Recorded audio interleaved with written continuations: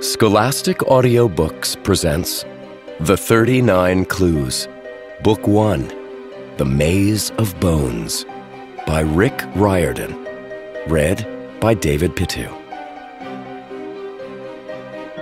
Chapter 1. 5 minutes before she died, Grace Cahill changed her will. Her lawyer brought out the alternate version, which had been her most guarded secret for 7 years. Whether or not she would actually be crazy enough to use it, William McIntyre had never been certain. "Madam," he asked, "are you sure?" Grace gazed out the window, across the sunlit meadows of her estate. Her cat, Saladin, snuggled beside her as he had throughout her illness, but his presence was not enough to comfort her today. She was about to set in motion events that might cause the end of civilization. "Yes, William." Her every breath was painful. "I'm sure." William broke the seal on the brown leather folder. He was a tall, craggy man. His nose was pointed like a sundial, so it always cast a shadow over one side of his face. He had been Grace's advisor, her closest confidant, for half her life. They'd shared many secrets over the years, but none as perilous as this. He held the document for her to review. A fit of coughing racked her body. Saladin meowed with concern. Once the coughing passed, William helped her take the pen. She scrawled her weak signature across the paper. "They're so young," William lamented. "If only their parents." "But their parents didn't," Grace said bitterly. "And now the children must be old enough. They are our only chance. If they don't succeed, then 500 years of work have been for nothing," Grace said. "Everything collapses. The family, the world, all of it."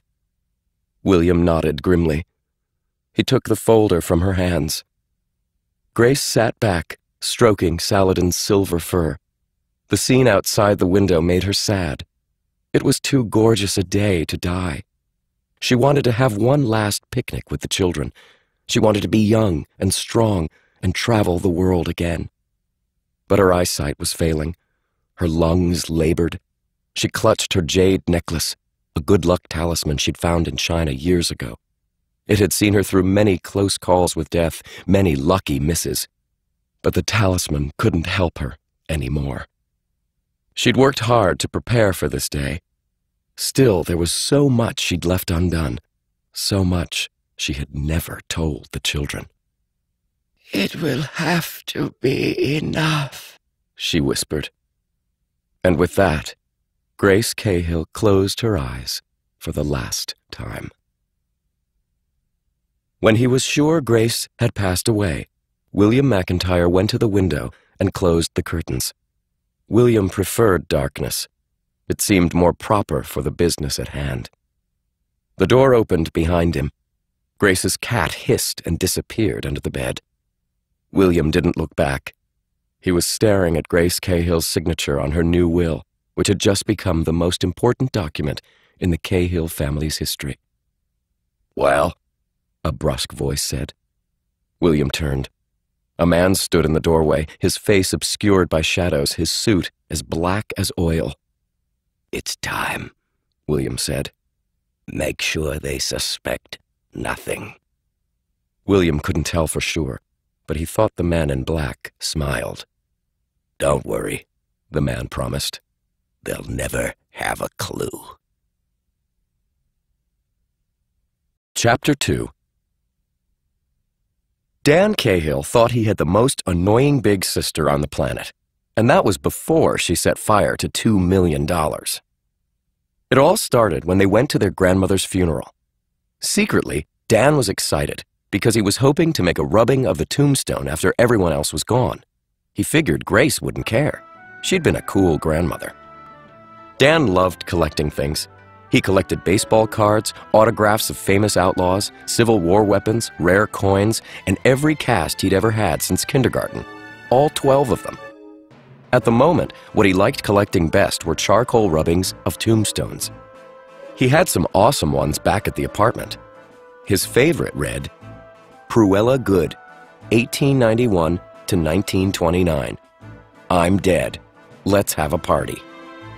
He figured if he had a rubbing of Grace's tombstone in his collection, maybe it wouldn't feel quite so much like she was gone forever. Anyway, the whole way from Boston to the funeral in Worcester County, his great-aunt Beatrice was driving like a very slow lunatic. She went 25 miles an hour on the highway and kept drifting across lanes so the other cars honked and swerved and ran into guardrails and stuff. Aunt Beatrice just kept clutching the wheel with her jeweled fingers. Her wrinkly face was made up with day-glow red lipstick and rouge, which made her blue hair look even bluer. Dan wondered if she gave the other drivers nightmares about old clowns. "Amy," she snapped, as another SUV careened down the exit ramp because Beatrice had just pulled in front of it. "Stop reading in the car. It's not safe." "But Aunt Beatrice..." "Young lady, close that book." Amy did, which was typical. She never put up a fight with adults. Amy had long reddish-brown hair, unlike Dan's, which was dark blonde. This helped Dan pretend his sister was an alien imposter, but unfortunately they had the same eyes. Green like jade, their grandmother used to say. Amy was 3 years older and 6 inches taller than Dan, and she never let him forget it, like being 14 was such a big deal. Usually she wore jeans and some old t-shirt because she didn't like people noticing her. But today she was wearing a black dress, so she looked like a vampire's bride. Dan hoped her outfit was as uncomfortable as his stupid suit and tie. Aunt Beatrice had thrown a fit when he tried to go to the funeral in his ninja clothes. It wasn't as if Grace would care if he was comfortable and deadly, the way he felt when he pretended to be a ninja. But of course Aunt Beatrice didn't understand. Sometimes it was hard for him to believe she and Grace were sisters. "Remind me to fire your au pair as soon as we return to Boston," Beatrice grumbled. "You two have been entirely too spoiled." "Nellie's nice," Dan protested. "This Nellie almost let you burn down the neighbor's apartment building." "Exactly." Every couple of weeks, Beatrice fired their au pair and hired a new one. The only good thing was that Aunt Beatrice didn't live with them personally. She lived across town in a building that didn't allow kids, so sometimes it took her a few days to hear about Dan's latest exploits. Nellie had lasted longer than most. Dan liked her because she made amazing waffles, and she usually cranked her iPod up to brain damage level. She didn't even hear when Dan's bottle rocket collection went off and strafed the building across the alley. Dan would miss Nellie when she got fired. Aunt Beatrice kept driving and muttering about spoiled children. Amy secretly went back to her huge book. The last 2 days, since they got the news about Grace's death, Amy had been reading even more than usual. Dan knew it was her way of hiding, but he kind of resented it because it shut him out too. "What are you reading this time?" he asked. "Medieval European doorknobs? Bath towels through the ages?" Amy gave him an ugly face, or an uglier than usual face. "None of your business, dweeb." "You can't call a ninja lord dweeb. You have disgraced the family. You must commit seppuku." Amy rolled her eyes. After a few more miles, the city melted into farmland. It started to look like Grace country, and even though Dan had promised himself he wouldn't get sappy, he began to feel sad. Grace had been the coolest ever. She treated him and Amy like real people, not kids. That's why she'd insisted they simply call her Grace, not grandmother or gran or nana or any silly name like that. She'd been one of the only people who'd ever cared about them. Now she was dead, and they had to go to the funeral and see a bunch of relatives who had never been nice to them. The family cemetery sat at the bottom of the hill from the mansion. Dan thought it was kind of stupid they'd hired a hearse to carry Grace 100 yards down the driveway. They could have put wheels on the coffin, like they have on suitcases, and that would have worked just as well. Summer storm clouds rumbled overhead. The family mansion looked dark and gloomy on its hill, like a lord's castle. Dan loved the place with its billion rooms and chimneys and stained glass windows. He loved the family graveyard even more. A dozen crumbling tombstones spread out across a green meadow ringed in trees, right next to a little creek. Some of the stones were so old the writing had faded away. Grace used to take Amy and him down to the meadow on their weekend visits. Grace and Amy would spend the afternoon on a picnic blanket, reading and talking, while Dan explored the graves and the woods and the creek. "Stop that," Dan told himself. "You're getting sentimental." "So many people," Amy murmured as they walked down the driveway. "You're not going to freak out, are you?" Amy fiddled with the collar of her dress. I'm not freaking out, I just..." "You hate crowds," he finished. "But you knew there'd be a crowd. They come every year." Each winter, as long as Dan could remember, Grace had invited relatives from all over the world for a week-long holiday.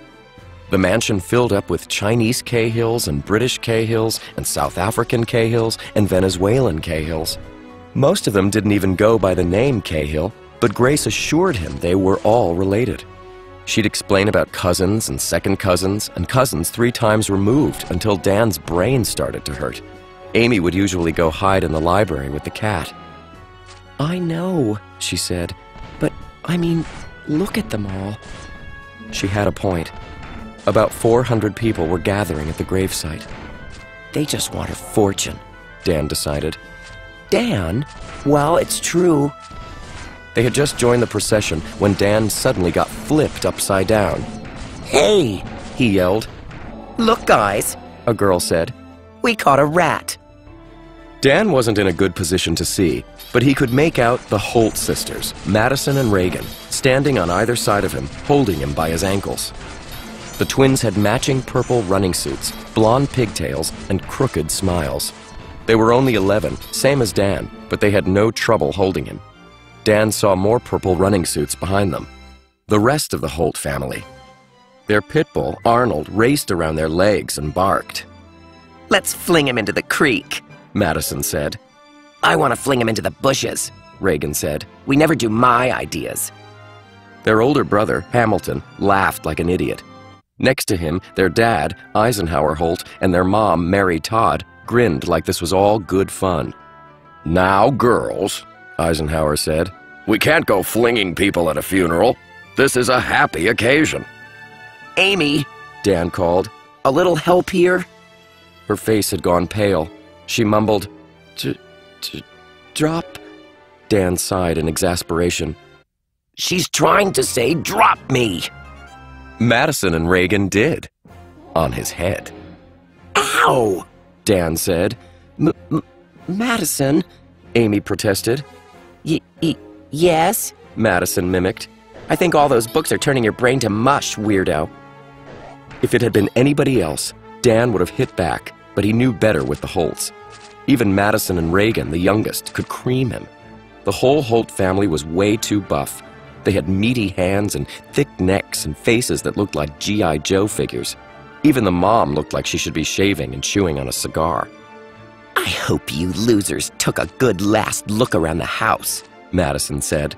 "You're not going to be invited back here anymore, now that the old witch is dead." "Ruff," said Arnold the pit bull. Dan looked around for Beatrice, but as usual, she wasn't anywhere near them. She drifted off to talk to the other old people. "Grace wasn't a witch," Dan said, "and we're going to inherit this place." The big brother, Hamilton, laughed. "Yeah, right." His hair was combed toward the middle so it stuck up like a shark fin. "Wait till they read the will, runt. I'm gonna kick you out myself." "All right, team," the dad said. "Enough of this. Formation!" The family lined up and started jogging toward the gravesite, knocking other relatives out of their way as Arnold snapped at everyone's heels. "Is your head okay?" Amy asked guiltily. Dan nodded. He was a little annoyed Amy hadn't helped him, but there was no point complaining about it. She always got tongue-tied around other people. "Man, I hate the Holts." "We've got worse problems." Amy pointed toward the gravesite, and Dan's heart sank. "The Cobras," he muttered. Ian and Natalie Cabra were standing by Grace's coffin. looking like perfect little angels as they talked to the preacher. They wore matching designer morning outfits that complemented their silky black hair and cinnamon-colored skin. They could have been child supermodels. They won't try anything during the funeral, Dan said hopefully. They're just here for Grace's money like the rest of them, but they won't get it. Amy frowned. Dan, did you really believe what you said about us inheriting the mansion? Of course. You know Grace liked us best. We spent more time with her than anybody. Amy sighed like Dan was too young to understand, which Dan hated. Come on, she said. We might as well get this over with. And together they waded into the crowd. The funeral was a blur to Dan. The minister said some stuff about ashes. They lowered the coffin into the ground. Everybody tossed in a shovelful of dirt. Dan thought the mourners enjoyed this part too much, especially Ian and Natalie. He recognized a few more relatives. Alistair O., the old Korean dude with the diamond-tipped walking stick who always insisted they call him uncle. The Russian lady, Irina Spassky, who had a twitch in one eye, so everybody called her Spaz behind her back.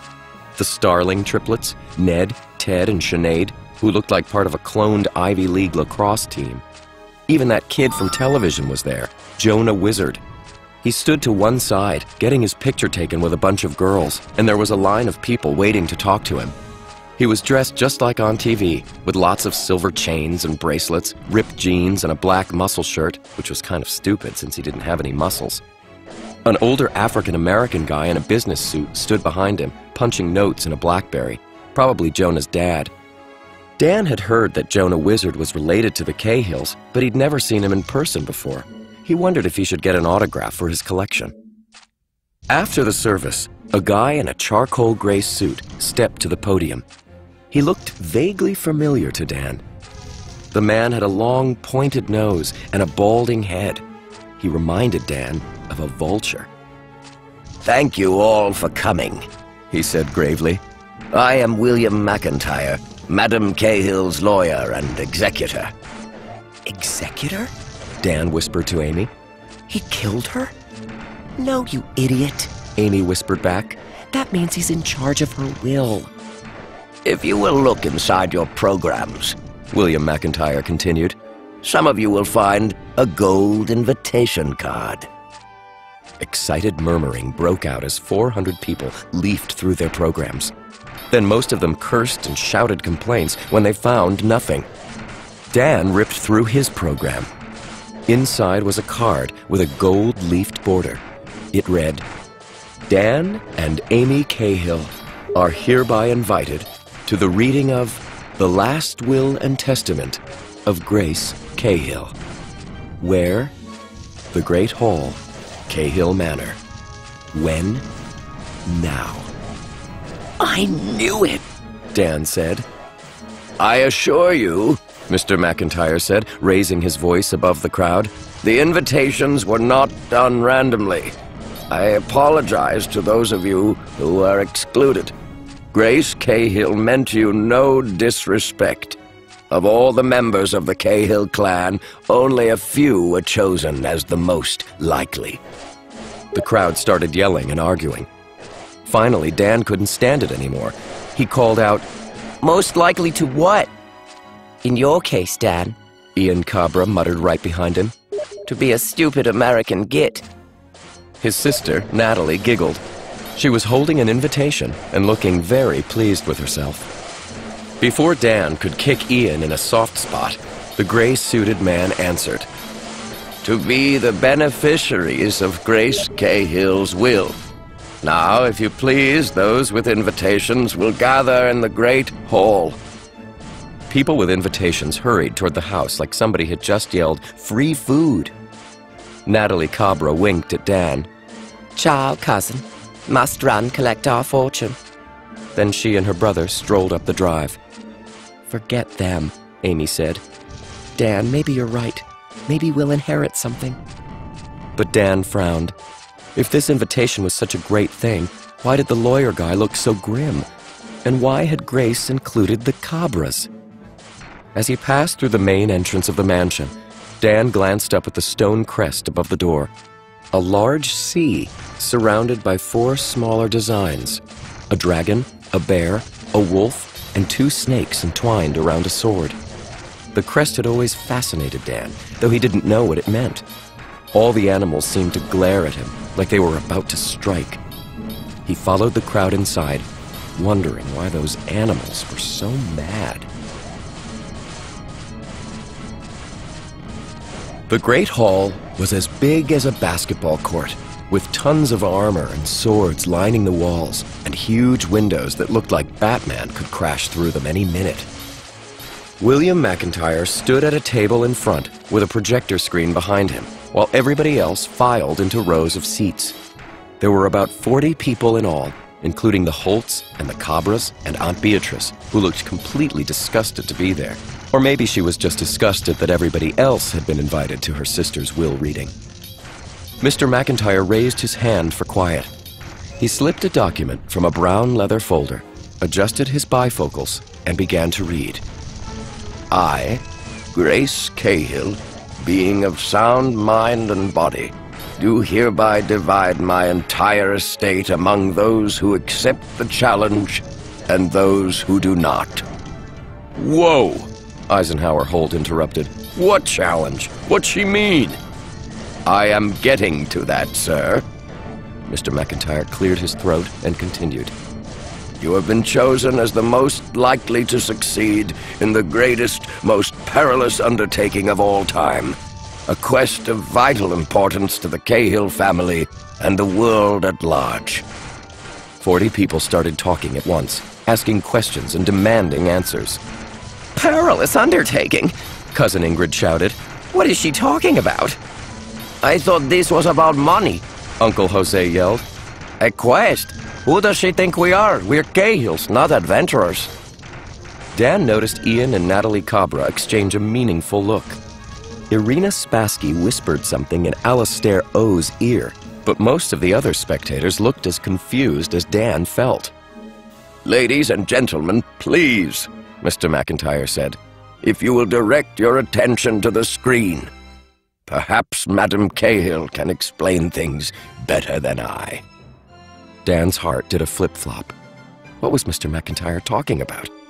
Then a projector on the ceiling hummed to life. The shouting in the room died down as Grace's image flickered on the screen. She was sitting up in bed with Saladin on her lap. She wore a black dressing gown like she was a mourner at her own funeral, but she looked healthier than the last time Dan had seen her. Her complexion was pink. Her face and hands didn't look as thin. The video must have been made months ago, before her cancer got bad. Dan got a lump in his throat. He had a crazy urge to call to her, Grace, it's me, it's Dan. But of course it was just an image. He looked at Amy and saw a tear trickling down the base of her nose.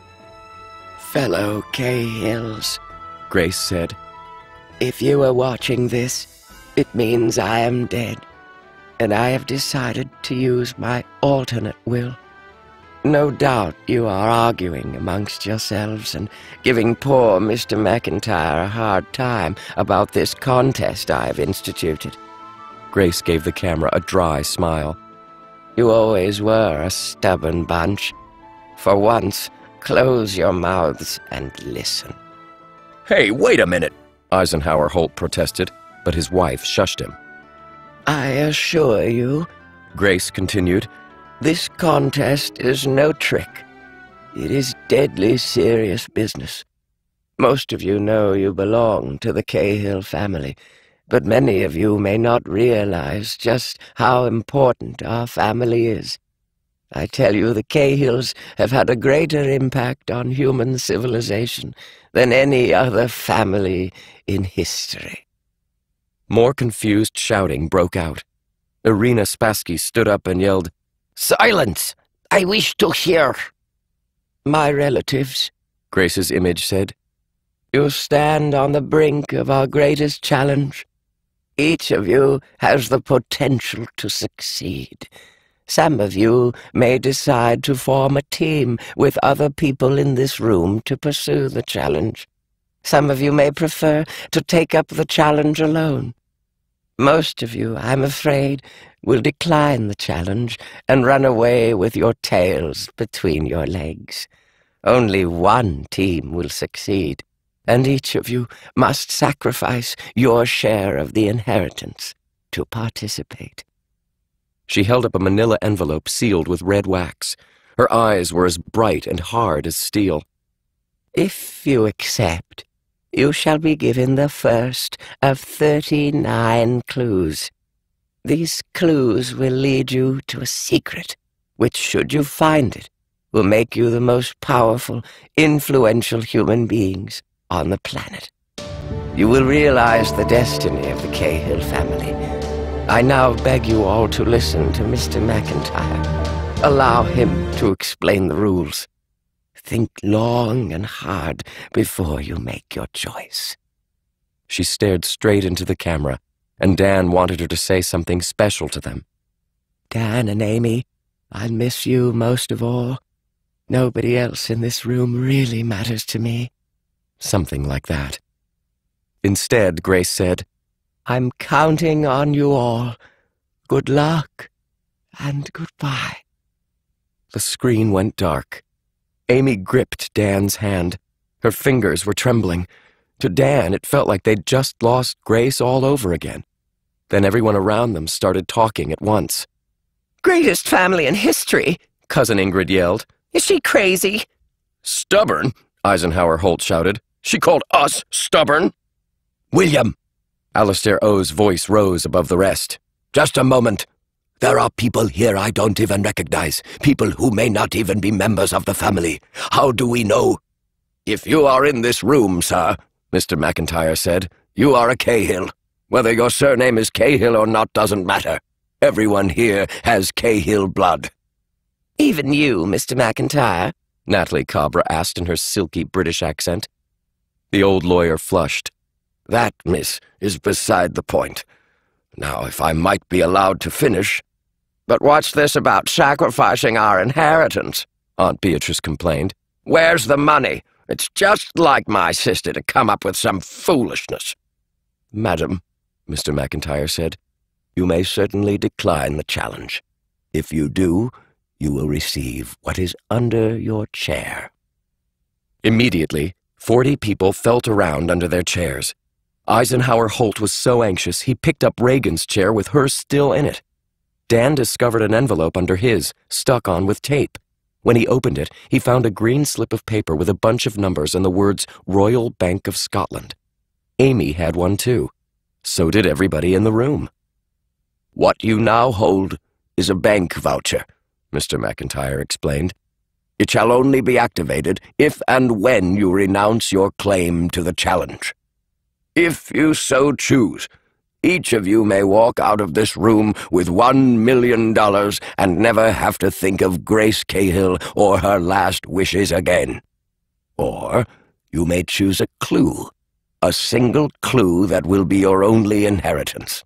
No money, no property, just a clue that might lead you to the most important treasure in the world and make you powerful beyond belief." William's gray eyes seemed to settle on Dan particularly. "Or it might kill you.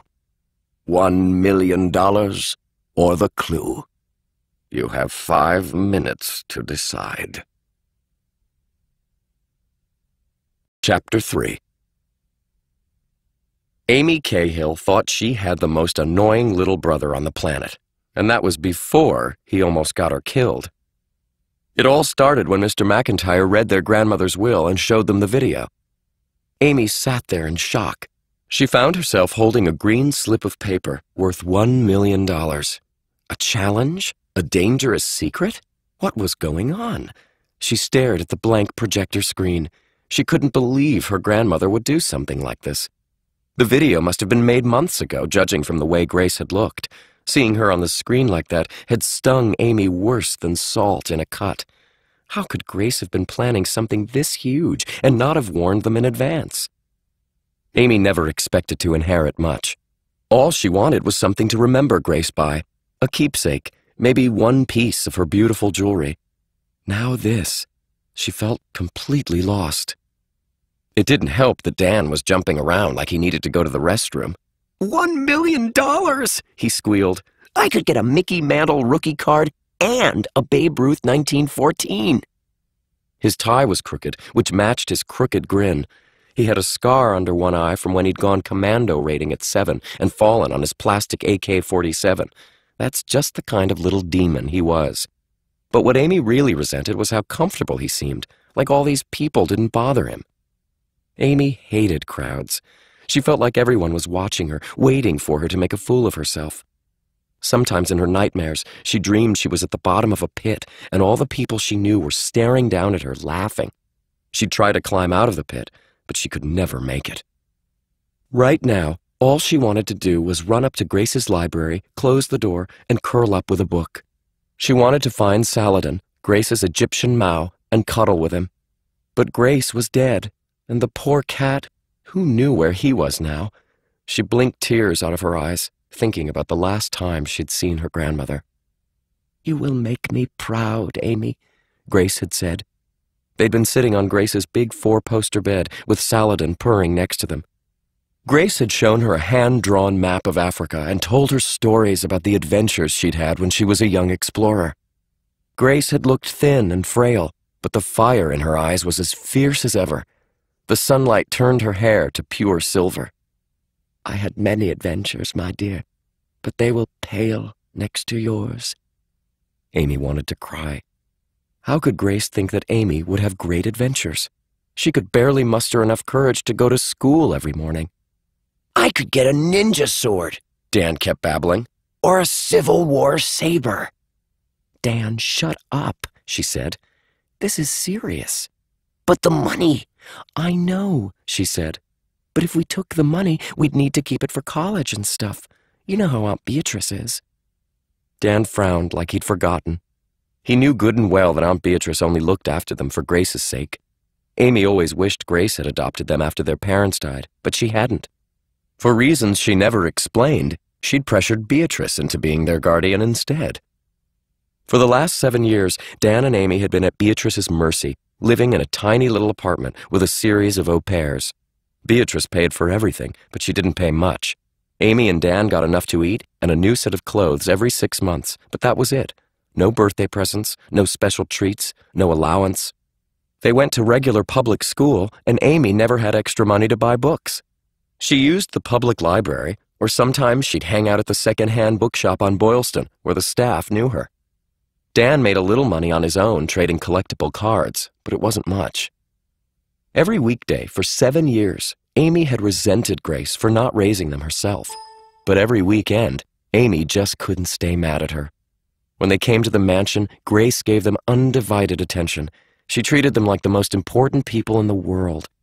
Whenever Amy got up the courage to ask why they couldn't stay with Grace all the time, Grace just smiled sadly. "There are reasons, dear. Someday you will understand." Now Grace was gone. Amy didn't know what Aunt Beatrice would do, but they could definitely use money. It would mean they'd have some independence. They could get a bigger apartment, maybe. They could buy books whenever they wanted and even go to college. Amy was desperate to go to Harvard. She wanted to study history and archaeology. Her mom would have liked that. At least, Amy hoped she would have. Amy knew so little about her parents. She didn't even know why she and Dan carried their mom's maiden name, Cahill, when their dad's last name had been Trent. She asked Grace about it once, but Grace had only smiled. "It's how your parents wanted it," she said. But the stubborn pride in her voice made Amy wonder if it had really been Grace's idea for them to carry the Cahill name. Amy had trouble remembering her mother's face, or anything about her parents before the terrible night they died. And that was something Amy tried hard not to think about. "Okay," Dan said slowly, "so I'll spend my $1 million on my collection. You can spend yours on college, and everybody's happy." Amy felt heartsick. Arguments were breaking out all over the room. The Holts looked like they were conducting a combat exercise. Sinead Starling was holding her brothers, Ned and Ted, apart so they wouldn't strangle each other. Irina Spassky was talking in rapid-fire Russian to that kid from the reality TV show, Jonah Wizard, and his dad, but from the way they were staring back at her, it was obvious they didn't speak Russian. Angry voices filled the great hall. It was like they were tearing up Grace bit by bit, squabbling over her inheritance. They didn't care at all that Amy's grandmother had just passed away. Then somebody right behind her said, "You'll decline the challenge, of course." It was Ian Cabra, with his annoying sister Natalie at his side. Despite herself, Amy's stomach did a little somersault because Ian was very good-looking. He had gorgeous dark skin, amber eyes, and a perfect smile. He was 14, same as her, but he dressed like a grown-up, in a silk suit and tie. He even smelled good, like clove. Amy hated herself for noticing. "I would be sad if something happened to you," Ian purred. "And you so need the money." Natalie put her hands to her mouth in mock surprise. She looked like a life-size doll in her satin dress, her luxurious black hair swept over one shoulder. "That's right, Ian. They're poor. I keep forgetting. It seems so odd we're related, doesn't it?" Amy felt herself blush. She wanted to say something scathing in reply, but her voice wouldn't work. "Oh, yeah?" Dan said. "Well, maybe we're not related. Maybe you're mutant aliens because real kids don't dress like bankers and fly around in their daddy's private jet." Ian smiled. "You misunderstand me, dear cousin. We're very happy for you. We want you to take the money, have a wonderful life, and never think about us again."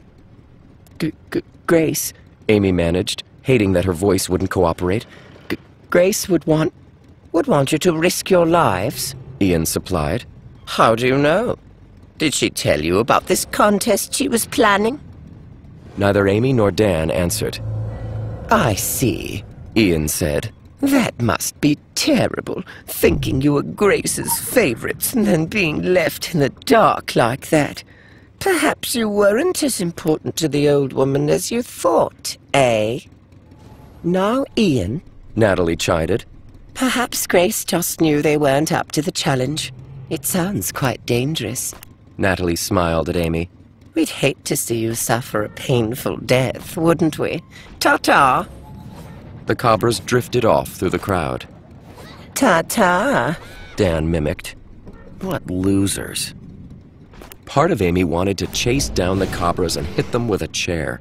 But part of her wanted to crawl under a rock and hide. She'd wanted so badly to tell them off, but she hadn't even been able to speak. "They're taking the challenge," she muttered. "Well, duh," Dan said. "What's another $2 million to them? They can afford to give it up." "They were threatening us. They don't want us involved." "Maybe they'll suffer a painful death," Dan mused. "I wonder what the treasure is, anyway." "Does it matter?" Amy asked bitterly. "We can't look for it. We barely have enough money for bus passes." But still she found herself wondering. Grace had explored all over the world. Could the treasure be a lost Egyptian tomb? Or pirate's gold? Mr. McIntyre had said the prize would make the winners the most powerful human beings on Earth. What could do that? And why were there exactly 39 clues? She couldn't help being curious. She loved mysteries. When she was younger, she used to pretend her mother was still alive, and they would travel together to archaeological digs. Sometimes Grace would go too, just the three of them together, happily exploring the world. But that was just silly pretending. "Too bad," Dan grumbled. "I'd love to wipe the smiles off the Cobras' faces." Just then, Aunt Beatrice grabbed their arms. Her face was contorted with rage, and her breath smelled like mothballs. You two will do nothing ridiculous. I fully intend to take my $1 million, and you will do the same. Never fear. I'll put it in an account for you until you're adults. I'll only spend the interest. In return, I will allow you to continue as my wards." Amy choked with rage. You'll allow us to be your wards? You'll allow us to give you our $2 million? As soon as she said it, she couldn't believe she'd managed to get the words out. Beatrice usually scared her to death. Even Dan looked impressed. "Watch your place, young lady," Beatrice warned. "Do the responsible thing or else." "Or else what?" Dan asked innocently. Beatrice's face turned bright red. "Or else, you little upstart, I will disown you and leave you to social services. You will be penniless orphans, and I'll make sure no Cahill ever helps you again. This whole business is absurd. You'll take the money and wash your hands of my sister's ridiculous scheme for finding the... She stopped abruptly. Finding the what? Dan asked. Never you mind, Beatrice said. With a shock, Amy realized Aunt Beatrice was scared. Just make the right choice or you will never have my support again. She marched off. Amy looked at Dan, but before she could say anything, Mr. McIntyre rang a little bell. Slowly, the wrangling and arguing in the great hall died down. The assembly took their seats. It is time, Mr. McIntyre said. I must warn you that once the choice is made, there is no turning back, no changing minds. Wait a moment, William, Alistair O. said. This isn't fair. We know almost nothing about the challenge. How are we to judge whether it is worth the gamble? Mr. McIntyre pursed his lips. I am limited in what I can say, sir. You know that the Cahill family is very large, very old. It has many branches. Some of you, until today, did not even realize you were Cahills. But as Madame Grace said in her video address, this family has been instrumental in shaping human civilization. Some of the most important figures in history have in fact been Cahills. Excited muttering filled the room. Amy's mind was racing. She'd always known the Cahills were important. A lot of them were rich. They lived all over the world. But shaping human civilization? She wasn't sure what Mr. McIntyre meant. Historical figures? Mr. Holt bellowed. Like who? Mr. McIntyre cleared his throat. Sir, you would be hard-pressed to name a major historical figure in the last few centuries who was not a member of this family. Abraham Lincoln, Cousin Ingrid shouted out. Eleanor Roosevelt. Yes, Mr. McIntyre said simply. And yes. A stunned silence fell in the room. Harry Houdini, Madison Holt shouted. Lewis and Clark, her sister Reagan suggested. Yes, yes, and yes, Mr. McIntyre said. Oh, come on, Mr. Holt yelled. That's impossible. I agree, Uncle Jose said. You're putting us on, McIntyre. I am completely serious, the old lawyer assured him. And yet, all the previous accomplishments of the Cahill clan are nothing compared to the challenge that now faces you. It is the time for you to discover the greatest secret of the Cahills, to become the most powerful members of the family in history, or to die trying. Amy felt something cold and heavy in her stomach, like she'd swallowed a cannonball. How could she be related to all those famous people?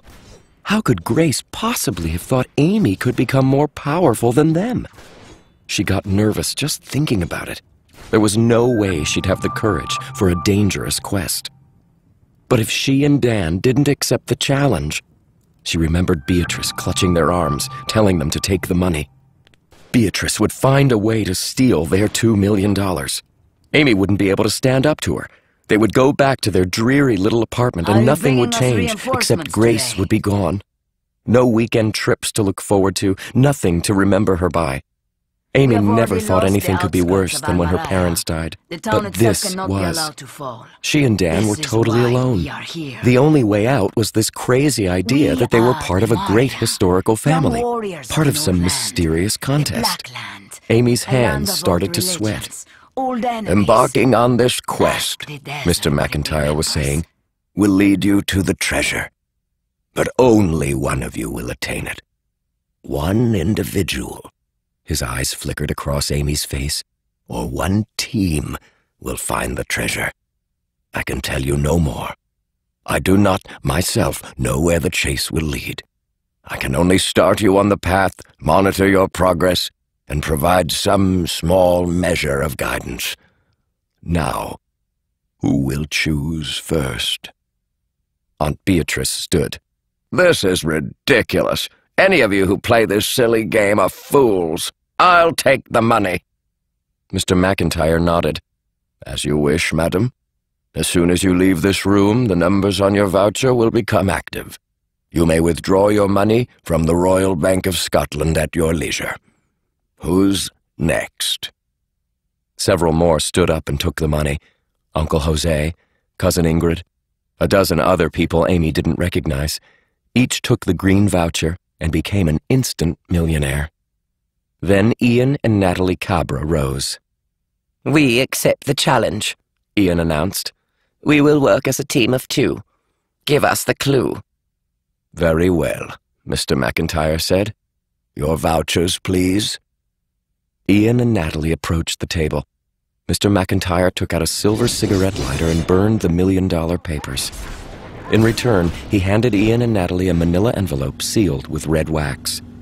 "Your first clue. You may not read it until instructed to do so. You, Ian and Natalie Cabra, will be Team 1. "Hey!" Mr. Holt objected. "Our whole family's taking the challenge. We want to be Team 1. We're number 1. The Holt kids started chanting, and their pit bull, Arnold, leaped into the air and barked along with them. Mr. McIntyre raised his hand for silence. "Very well, Mr. Holt. Your family's vouchers, please. You shall be team... you shall also be a team." They made the trade, $5 million vouchers for one envelope with a clue, and the Holts didn't even bat an eye. As they marched back to their seats, Reagan bumped Amy in the shoulder. No pain, no gain, wimp. Next, Alistair O. struggled to his feet. "Oh, very well. I can't resist a good riddle. I suppose you may call me Team 3. Then the Starling triplets rushed forward. They put their vouchers on the table, and $3 million more went up in flames. Da, Irina Spassky said. I also shall play this game. I work alone. "Hey, yo, wait up!" Jonah Wizard sauntered forward like he was pretending to be a street punk, the way he did on Who Wants to Be a Gangsta, which was kind of ridiculous since he was worth about $1 billion and lived in Beverly Hills. "I'm all over this." He slapped his voucher on the table. "Hand me the clue, Holmes." "We'd like to film the contest," his dad piped up. "No," Mr. McIntyre said. "'Cause it would make great TV," the dad said. "I could talk to the studios about a percentage split." "No," Mr. McIntyre insisted. "This is not for entertainment, sir. This is a matter of life and death." Mr. McIntyre looked around the room and focused on Amy. "Who else?" he called. "Now is the time to choose." Amy realized she and Dan were the last ones undecided. Most of the 40 guests had taken the money. 6 teams had taken the challenge, all of them older or richer or seemingly more likely to succeed than Amy and Dan. Aunt Beatrice glared at them, warning them that they were about to get disowned. Ian was smiling smugly. Perhaps you weren't as important to the old woman as you thought, eh? Amy remembered what his annoying sister Natalie had said. Grace just knew they weren't up to the challenge. Amy's face felt hot with shame. Maybe the Cabras were right. When the Holts turned her brother upside down, she hadn't fought back. When the Cabras insulted her, she just stood there tongue-tied. How could she handle a dangerous quest? But then she heard another voice in her head. You will make me proud, Amy. And suddenly she knew. This was what Grace had been talking about. This was the adventure Amy was supposed to take. If she didn't, she might as well crawl under a rock and hide for the rest of her life. She looked at her brother. Despite how annoying he was, they had always been able to communicate just by looking at each other. It wasn't telepathy or anything, but she could tell what her brother was thinking. It's a lot of money, Dan told her. A lot of awesome baseball cards. Mom and Dad would want us to try, Amy replied with her eyes. This is what Grace wanted us to do. Yeah, but a Babe Ruth and a Mickey Mantle. Ian and Natalie will hate it, Amy coaxed. And Aunt Beatrice will probably blow a gasket. A smile crept across his face. I guess Babe Ruth can wait. Amy took his voucher. They walked to the desk together, and she picked up Mr. McIntyre's lighter. We're in, she told him, and she sent $2 million up in smoke. Chapter 4. Dan felt a dizzy rush, like the time he ate 20 packs of Skittles. He couldn't believe how much money they'd just thrown away. Ever since he was little, he'd dreamed about doing something that would make his parents proud. He knew they were dead, of course. He barely remembered them. Still, he thought if he could just accomplish something amazing, even cooler than making the ultimate baseball card collection or becoming a ninja lord, his parents would somehow know. And they'd be proud. This competition to become the greatest Cahill sounded like the perfect chance. Plus, he liked treasure, and it was a real bonus that Aunt Beatrice's face turned completely purple as she stormed out of the room, slamming the door behind her. Now the Great Hall was empty, except for the 7 teams and Mr. McIntyre. After a tense silence, the old lawyer said, "You may open your envelopes." Rip, rip, rip. The clue was written in black calligraphy on cream paper. It read, "Resolution. The fine print to guess. Seek out Richard S." That's it? Mary Todd Holt screeched. That's all we get? 10 words, Eisenhower Holt muttered. That's... He started counting on his fingers. Roughly $500,000 per word, Alastair O supplied. Since your family gave up $5 million, I got a bargain. Each word only cost me $100,000. That's stupid, Madison Holt said. We need more clue. Richard S. Ian mused. Now who could that be? He looked at his sister, and they both smiled like they were sharing a private joke. Dan wanted to kick them. Wait a minute, Jonah Wizard's dad scowled. Did everyone get the same clue? Because my son insists on exclusive material. It's in his standard contract. The 39 clues, Mr. McIntyre said, are the major stepping stones to the final goal. They are the same for each team. The first one, which you have received, is the only one that will be so simple. Simple? Alastair O raised his eyebrows. I'd hate to see the difficult ones. However, Mr. McIntyre continued, there are many paths to each clue. Hints and secrets have been buried for you to find. Clues to the clues, if you will. I'm getting a headache, Sinead Starling said. How you proceed is entirely up to you, Mr. McIntyre said. But remember, you all seek the same end, and only one team will succeed. Speed is of the essence. Irina Spassky folded her clue, stuck it in her purse, and walked out the door. Alastair O frowned. It seems Cousin Irina has an idea. The Starling triplets put their heads together. Then, as if they'd gotten a collective brain flash, they stood up so fast they knocked over their chairs and ran outside. Jonah Wizard's dad pulled him into the corner. They had a heated discussion, and his dad typed some stuff into his BlackBerry. Got a jet, Jonah said. Later, wanksters. And off they went. That made 3 teams already out the door, and Dan still had no idea what the clue meant. Well, Ian Cabra stretched lazily like he had all the time in the world. Are you ready, dear sister? To make fools of our American cousins? Natalie smiled. Anytime. Dan tried to trip them as they walked past, but they nimbly stepped over his leg and kept going. All right, Mr. Holt announced. Team, form up! The Holt clan shot to their feet. Their buff little pit bull, Arnold, barked and leaped around them like he was trying to bite their noses. Where we going, Dad? Hamilton asked. I don't know, but everybody else is leaving. Follow them!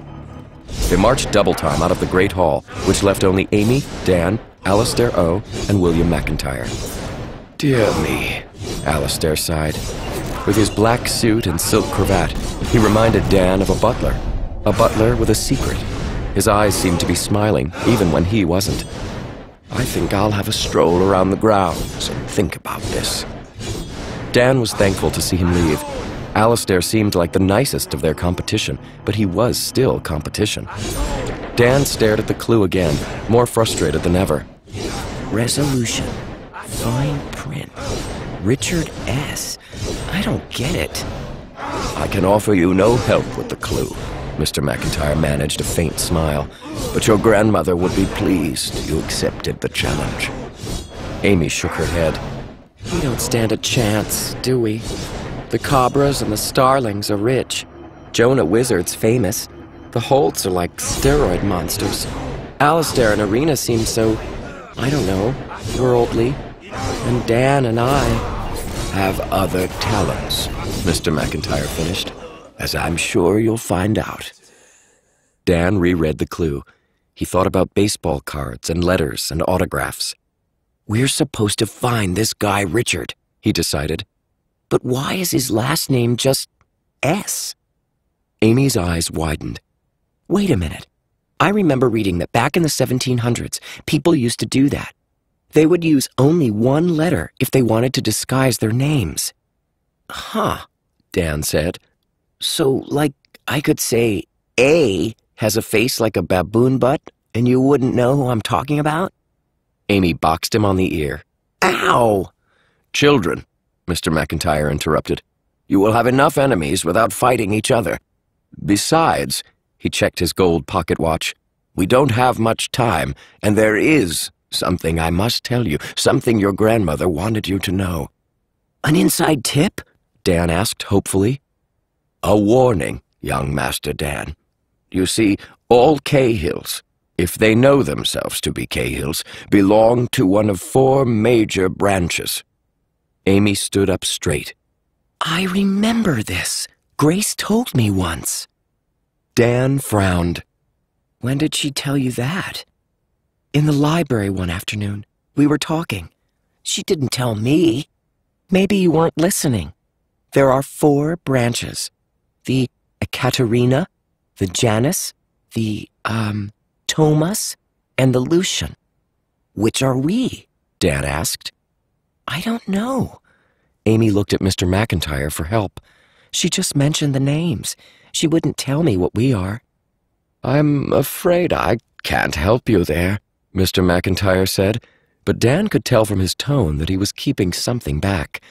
However, children, there is another, interested party you should know about.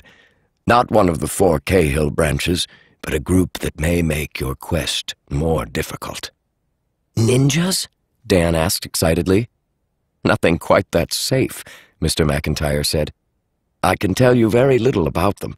I confess I know only the name and a few unsettling stories, but you must beware of them. This was your grandmother's last warning, which she made me promise to tell you if you accepted the challenge. Beware the Madrigals. A chill went down Dan's back. He wasn't sure why. The name Madrigals just sounded evil. But, Mr. McIntyre, who— My boy, the old man said, I can tell you no more. I've stretched the rules of the competition, saying as much as I have. Just promise me you will trust no one. Please, for your own safety. But we don't even know where to start, Amy protested. Everyone else just rushed off like they knew what to do. We need answers. Mr. McIntyre stood. He closed his leather folder. I must get back to my office. But, my dear, perhaps your way of finding out is not the same as the other teams. What do you normally do when you need answers? I read a book. Amy gasped. The library! Grace's library! She raced out of the great hall. Usually, Dan did not run with excitement when his sister suggested visiting a library. This time, he did. The library was next to Grace's bedroom, a big sunken parlor lined with bookshelves. Dan thought it was creepy being back here with just Amy, especially since Grace had died next door in her big 4-poster bed. He expected the rooms to be all draped in black, with sheets over the furniture like you saw in movies, but the library was bright and airy and cheerful, just like it had always been. That didn't seem right to Dan. With Grace gone, the mansion should be dark and dreary, kind of the way he felt. He stared at the leather chair by the window and remembered one time he'd been sitting there, playing with a cool stone dagger he'd busted out of a locked display case. Grace had come up so quietly he didn't notice her until she was standing right over him. Instead of getting mad, she'd knelt next to him. That dagger is from Tenochtitlan, she'd said. Aztec warriors used to carry these for ritual sacrifice. They would cut off the parts of their enemies that they believed held their fighting spirit. She'd showed him how sharp the blade was, and then she left him alone. She hadn't told him to be careful. She hadn't gotten angry because he'd busted into her cabinet. She'd acted like his curiosity was totally normal, even admirable. No adult had ever understood Dan that well. Thinking about it now, Dan felt like somebody had cut away part of his spirit. Amy started searching the library books. Dan tried to help, but he had no idea what he was looking for and quickly became bored. He spun the old globe with brown seas and weird colored continents, wondering if it would make a good bowling ball. Then he noticed something he'd never seen before under the Pacific Ocean. A signature.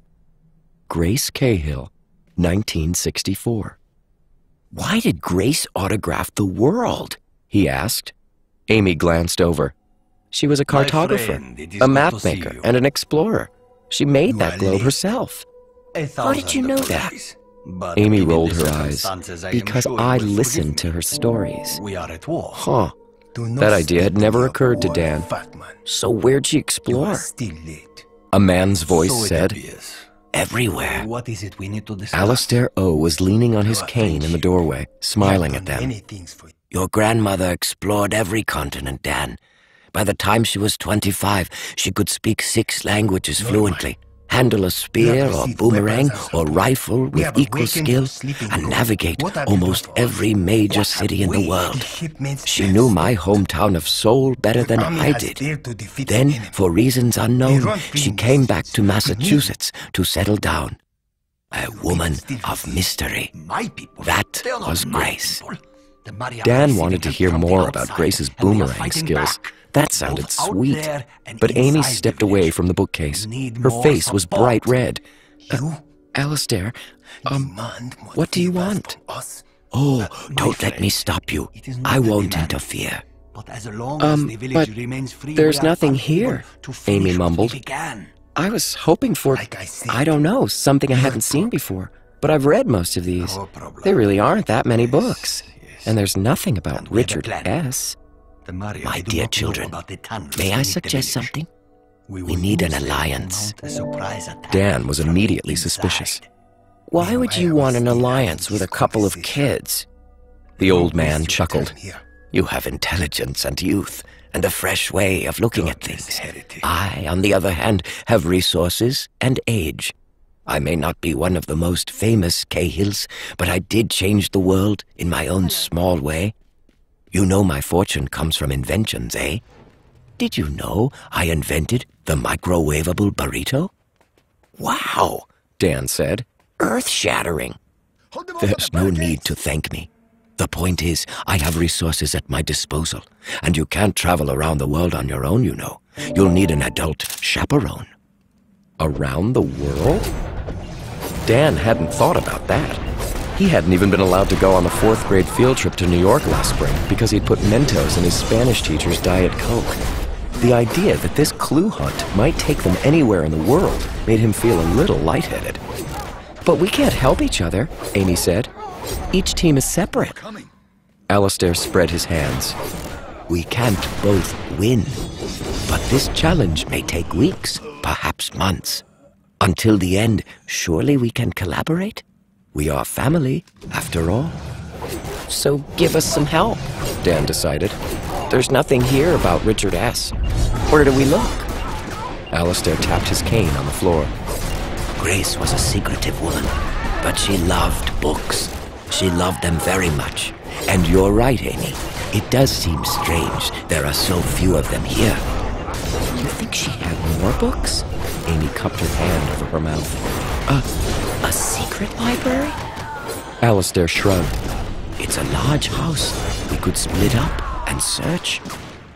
But then Dan noticed something. One of those random little details that often caught his eye. On the wall, at the very top of the bookshelf, was a plaster crest, just like above the front door of the mansion. A fancy C, surrounded by 4 smaller coats of arms. A dragon, a bear, a wolf, and a pair of snakes wrapped around a sword.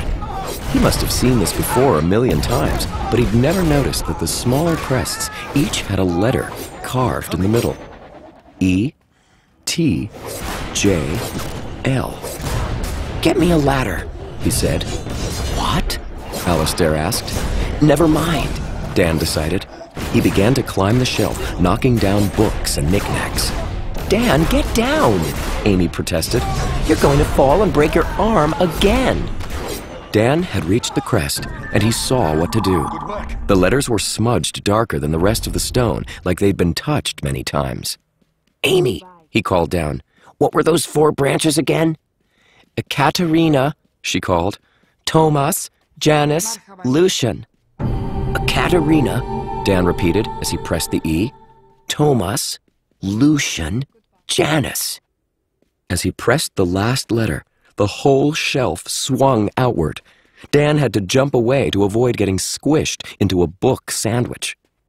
Where the bookshelf had been was a dark stairwell leading down. A secret passage, said Uncle Alistair. Dan, I'm impressed. It might be dangerous, Amy said. You're right, Dan agreed. Ladies first. Chapter 5. Amy could have lived in the secret library. Instead, she almost died there.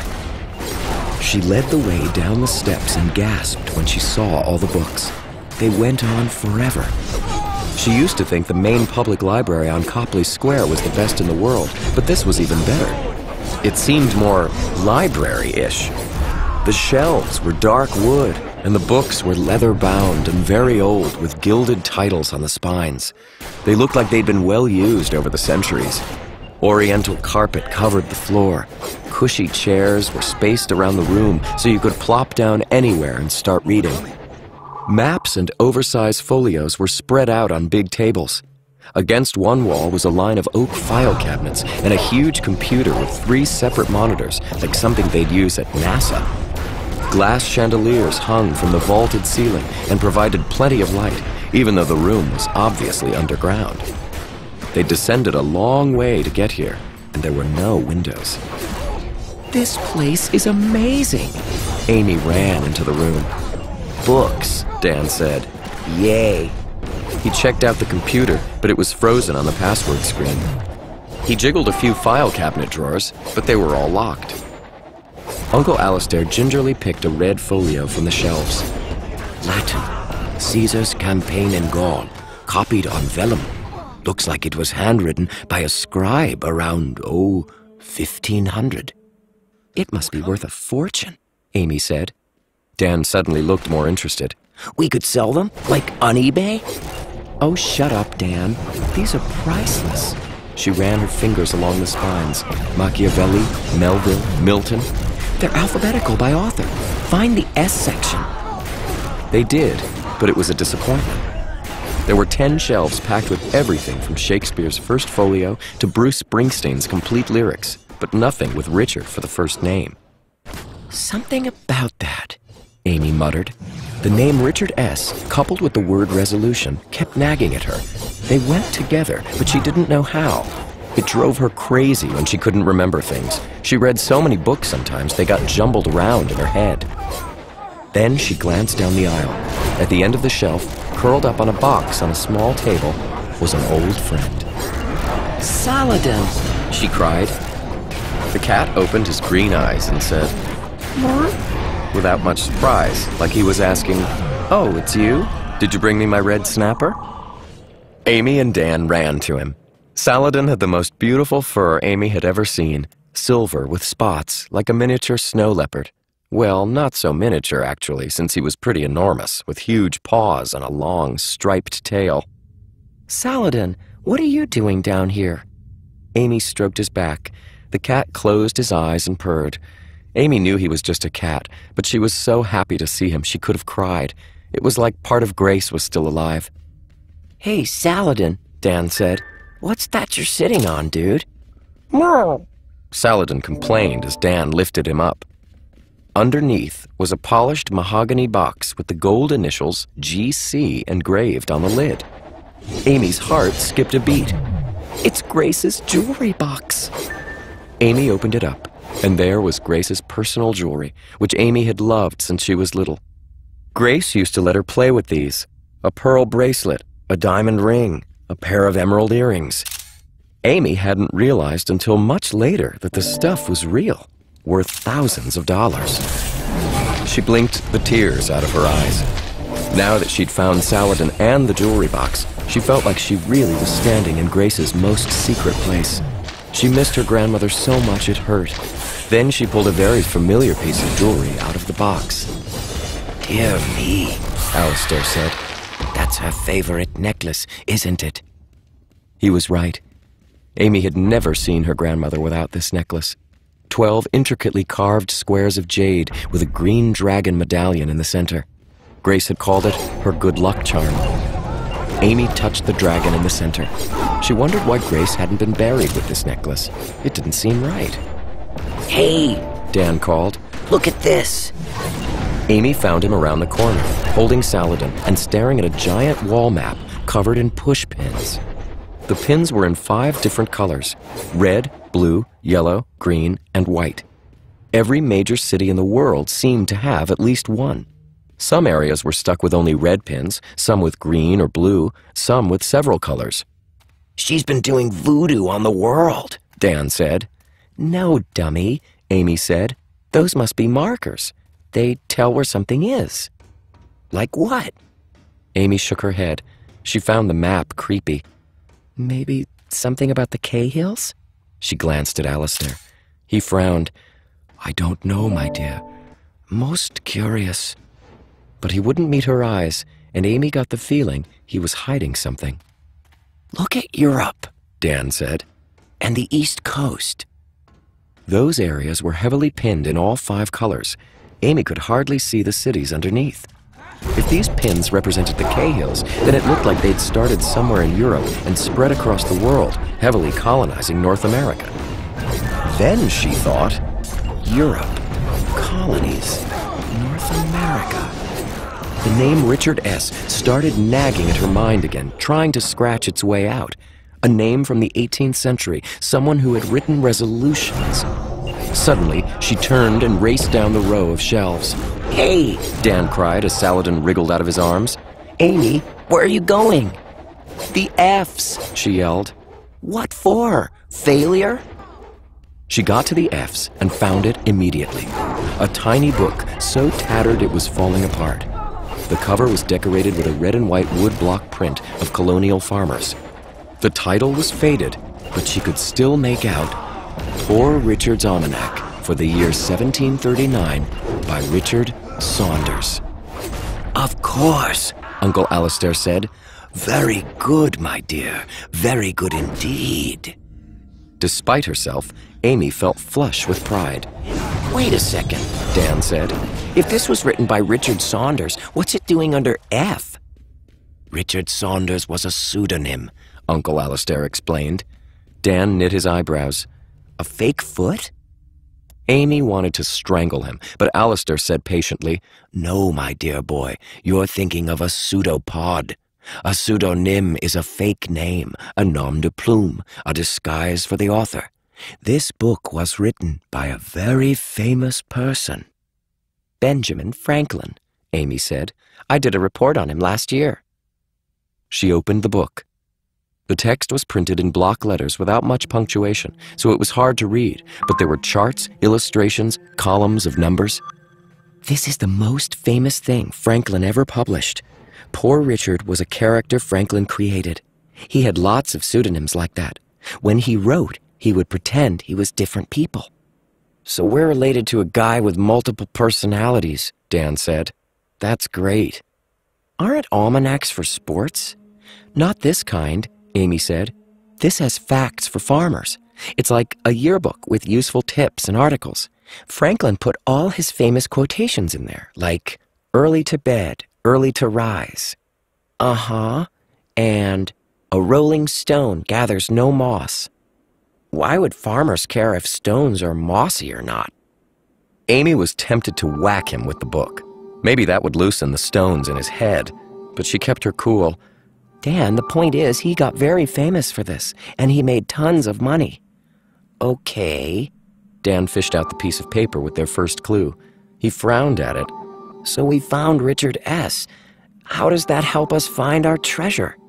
And what's resolution mean? Franklin used to write resolutions for himself, Amy said. Rules he wanted to follow to improve himself. Like New Year's resolutions? Sort of, but he wrote them all year round, not just on New Year's.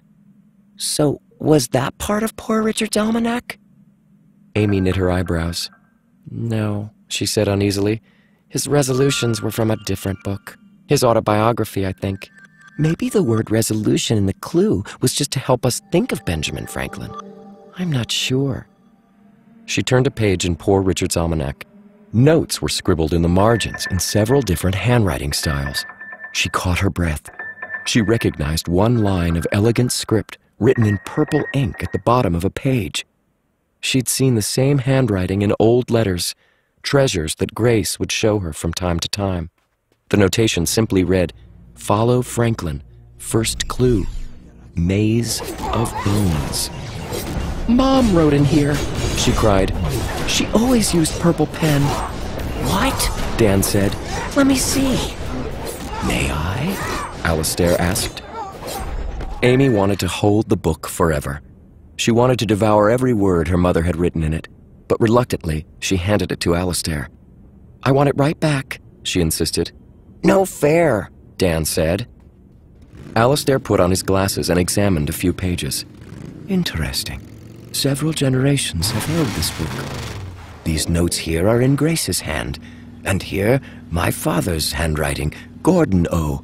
And here, James Cahill, Grace's father. They were brothers, you know, although Gordon's mother, my grandmother, was Korean." "That's great," Dan said impatiently. "But why was our mom writing about Ben Franklin?" Alastair arched his eyebrows. "Obviously, Benjamin Franklin was a Cahill. That does not surprise me. He was an inventor like me, after all.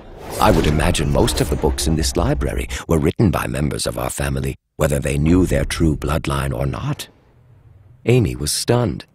All of these famous authors, Cahills? Was it possible, whenever she'd sat in a library, lost in books, she'd actually been reading the words of her relatives? She couldn't believe the Cahills could be so powerful, but Mr. McIntyre had told them their family had shaped human civilization. For the first time, she began to understand what that might mean. She felt like an enormous canyon was opening up at her feet. How had her mother known about the first clue years before the contest began? Why had she chosen to write in this book? What did she mean by the Maze of Bones? There were too many questions.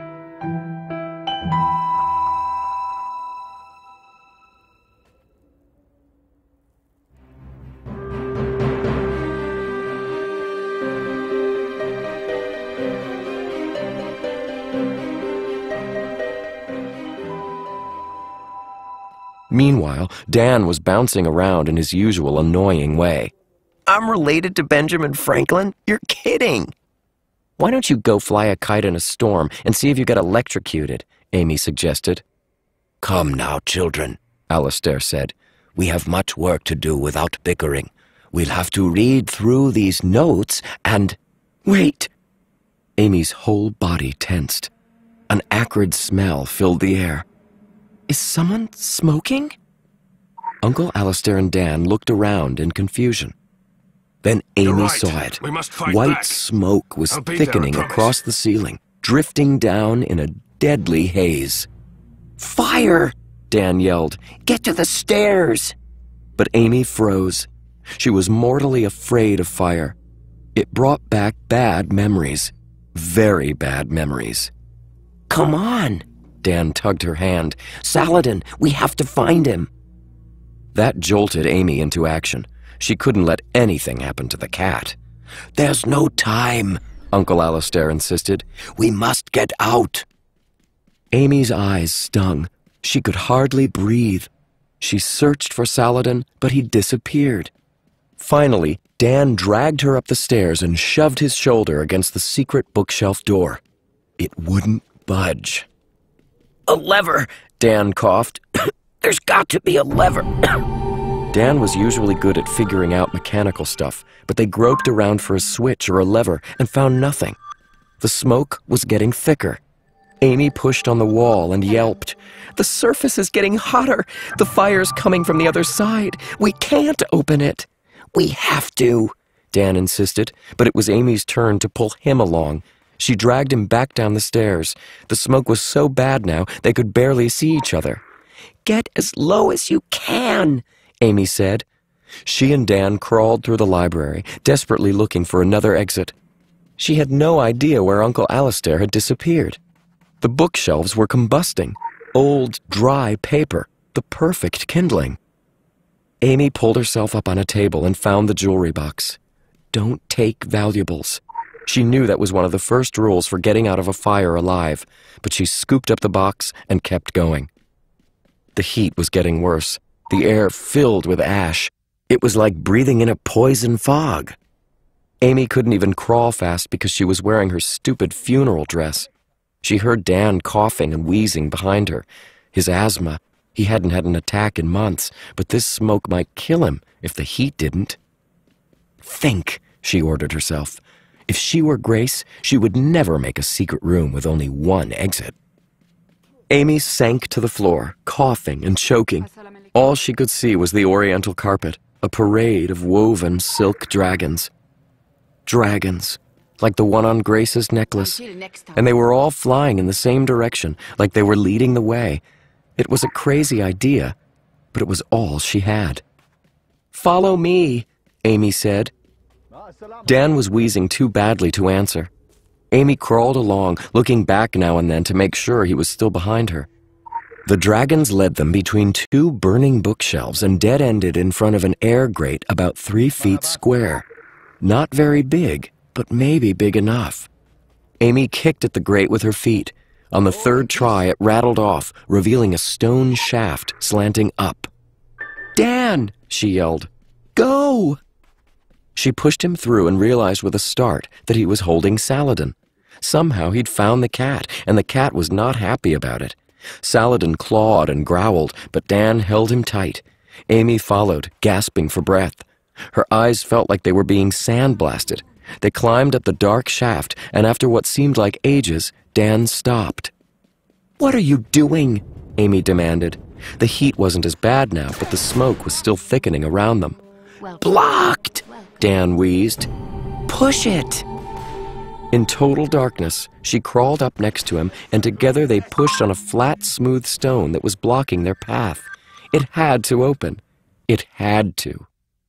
And finally it did, popping up like a lid.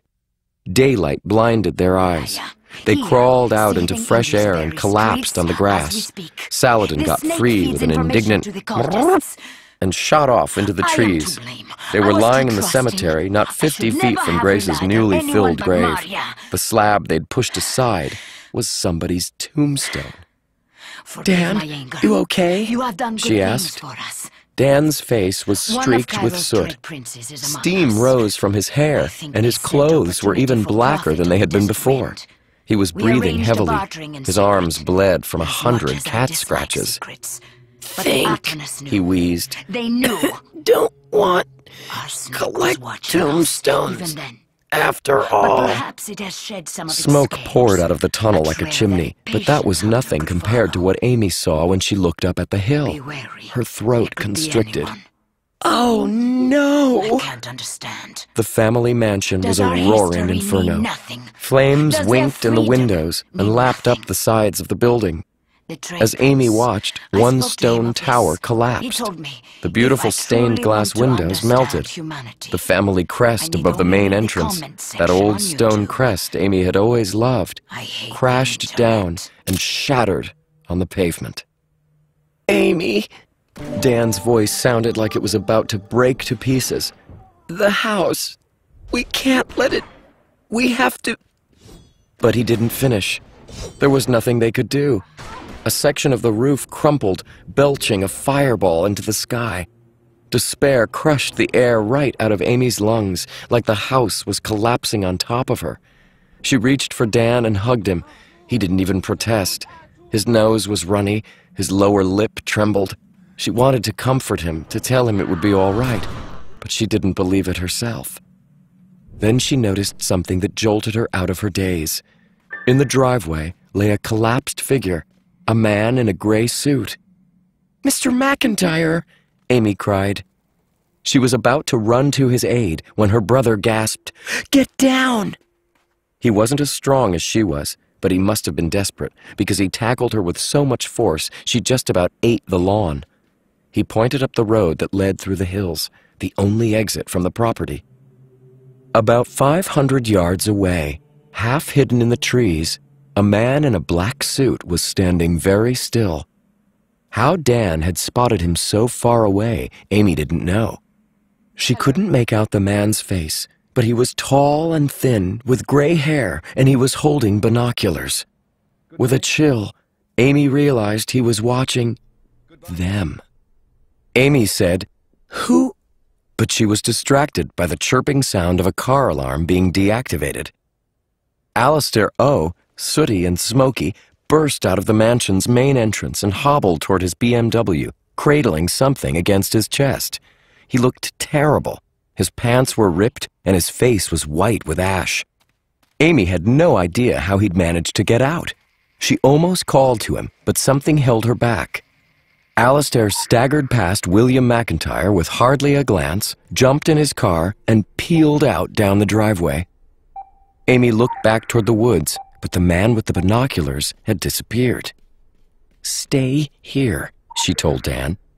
She ran toward Mr. McIntyre. Dan, of course, didn't obey orders. He followed her, coughing the whole way. By the time they got to Mr. McIntyre, the entire mansion was collapsing. The heat was like a new sun. Amy knew there would be nothing left to salvage, nothing except the jewelry box she was still clutching. She set down the box and rolled Mr. McIntyre over. He groaned, which at least meant he was alive. Amy wished she had a cell phone of her own, but Aunt Beatrice had never allowed them to have one. She fished around in Mr. McIntyre's pockets, found his phone, and dialed 911. "He took it," Dan wheezed. "What?" Amy wasn't really listening. She sank to her knees and watched as the only place she'd ever cared about went up in flames. She pictured Grace telling her stories in the library. She remembered running down the halls, playing tag with Dan when they were little. She thought of the secret nook in the bedroom where she liked to read, with Saladin on her lap. All gone. Her whole body shook. Tears welled up in her eyes. For the second time in her life, fire had robbed her. "Amy," Dan sounded close to tears, but he put a hand on her shoulder. "You've got to listen. He took it. Alistair did." Amy wanted to tell Dan to shut up and let her mourn in peace, but then she realized what he was talking about. She got unsteadily to her feet and stared into the distance, where the BMW's taillights were disappearing around a hill. Alistair O. had tricked them. He'd stolen the Poor Richard's Almanac with their mother's notes, their only lead in the quest. Chapter 6. Dan had always wanted to ride in a police car, but not like this. His chest still hurt from the smoke. He sat in the back seat of the police car with Saladin on his lap and tried not to wheeze, but every breath was like inhaling sand. "If you just brought your inhaler," Amy chided. But he hated his inhaler. It made him feel like Darth Cahill or something. Besides, he hadn't had an attack in forever, and he didn't know they were going to get caught in a stupid fire. He couldn't believe the family mansion was gone. He'd woken up this morning sure that Amy and he would inherit the place. Now there was nothing left, just a smoking mountain of rubble. The police detectives hadn't given them many answers. It looked like arson, they said. The fire spread too quickly to be an accident. They said William McIntyre would be okay. Amazingly, no one else had been hurt. Dan had told the police about Alistair O. leaving the mansion in a big hurry. He figured he might as well try to get the old creep in trouble. But Dan had said nothing about the 39 clues, or the secret library, or the strange guy with the binoculars. "Who was the man in black?" Amy whispered, like she'd been thinking the same thing. She had Grace's jewelry box on her lap, and she was twisting her hair the way she always did when she was nervous. Don't know, Dan said. Alistair? He couldn't have been in 2 places at once. Mr. Holt? Mr. Holt's not that old, and he's a lot more buff. Aunt Beatrice, dressed as a man? Personally, Dan liked this idea because Beatrice definitely had the evil factor going for her. After all, she'd just left them at the mansion without a second thought. But Amy rolled her eyes. He wasn't anybody we know, Dan. At least, I'm pretty sure. But he was watching us, like he wanted to see if we got out. I think he set that fire to trap us. Saladin said. I agree with the cat, Dan said. After that man in black and Uncle Alistair, I say we make a new resolution. Stay away from old guys. We'll have to be more careful about everybody. Amy lowered her voice even more. Dan, our mother was involved in the 39 clues. That writing. Yeah, but that's impossible. The contest just started. It was Mom's writing, I'm sure. She said, follow Franklin, first clue, maze of bones. We have to find out what that means. This is just the kind of mystery Mom would have loved. Dan knew he shouldn't have felt annoyed, but he hated that Amy remembered more about their parents than he did. He would never have recognized their mom's handwriting. He had no idea what kind of person she'd been. We lost the book, he grumbled. We kind of failed already, didn't we? Amy traced the monogram on top of Grace's jewelry box. Maybe not. I have an idea, but we're going to need an adult. Alistair was right about that. We'll never be able to travel without one. No? Travel? Dan said. Where are we going? The angels Amy glanced at the cop. She leaned closer to Dan and whispered, First, we need to find a chaperone, and quickly. Time. Aunt Beatrice is going to call social services soon. We need to get home, get our stuff, and get out. If the police find out we've been disowned, they'll take us to a foster home or something. We'll never be able to find the 39 clues. Dan hadn't thought about this. He didn't know much about foster homes, but he figured he didn't want to live in one. Would a foster home let him take his collection? Probably not. So how do we get an adult? He asked. Rent one? Amy twisted her hair into a noose. We need somebody who'll let us do what we want without asking too many questions. Somebody old enough to look like we're being chaperoned, but not strict enough that they'll try to stop us. Somebody kind of pliable. Does pliable mean we can lie to them? Saladin said, like that sounded good to him, as long as he got fresh fish. The police car turned onto Melrose Street and pulled up in front of their weathered brownstone apartment building. "This is the address?" the cop asked. She sounded bored and annoyed. "Yes," Amy said. Yes, ma'am." "You sure there's somebody home? Your guardian or whatever?" "Nellie Gomez," Dan said. "She's our au pair." His eyes widened. He looked at Amy, and he could tell she was thinking the same thing. It was so obvious, even a Holt could have seen it. "Nellie," they said together. They got out of the police car with their cat and the jewelry box and raced up the front steps. Nellie was just where Dan figured she'd be, sacked out on the sofa with her earbuds in, bobbing her head to whatever weird music she was listening to while she punched text messages into her phone. A stack of cookbooks sat next to her on the couch. The top one read, Exotic Mandarin Cuisine. Dan let Saladin down to explore the apartment. Then he noticed the empty carton of Ben & Jerry's Cherry Garcia, his Cherry Garcia, sitting on the coffee table. "Hey," Dan protested. "that was mine." Of course, Nellie didn't hear him. She kept jamming out and typing on her phone until Amy and Dan stood right over her. Nellie frowned like she was annoyed she had to actually work. She pulled out one earbud. "Back already? Whoa, what happened? You're all grungy." "We need to talk," Amy said. Nellie blinked, which was pretty cool to watch since her eyes were done in blue glitter eyeshadow. She had a new nose ring shaped like a silver snake. Dan wondered why she wanted a snake curled inside her nostril. "What do we need to talk about, kiddo?" she asked. Amy looked like she wanted to hit Nellie with the jewelry box. Dan knew she hated it when Nellie called her kiddo, but she kept her voice polite. We've got a deal for you. A new babysitting deal. Thanks. It pays a lot of money. Nellie pulled out her other earbud. They had her attention now. 3 words always worked with Nellie: guys, food, and money. She stood up. She was wearing her ripped British flag t-shirt, faded jeans, and pink plastic shoes. Her hair looked like a pile of wet straw, half black, half blonde. She folded her arms and looked down at Amy. Okay, what kind of deal? Dan was afraid Amy would freeze up, but she seemed to be keeping her nerves pretty well.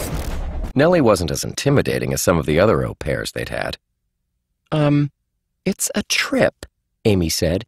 You'd be our chaperone. Nellie frowned. Why isn't your aunt asking me about this? Oh, she broke her neck, Dan blurted out. Amy gave him a look like, shut up. Broke her neck? Nellie asked. It's not serious, Dan said. Just a little break. She's going to be in the hospital for a while, though, so she figured we'd better take a trip. We talked to our Uncle Alistair. He said we'd needed an adult to go with us. That last part, at least, was true. Dan didn't know where he was going with this, but he plunged ahead. He figured if he could just keep Nellie confused, she couldn't call him a liar.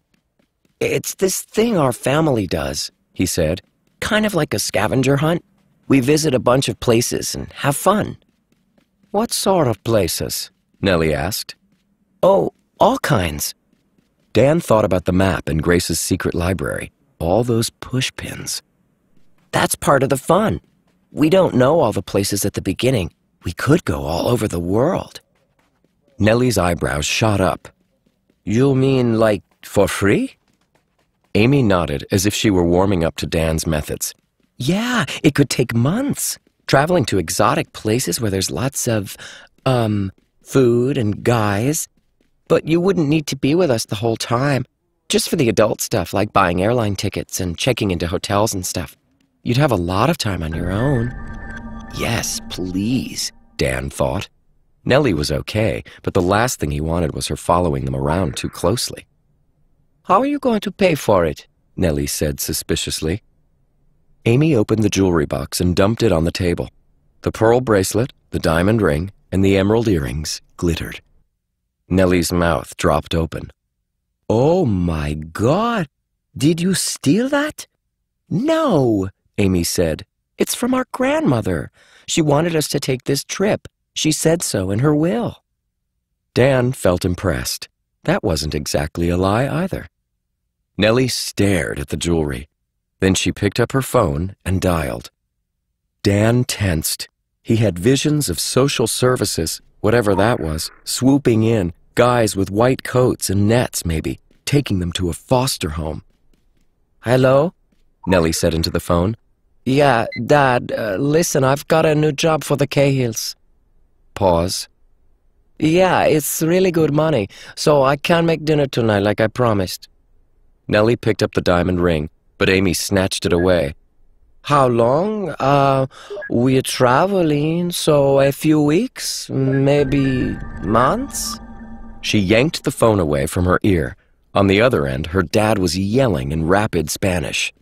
Dad, Nellie said. No, claro. But the fall semester doesn't start for a month, and it's all like boring courses anyway. I could just take more hours in the spring and... Another burst of angry Spanish. Well, if you let me go to cooking school instead of stupid regular college. Her dad's yelling got slightly louder than a nuclear explosion. ¿Qué, papa? Nellie yelled. Lo siento, you're breaking up. I'll call you when I get a better signal. Love ya. She hung up. He's fine with it, she announced. I'm in, kiddos. On Amy's orders, Dan was only supposed to pack one bag. That meant clothes, but Dan wasn't interested in clothes. He looked around his room, trying to figure out what to take from his collections. His bedroom was already way too small for his stuff. Against one wall were his tombstone rubbings. He'd have to roll them up or fold them to pack them, and that would ruin them. His closet was stacked with plastic bins holding his card collection and coin portfolios, too many to choose from. Under his bed were boxes full of old Civil War weapons, his casts, his autographed celebrity photos, and a ton of other stuff. He picked up his laptop, which he'd bought from the computer science teacher at school for $300. He'd have to take that because he used it to find out stuff and make money. He knew the exact value of every trading card on the internet. He'd learned to sell his duplicate cards at school and in the local card shops for a little more than he'd paid. It wasn't much, but he could make about $100 a month if he was lucky. And he was lucky. Unfortunately, he spent the money on rare stuff as fast as he made it. He slipped the computer into his black duffel bag. Then he added 3 extra shirts, pants, underwear, a toothbrush, his inhaler, and finally, his passport. Their parents had gotten them passports right before they died, when Dan was 4. Dan didn't remember why. They'd never used them. Grace had insisted on renewing them last year, which had seemed kind of silly to Dan at the time. Now, he wondered. He shoved the passport to the bottom of the bag. There was hardly any room left. No way could he fit even a tenth of his stuff. He dug under his mattress and brought out his photo album. It was a big white binder holding his most important collection, photos of his parents. There was only one. It was burned around the edges, the only photograph that had survived the fire.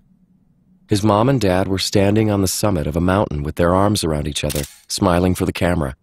They both wore Gore-Tex parkas and thermal climbing pants with harnesses around their waists.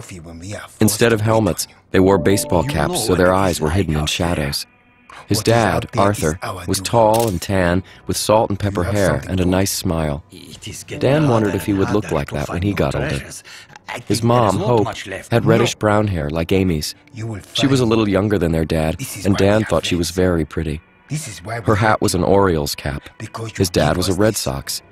Dan wondered if that was random, or if those were their favorite teams, and if they ever fought about which one was better. He didn't know. He didn't even know if they had green eyes like he did, because the caps hid their faces.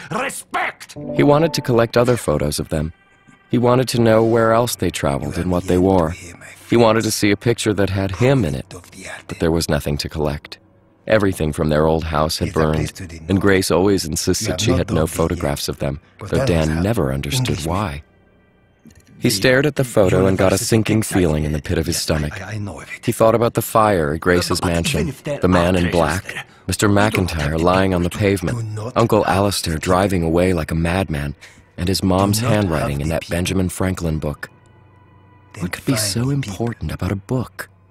Dan knew the value of a lot of collectibles, but he'd never heard of anything worth burning down a house.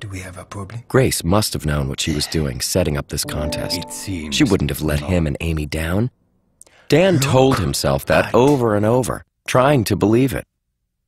There was a knock on his door. He took the plastic sleeve with the photograph out of the album and slipped it in his bag. He zipped it shut just as the door opened. Hey, dweeb, Amy said, but she didn't really sound mean. You almost done? Yeah, I'm good. She'd taken a shower and changed clothes, back into her regular jeans and green t-shirt. She frowned at his full duffel bag, then looked at all the bins sitting in the closet. Dan guessed she could tell he hadn't sorted through them. You could, take a backpack, too, she offered, if that helps. Coming from Amy, it was a pretty nice thing to say. But Dan stared at his closet. Somehow he knew he wouldn't be coming back here ever again. Amy, how much money do you think we'll get for the jewelry? Her hand went to her neck, and Dan realized she was wearing Grace's jade necklace. I don't know. Dan understood why she looked guilty. He wasn't an expert at jewelry prices, but he figured that necklace was one of the most expensive pieces in the box. If she kept it, they wouldn't get nearly as much. They'll rip us off, he warned. We don't have time to do it right. And anyway, we're just kids. We'll have to take the jewelry to somebody who can give us cash without asking a lot of questions. We'll probably only get a few thousand, a fraction of what the stuff is worth. We'll need transportation for 3 people, Amy said uncertainly, and hotels and food. Dan took a deep breath. I'm going to sell my cards and coins. There's a shop down on the square. Dan, you've spent years collecting that stuff. It'll double our money. The store will rip me off, but I can get $3,000 easy for all of it." Amy stared at him like he'd dropped in from outer space. "Dan, I think the smoke messed up your brain. Are you sure?" For some weird reason, he was. He wanted to go on this clue hunt more than he wanted his collection. He wanted to get back at whoever had burned down Grace's house. He wanted to find the secret of the 39 clues. Most of all, he wanted to finally use that stupid passport and make his parents proud. Maybe along the way, he'd find new photos for his album. "I'm sure," he said. Amy did something completely disgusting. She hugged him. "Gross," Dan protested. He pushed her away. Amy was smiling, but she had tears in her eyes. "Maybe you're not such a dweeb," she said. "Yeah, well, stop crying already and let's get out of..." "Wait, where are we going?" "Tonight, a hotel in town," she said. "Then tomorrow, I've got an idea about Ben Franklin. But you don't have the book anymore. I didn't need the book for this. Mom's note said, follow Franklin. Ben Franklin started as a printer here in Boston when he was a teenager working for his brother. So we just look around town? Amy shook her head. That's what the others are probably doing. But we're going to follow where he went next, like follow his life. Benjamin Franklin didn't stay in Boston. When he was 17, he ran away from his brother's shop and started his own printing business in another city. So we run away too. We follow Franklin. Exactly, Amy said. I just hope nobody else has thought of that yet. We need to book 3 train tickets to Philadelphia. Philadelphia, Dan repeated. The only things he knew about Philadelphia were the Liberty Bell and the Phillies. So when we get there, what do we look for? Amy touched the jade necklace like it might protect her. I'm guessing a secret that could get us killed. Chapter 7. A mile away in Copley Square, Irina Spassky, codename Team 5, was worrying about her poison. She had loaded her fingernail injectors with the usual mixture, but she feared it would not be enough for this meeting. Back in the Cold War, she and her KGB colleagues used poison-injecting umbrellas or spray-painted toxins on toilet seats. Those were the good old days. Now Irina worked by herself, so she had to keep things simple. The needles extended when she bent back her fingers at the first joint. They were almost impossible to see and caused only a tiny pinprick sensation. The poison would leave her victims very sick, perhaps paralyzed for many days, enough to give Irina a good head start in the search. Best of all, the poison was completely untraceable and had no antidote. Unfortunately, it was slow acting. Her victims might not show symptoms for 8 hours or more. If she needed to incapacitate her enemies quickly, she would have to rely on other means. Ian and Natalie Cabra were not to be underestimated. Back when they were 10 and 7, perhaps Irina could have overpowered them. Now they were 14 and 11. A very different story indeed. She wandered Copley Square, waiting to spot them. They had agreed on standard anti-surveillance tactics, only setting a general area and time for their rendezvous. The storm clouds had cleared. It was a beautiful summer afternoon, which Irina hated. All this sunshine and flowers and children playing. Bah! She preferred a steel gray winter in St. Petersburg, a much better climate for espionage. She bought a coffee from a street kiosk, then spotted Ian and Natalie across the plaza, walking in front of Trinity Church. Their eyes met hers briefly, and they kept walking. Irina's move. She followed them at a distance, checking to see if they had grown a tail, any surveillance, any followers, any possible angles for photographers. After 15 minutes, she saw nothing. She waited for them to turn and see her. As soon as they did, Irina turned and walked off. The game reversed. She led them across the plaza, toward the library, knowing they would be watching for tails on her. If they saw anything, Ian and Natalie would disappear. The meeting would be aborted. After 15 minutes, Irina changed course and noticed the cabras across Boylston Street, still shadowing her. This meant she was clean, no surveillance. The children turned toward the Copley Plaza Hotel, and Irina followed. They met in the busy lobby where neither party could ambush the other. Natalie and Ian looked much too relaxed, sitting across from each other on overstuffed sofas. The little brats had changed out of their funeral suits. Ian wore a sky blue polo shirt, beige trousers and tasseled loafers. Natalie wore a white linen dress that showed off her coffee skin. Their eyes glittered like amber. They were so lovely they made heads turn, which was not a good thing for a secret meeting. You attract too much attention, Irina scolded. You should be uglier. Natalie laughed. Is that what keeps you alive, dear cousin? Irina wanted to scratch the young whelp's face with her poisoned fingernails, but she kept her cool. Insult me as you will. It gets us nowhere. True, Ian said. We have a mutual problem. Please, sit. Irina considered. She would have to sit next to either Ian or Natalie, and neither was safe. She chose the young girl. Perhaps she would be easier to overwhelm if it came to that. Natalie smiled and made room for her on the sofa. Have you considered our proposal? Ian asked. Irina had thought of nothing else since the text message came 2 hours ago on her cell phone, encrypted in an algorithmic code used only by the Lucians. She nodded. You have come to the same conclusion as I. The second clue is not in Boston. Exactly, Ian said. We've told our parents to charter us a private jet. We'll be off within the hour. Chartering a private jet, Irina thought resentfully.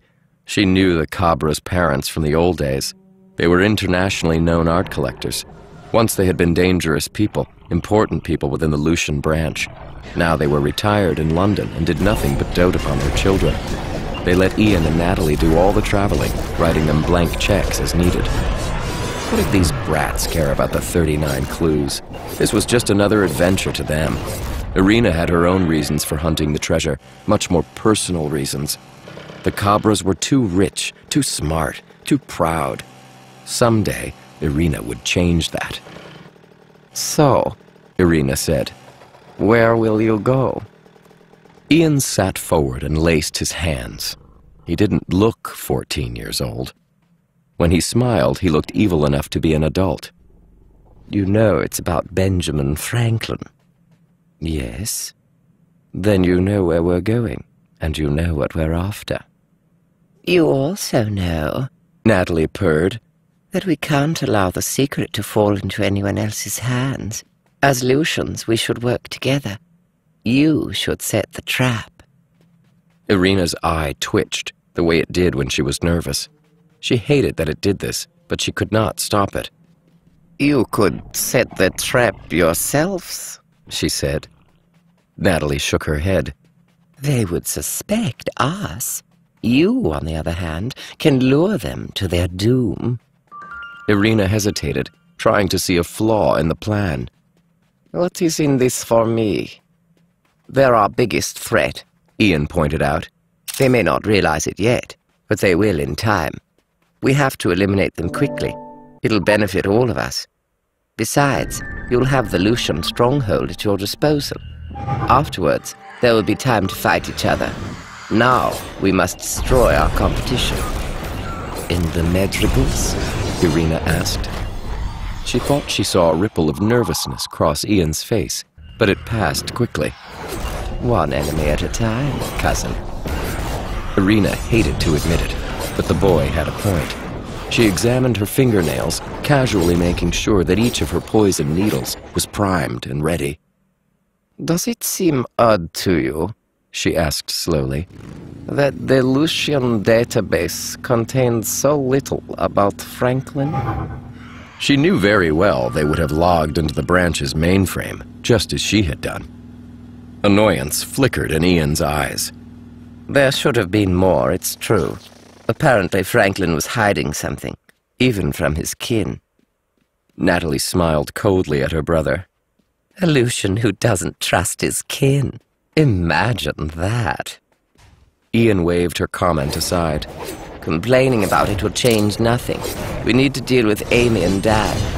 Cousin Irina, do we have a deal? The hotel doors opened. A heavy-set man in a brown suit strode through, heading for the front desk. He seemed out of place, possibly a security guard or an undercover policeman. It might have nothing to do with them, but Irina couldn't be sure. They had sat here too long. Meeting any longer would be dangerous. Very well, Irina said. I shall prepare the trap. Natalie and Ian rose. Irina felt relieved and perhaps flattered, too. The Cabras needed her help. She was, after all, much older and wiser. I am glad we came to an arrangement, she said, feeling generous. I did not wish to hurt you. Oh, we are glad too, Ian promised. Natalie, I believe it's safe now. Irina frowned, not understanding. Then she looked at Natalie, that pretty little girl who seemed so harmless in her white dress, and realized the young she-devil had a tiny silver dart gun cupped in her hand, not 2 inches from Irina's chest. Irina's heart skipped a beat. She had used such guns herself. The darts could carry poisons far worse than she dared keep in her fingernails. Natalie smiled prettily, keeping the dart gun aimed and ready. It was so good to see you, Irina. Indeed, Ian said smugly. I'd shake your hand, cousin, but I'd hate to ruin your special manicure. Do let us know when Amy and Dan are eliminated, won't you? Chapter 8. Amy knew something was wrong as soon as Nellie came out of the rental car place. She was frowning and holding a thick brown padded envelope. What is that? Amy asked. It's for you guys. Nellie held out the package. Somebody dropped it off at the counter this morning. That's impossible, Amy said. Nobody knew we'd be here. But as she said it, a chill went down her back. They'd booked the train tickets and the rental car online last night from their hotel, using Nellie's name. Was it possible somebody had tracked them down so fast? What does the envelope say? Dan asked. For A and D Cahill, Nellie read. From W. McIntyre. Mr. McIntyre! Dan grabbed the package. Wait, Amy yelled. It could be a trap. Dan rolled his eyes. Come on, it could be from anybody, Amy insisted. It could blow up or something. Okay, whoa, Nellie said. Why would somebody send a couple of kids a bomb? And who is this McIntyre dude? Dan grinned. I say we let Nellie open it. No, Nellie said. You're the au pair.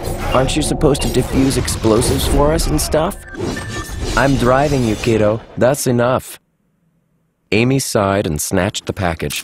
She stepped into the parking lot, turned the flap of the envelope away from Nellie and Dan, and carefully peeled it open. Nothing happened. Inside was a metal cylinder like a flashlight, except the light was a strip of purple glass running down one side. A note was attached in sloppy handwriting, like the writer had been in a hurry. Meet me at Independence Hall this evening at 8, but only if you find the information. W.M. P.S. Thank you for calling the ambulance. Find what information? Dan asked, reading over her shoulder. The next clue, I guess. What clue? Nellie demanded. Nothing, Dan and Amy said. Nellie blew a tuft of black and blonde hair out of her eyes. Whatever. Stay right here. I'll bring the car around. She left them standing with the bags and Saladin and his new cat carrier. Saladin hadn't been too pleased with the cat carrier, any more than Nellie had been with the fresh red snapper they'd bought to keep him happy. But Amy hadn't had the heart to leave him behind. Mrr? Saladin asked. Amy reached down and scratched his head through the bars. Dan, maybe we shouldn't make that rendezvous. Mr. McIntyre told us not to trust anyone. But the note is from him. It could be a trick. That makes it even better. We've got to go. Amy twisted her hair. She hated it when Dan didn't take her seriously. And this could be dangerous. If we go, it says we have to find information first. But you know where to look, right? You're smart and stuff. Smart and stuff. Like that's all they needed to track down a clue in a huge city. Before they'd left Boston, she'd splurged and bought some books about Franklin and Philadelphia from her friends at the used bookshop. She'd spent the whole train trip reading, but still. I've got a few ideas, she admitted, but I don't know where we're going in the long term. I mean, have you thought about what this ultimate treasure could be? Something cool. Oh, that's real helpful. I mean, what could make somebody the most powerful Cahill in history? And why 39 clues? Dan shrugged. 39 is a sweet number. It's 13 times 3. It's also the sum of 5 prime numbers in a row. 3, 5, 7, 11, 13. And if you add the first 3 powers of 3, 3 to the first power plus 3 to the second plus 3 to the third, you get 39. Amy stared at him. How did you know that? What do you mean? It's obvious. Amy shook her head in dismay. Dan acted like a doofus most of the time. Then he'd pull something like that, adding prime numbers or powers of 3 that she'd never thought about. Their dad had been a mathematics professor, and Dan apparently had inherited all of his number sense. Amy had enough trouble remembering phone numbers. She held up the weird metal cylinder Mr. McIntyre had sent them. She switched it on, and the light glowed purple. What is that thing? Dan asked. I don't know, Amy said, but I have a feeling we'd better figure it out before 8 o'clock. Amy hated cars almost as much as she hated crowds. She promised herself that when she got older, she'd live somewhere where she never had to drive. Part of that was because she'd been in the car with Nellie before. Nellie had rented a Toyota Hybrid. She said it was more environmental, which was fine with Amy, but it cost $258 a day. And the way Nellie raced around corners and gunned the gas wasn't exactly green. They were on Interstate 95, heading into downtown, when Amy happened to look behind them. She wasn't sure why, a prickling sensation on her neck like she was being watched. In fact, she was. We're being followed, she announced. What? Dan said. 5 cars back, Amy said. Gray Mercedes. It's the Starlings. A Starbucks? Nellie said excitedly. Where? Starlings, Amy corrected. Our relatives, Ned, Ted, and Sinead. Nellie snorted. That's not really their names. I'm not joking, Amy said. It's, part of the scavenger hunt. Nellie, we can't let them follow us. We have to lose them. Nellie didn't need to be told twice. She yanked the wheel to the right, and the Toyota careened across 3 lanes of traffic. Saladin yowled. Just as they were about to slam into the safety impact barrels, Nellie slipped onto an exit ramp. The last view Amy got of the Starlings was Sinead's freckled face pressed against the window of the Mercedes, her jaw hanging open as she watched Amy and Dan get away. "Is that lost enough?" Nellie asked. Saladin protested. "You could have killed us." Dan had a big grin on his face. "Do that again." "No," Amy said. "Locust Street, and hurry." Their first stop was the Library Company of Philadelphia, a big red brick building in the middle of downtown. Amy and Dan asked Nellie to wait in the car with Saladin. Then they walked up the front steps. "Oh boy, another library," Dan said. "We have such great luck with libraries." "Franklin founded this place," Amy told him. "It's got a lot of books from his personal collection. If we can convince the librarians." "What's the big deal with Benjamin Franklin anyway? I mean, so the guy invented electricity or whatever. That was hundreds of years ago." "He didn't invent electricity," Amy said, trying not to sound too annoyed. "He discovered that lightning was the same stuff as electricity. He invented lightning rods to protect buildings and experimented with batteries and—" "I do that. Have you ever put one on your tongue?" "You're an idiot. The thing is, Franklin was famous for a lot of reasons. He started out getting rich with his printing business. Then he became a scientist and invented a bunch of stuff. Later, he helped write the Declaration of Independence and the Constitution. He was even an ambassador to England and France. He was brilliant, world famous. Everybody liked him, and he lived until he was, like, in his 80s. Superman, Dan said. Pretty much. So do you think he knew what it was? This treasure we're looking for? Amy hadn't thought of that. Franklin had been one of the most influential people in history. If he was a Cahill, and he knew about this secret family treasure... I think, she said, we'd better find out. She pushed open the doors and led Dan inside. Fortunately, the librarians were having a slow day, and Amy wasn't shy around them at all. She loved librarians.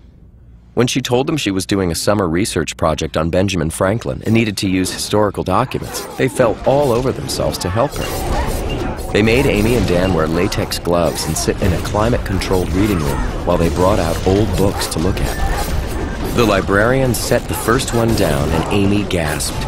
This is Franklin's first cartoon. Dan squinted at it. The picture showed a snake cut into 13 pieces, each one labeled with the name of an American colony. Not very funny for a cartoon, Dan said. It's not supposed to be funny, Amy said. Back then, cartoons made a point. Like, he's saying if the colonies don't get together, Britain will cut them apart.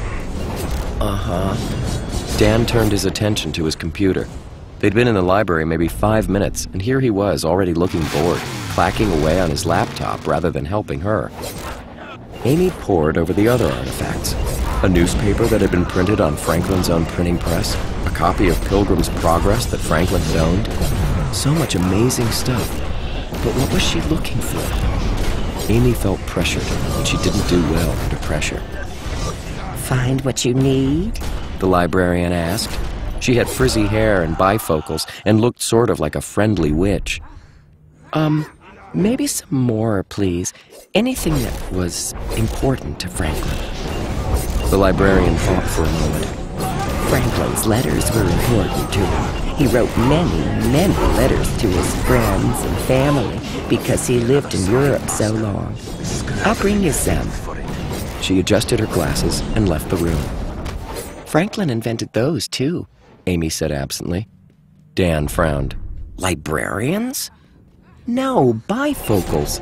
He cut out 2 sets of lenses and pasted them half and half so he could see long distance and short distance with the same pair. Oh. Dan didn't look impressed. He went back to playing on his laptop. He had the mystery flashlight for Mr. McIntyre in front of him, and he kept switching it on and off. The librarian brought them a stack of new stuff, including old letters preserved in plastic sheets. Amy read through them but felt more hopeless than ever. Nothing jumped out at her. Nothing screamed, clue. Suddenly, Dan sat up straight. I found it! You found what? She'd assumed Dan was playing games, but when he turned the laptop to face her, there was a picture of a flashlight just like the one Mr. McIntyre had sent them. It's a blacklight reader, Dan announced. Oh, the librarian said. Very ingenious. We have one of those for our collection. Amy looked up. Why? What do they do? They reveal secret writing, the librarian said.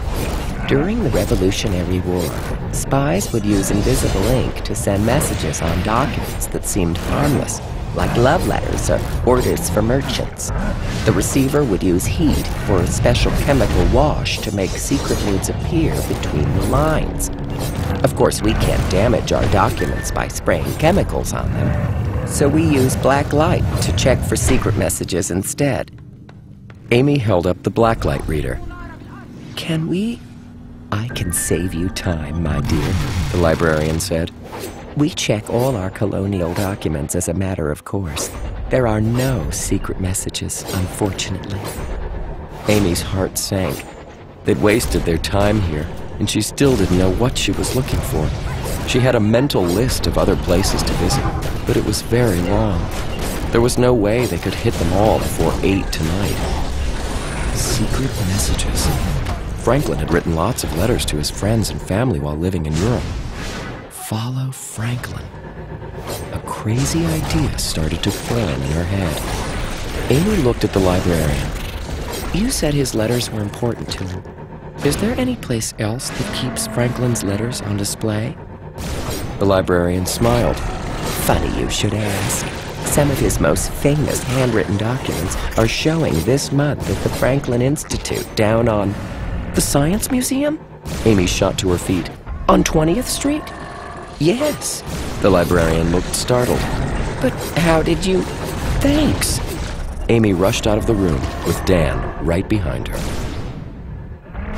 It was a quick drive to the Franklin Institute.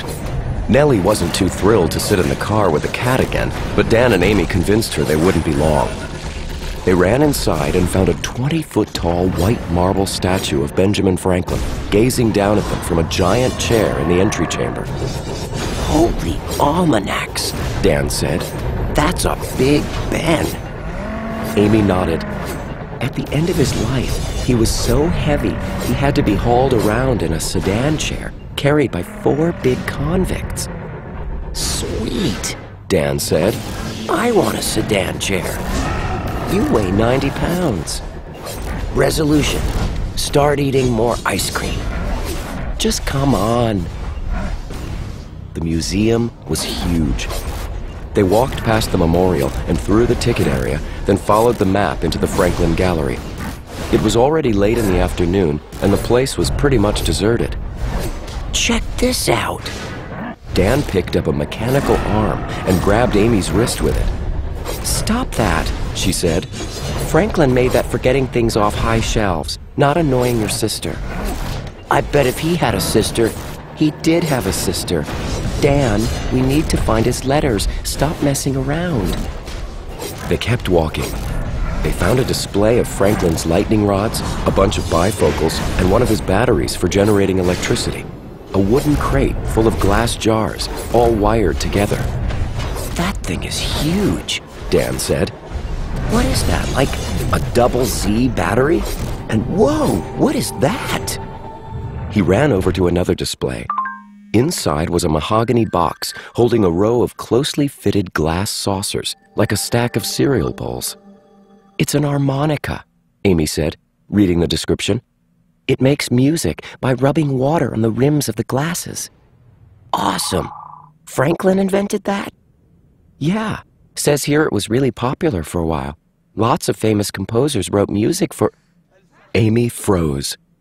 A tall, gray-haired man had just crossed the hallway in the next gallery, heading toward the information desk. And he was wearing a black suit. What? Dan asked. Man in black, Amy murmured. Run! She grabbed her brother's hand, and they fled deeper into the gallery. They didn't stop until they were 2 rooms away, hiding behind a large glass sphere that showed the solar system. What's he doing here? Amy fretted. Duh, Dan said. The fire didn't work, so he's here to get us. We can't go out the main exit. He'll be waiting to jump us as soon as we try. Amy looked around nervously for another way out. Then she noticed what was on the wall right next to them. Documents. Cases full of documents. All yellowing parchment, written in spidery handwriting. Franklin's letters, she said. Quick, the black light reader. Dan fumbled in his backpack and brought out the light. They held it up to the first letter and shone it through the glass. The document seemed to be some kind of request for supplies. It started, Sir, I wrote to you lately via New York, which I hope may come to hand. I have only time now to desire you to send me the following items, viz. 1 dozen Cole's English dictionaries, 3 dozen Mather's Young Man's Companion, 1 quantity iron solute, 2 quarter wagoners for America. Purple light passed over the paper, but nothing happened. Next, Amy said. She was sure the man in black was going to burst in on them any second. Whoa, Dan said. Amy gripped his arm. You found it? No, but look, this whole essay, to the Royal Academy. He wrote a whole essay on farts. Dan grinned with delight. He's proposing a scientific study of different fart smells. You're right, Amy. This guy was a genius. Dan, you're such a dweeb. Keep searching. They scanned 4 more documents written by Franklin. Nothing showed up. Then, on the 5th one, Dan said, "Here."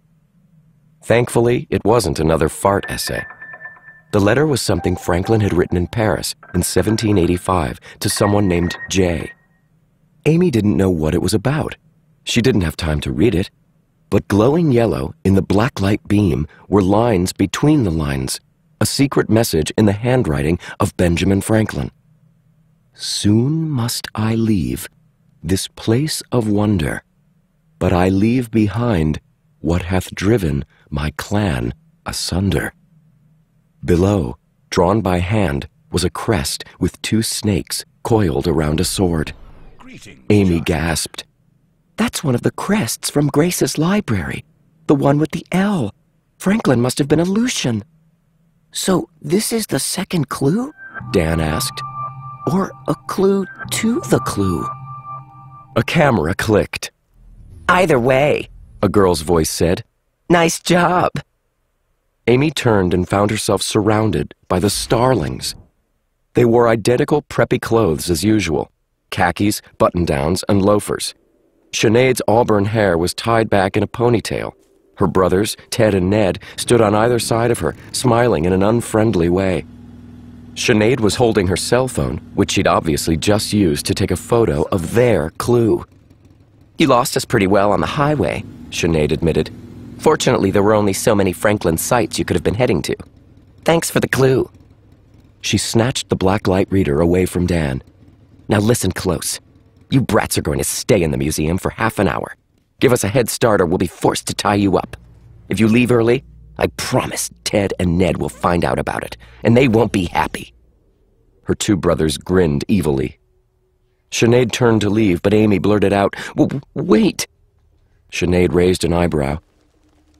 "There's a man." Amy tried to say more, but the Starlings were all glaring at her.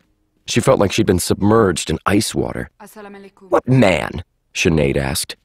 "He's been watching us," Dan said. "Following us. It isn't safe to go out the main entrance." Sinead smiled. "You're concerned for our safety? That's very cute, Dan, but the thing is..." Sinead leaned in and poked him in the stomach with every word. "I don't believe you." Sinead and her brothers laughed, then turned and jogged toward the main exit. Before Amy could even think what to do, a low, horrible hum shook the floor. And then, boom! Goodbye. Glass display cases shattered. The whole building shuddered. Amy was thrown against Dan, and they crumpled to the floor.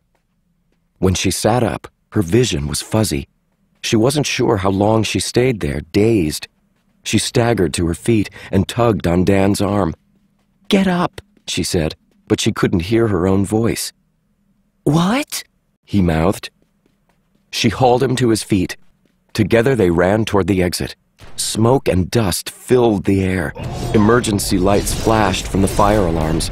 A pile of rubble blocked the exit from the Franklin Gallery, as if part of the ceiling had collapsed. On the floor near Amy's feet lay the shattered blacklight reader and Sinead's cell phone. And there was no sign of the Starlings at all. Chapter 9. Dan decided that explosions were cool, but not if you were in one. The whole way to Independence Hall, Amy cradled Saladin's cat carrier like it was her life preserver. Nellie yelled at them for being so reckless. Dan's hearing was so messed up, she sounded like she was talking from the bottom of a fish tank. "I can't believe this," Nellie said. "A real bomb? I thought you were joking." Amy wiped her eyes. "The Starlings, they just... maybe they're okay," Dan said, but it sounded lame even to him. They hadn't stuck around for the police to arrive. They'd been so freaked out they'd simply fled, so Dan had no idea what had happened to the triplets. He didn't figure it was a good sign that they'd found Sinead's phone next to a whole section of collapsed roof. Nellie yanked the wheel and they turned onto 6th Street. "You guys, this is serious. Somebody tried to kill you. I can't babysit you if... au pair us," Dan corrected. "Whatever." She pulled the car in front of Independence Hall. The sun was going down, and in the evening light, the place looked exactly like it did in school videos. A 2-story brick building with a big white clock tower surrounded by trees and flower beds. A statue of some revolutionary dude stood out front. The hall didn't look all that impressive compared to the huge modern buildings around it. But back in the day, Dan guessed it was probably the biggest place in town. He could imagine Franklin and all his friends with powdered wigs and 3-cornered hats gathering on the steps to talk about the Declaration of Independence or the Constitution, or maybe Ben's latest proposal for studying farts. The whole scene made Dan think of American history tests, which were almost as scary as exploding museums. Look, guys, Nellie said, the deal's off. Whatever you've gotten yourselves into, this is way too dangerous for a couple of kids. I'm going to take you back to your aunt. No, Dan said. Nellie, you can't. She'll... He stopped himself, but Nellie's blue glitter-shaded eyes narrowed. She'll what? Dan glanced at Amy, hoping for help, but she was still in shock, just staring out the window. Nothing, Dan said. Nellie, this is important. Please, just wait for us. Nellie fumed. I've got like 6 more songs on my playlist, okay? If you're not back in the car when the last song is over and ready to explain things to me honestly, I am so calling Beatrice. You got it, Dan promised. He tried to push Amy out of the car, but she must have still been in shock because she held onto Saladin's cat carrier. What are you doing? Dan asked. Leave him here. No. Amy fumbled to cover the carrier with a blanket. We need to take him. Dan didn't know why, but he decided not to argue. They hurried along the sidewalk. They were halfway up the steps of Independence Hall when Dan realized the place was closed for the night. How do we get in? Children, a voice called. Over here. William McIntyre was leaning against the building, half hidden behind a rose bush. Amy ran over and gave the old lawyer a hug, which seemed to embarrass him. He had a bandage on his left hand and a cut below his right eye, but other than that he looked pretty good for a guy who'd just gotten out of the hospital. I'm glad you're safe, he said. I heard about the Franklin Institute on the news. I assume you were there. It was horrible, Amy said. She told him everything, from the secret library in Grace's mansion, right up to the man in black in the museum and the Starling triplets going kaboom. Mr. McIntyre frowned. I called Jefferson University Hospital. The Starlings will survive, but they're in bad shape. They'll be recovering for months, which puts them out of the race permanently, I fear. It was the man in black, Dan said. He set that trap for us. Mr. McIntyre's eye twitched. He took off his spectacles and polished them with his tie, his nose casting a shadow across the side of his face. This explosion. From your description, I'd say it was a sonic detonator. Very sophisticated, designed to stun and cause only localized damage. Someone knew what they were doing. How do you know so much about explosives? Dan asked. The old man focused on him, and Dan got the sudden feeling he hadn't always been a lawyer. He'd seen things in his life, dangerous things. Dan, you must be careful. This explosion was almost the end of the race for you. I had hoped to stay out of the competition. I must not be seen as partial to any one team. But when your grandmother's mansion burned down, well, I realized just how much of a predicament I'd put you in. That's why you sent us the blacklight reader? Mr. McIntyre nodded. I'm concerned by how much the other teams are targeting you. They seem determined to put you out of commission. But they failed, Dan said. We got the second clue. Nobody else has it, right? Dan, what you found is merely a lead to the second clue. Make no mistake, it is a good lead, and I'm glad the Blacklight reader was useful. But it is by no means the only lead. Other teams may find different paths toward the next clue. Or, if they believe you have useful information, they can simply follow you, as the Starlings try to do, and take the information from you. For example, Dan felt like kicking the wall. Every time they got a break, something bad happened, or it turned out they weren't nearly as close to the next clue as he'd thought.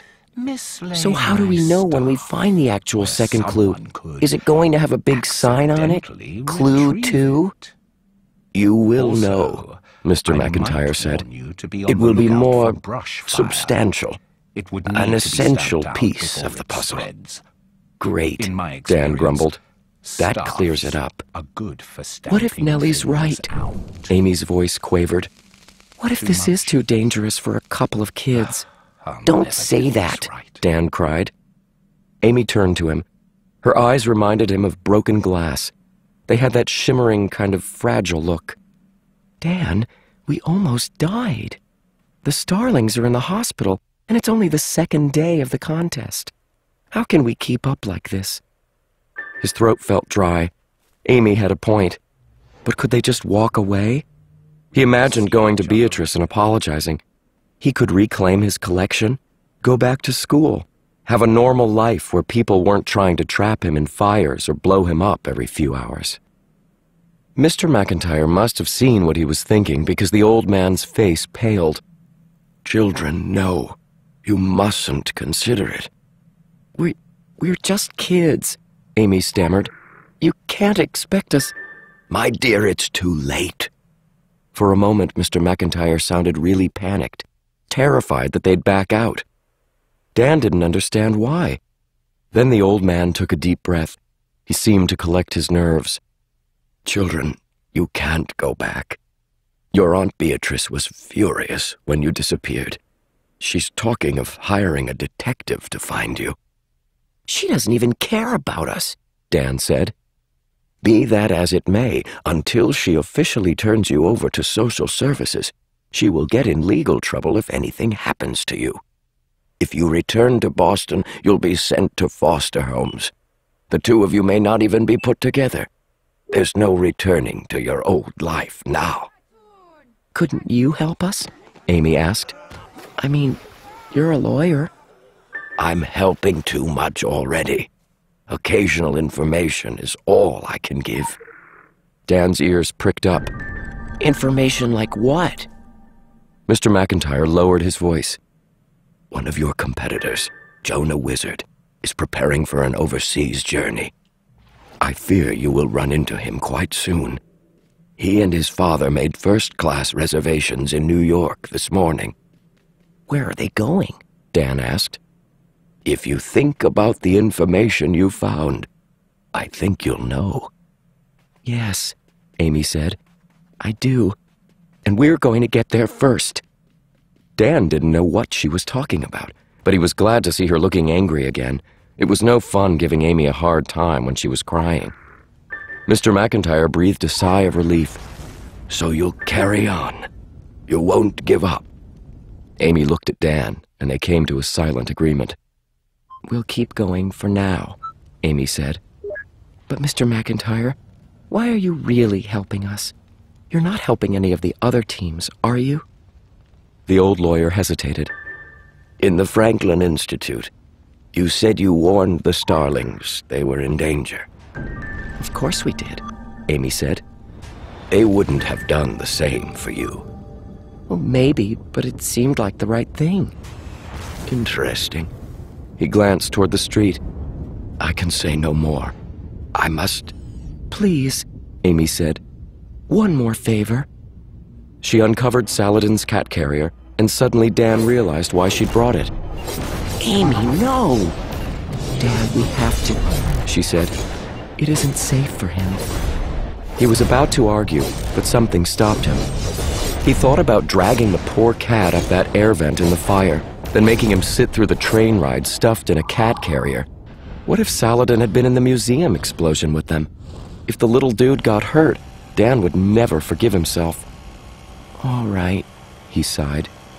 Is that Madame Grace's cat? Mr. McIntyre scowled. How did you... He escaped the fire with us, Amy said. We were hoping to keep him, but we can't where we are going. It wouldn't be fair to drag him along. Could you keep him for us? Merp. Saladin gave Dan a look like, you can't be serious. Mr. McIntyre had pretty much the same expression. I don't know, my dear. I am not, well, an animal person. I had a dog once, Oliver, but... Please, Amy said. He was our grandmother's. I need to know he's safe. The old lawyer looked like he wanted to run, but he took a deep breath. Very well. For a little while. Thank you. Amy handed him the carrier. He only eats fresh fish. Red snapper is his favorite. Mr. McIntyre blinked. Red snapper?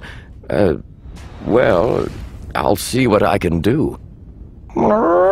Saladin said, which probably meant something like, I can't believe you're leaving me with an old guy who doesn't know I like red snapper. Children, you should go, Mr. McIntyre said. Your babysitter is getting impatient. Just remember what I said before. Trust no one. And with that, William McIntyre retreated down the street, holding Saladin's cat carrier out to one side like it was a box of radioactive material. As they walked back to the car, Amy said, We're going to Paris. Dan was thinking about Saladin, and his ears were still ringing from the museum explosion, so he wasn't sure he'd heard her right. Did you say Paris? Like in France? Amy brought out Sinead Starling's cell phone. The photo of the Benjamin Franklin letter was still on the screen, the secret message a fuzzy yellow scrawl in purple light. When Franklin was really old, Amy said, he was the American ambassador in Paris. He was working on a peace treaty to end the Revolutionary War. He had a house in a place called Passy, and all the French thought he was like a rock star. They treat fat old guys like rock stars in France. I told you, Franklin was world famous. He was into philosophy, and he liked parties and all sorts of French stuff. Anyway, the secret message said he was leaving Paris, right? The letter was dated 1785. I'm pretty sure that's the year he came back to America. So he was leaving something behind in Paris. Something that broke up his clan, Dan said. That's what asunder means, right? You think he was talking about the branches of the Cahills? It's possible. Amy twisted her hair. Dan, what I said earlier, I don't really want to give up. I'm just scared. Dan nodded. He didn't want to admit it, but the man in black and the explosion had kind of freaked him out too. It's okay. We have to keep going, right? We don't have a choice, Amy agreed. Before they reached the curb, the door of the Toyota flew open. Nellie marched over to them, one earbud still dangling from her ear. She held up her cell phone like she was going to throw it at them. Guess what? She said. I just got a voicemail from Social Services in Boston. Amy gasped. What did you tell them? Nothing yet. I'm waiting for your big, amazing explanation. Nellie, please, Dan said. We need your help. They're looking for you, Nellie shrieked. Your aunt doesn't even know where you are, does she? Do you know how much trouble I could get in? Throw away your phone, Dan suggested. What? She sounded like he'd just told her to burn money, which of course Amy had already done that week. Pretend you didn't get the message, he pleaded. Just for a few days. Please, Nellie, we need to get to Paris, and we've got to have an adult. If you think for 1 minute I would... Did you say Paris? Dan saw his chance. He put on a sad face and sighed. Yeah, we were going to buy you a ticket to Paris, plus your pay, and a free hotel room, and gourmet meals and everything, but, oh well. Nellie, it's just for a couple more days, Amy said. Please, we weren't lying about the scavenger hunt. It's really important to our family, and we promise we'll be careful. Once we're done in Paris, you can do whatever you think is best. We'll swear that it wasn't your fault. But if we go back to Boston now, they'll take us away to a foster home. We'll fail the scavenger hunt. We might even be in more danger. And you won't see Paris, Dan added. He wasn't sure which argument was most effective, but Nellie slipped her phone into her pocket. She knelt, so she was looking them in the eyes. One more trip, she said. But this could get me in huge trouble, guys. I want your promise. Paris, and then we get you home. Deal? Dan was thinking that they had no home to return to, but he crossed his fingers behind his back and said, Deal. Deal. Amy agreed. I'm going to regret this, Nellie muttered. But I might as well regret it in Paris. She marched back to the car and got in the driver's side. Dan looked at his sister. About money. I figure we've got enough for 3 one-way tickets. We can go to Paris and have enough left for hotels and food and stuff for maybe a week. But I don't know if we'll have enough to get back. If Nellie finds out... Let's worry about that when we get there, Amy said. And she ran to the car, already taking her passport out of her back pocket.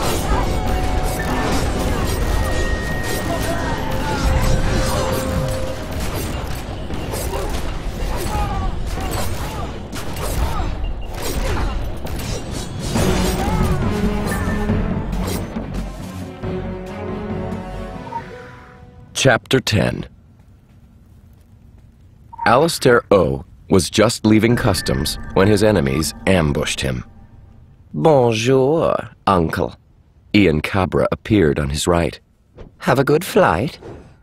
Alistair turned to the left, but Natalie Cabra cut off his escape.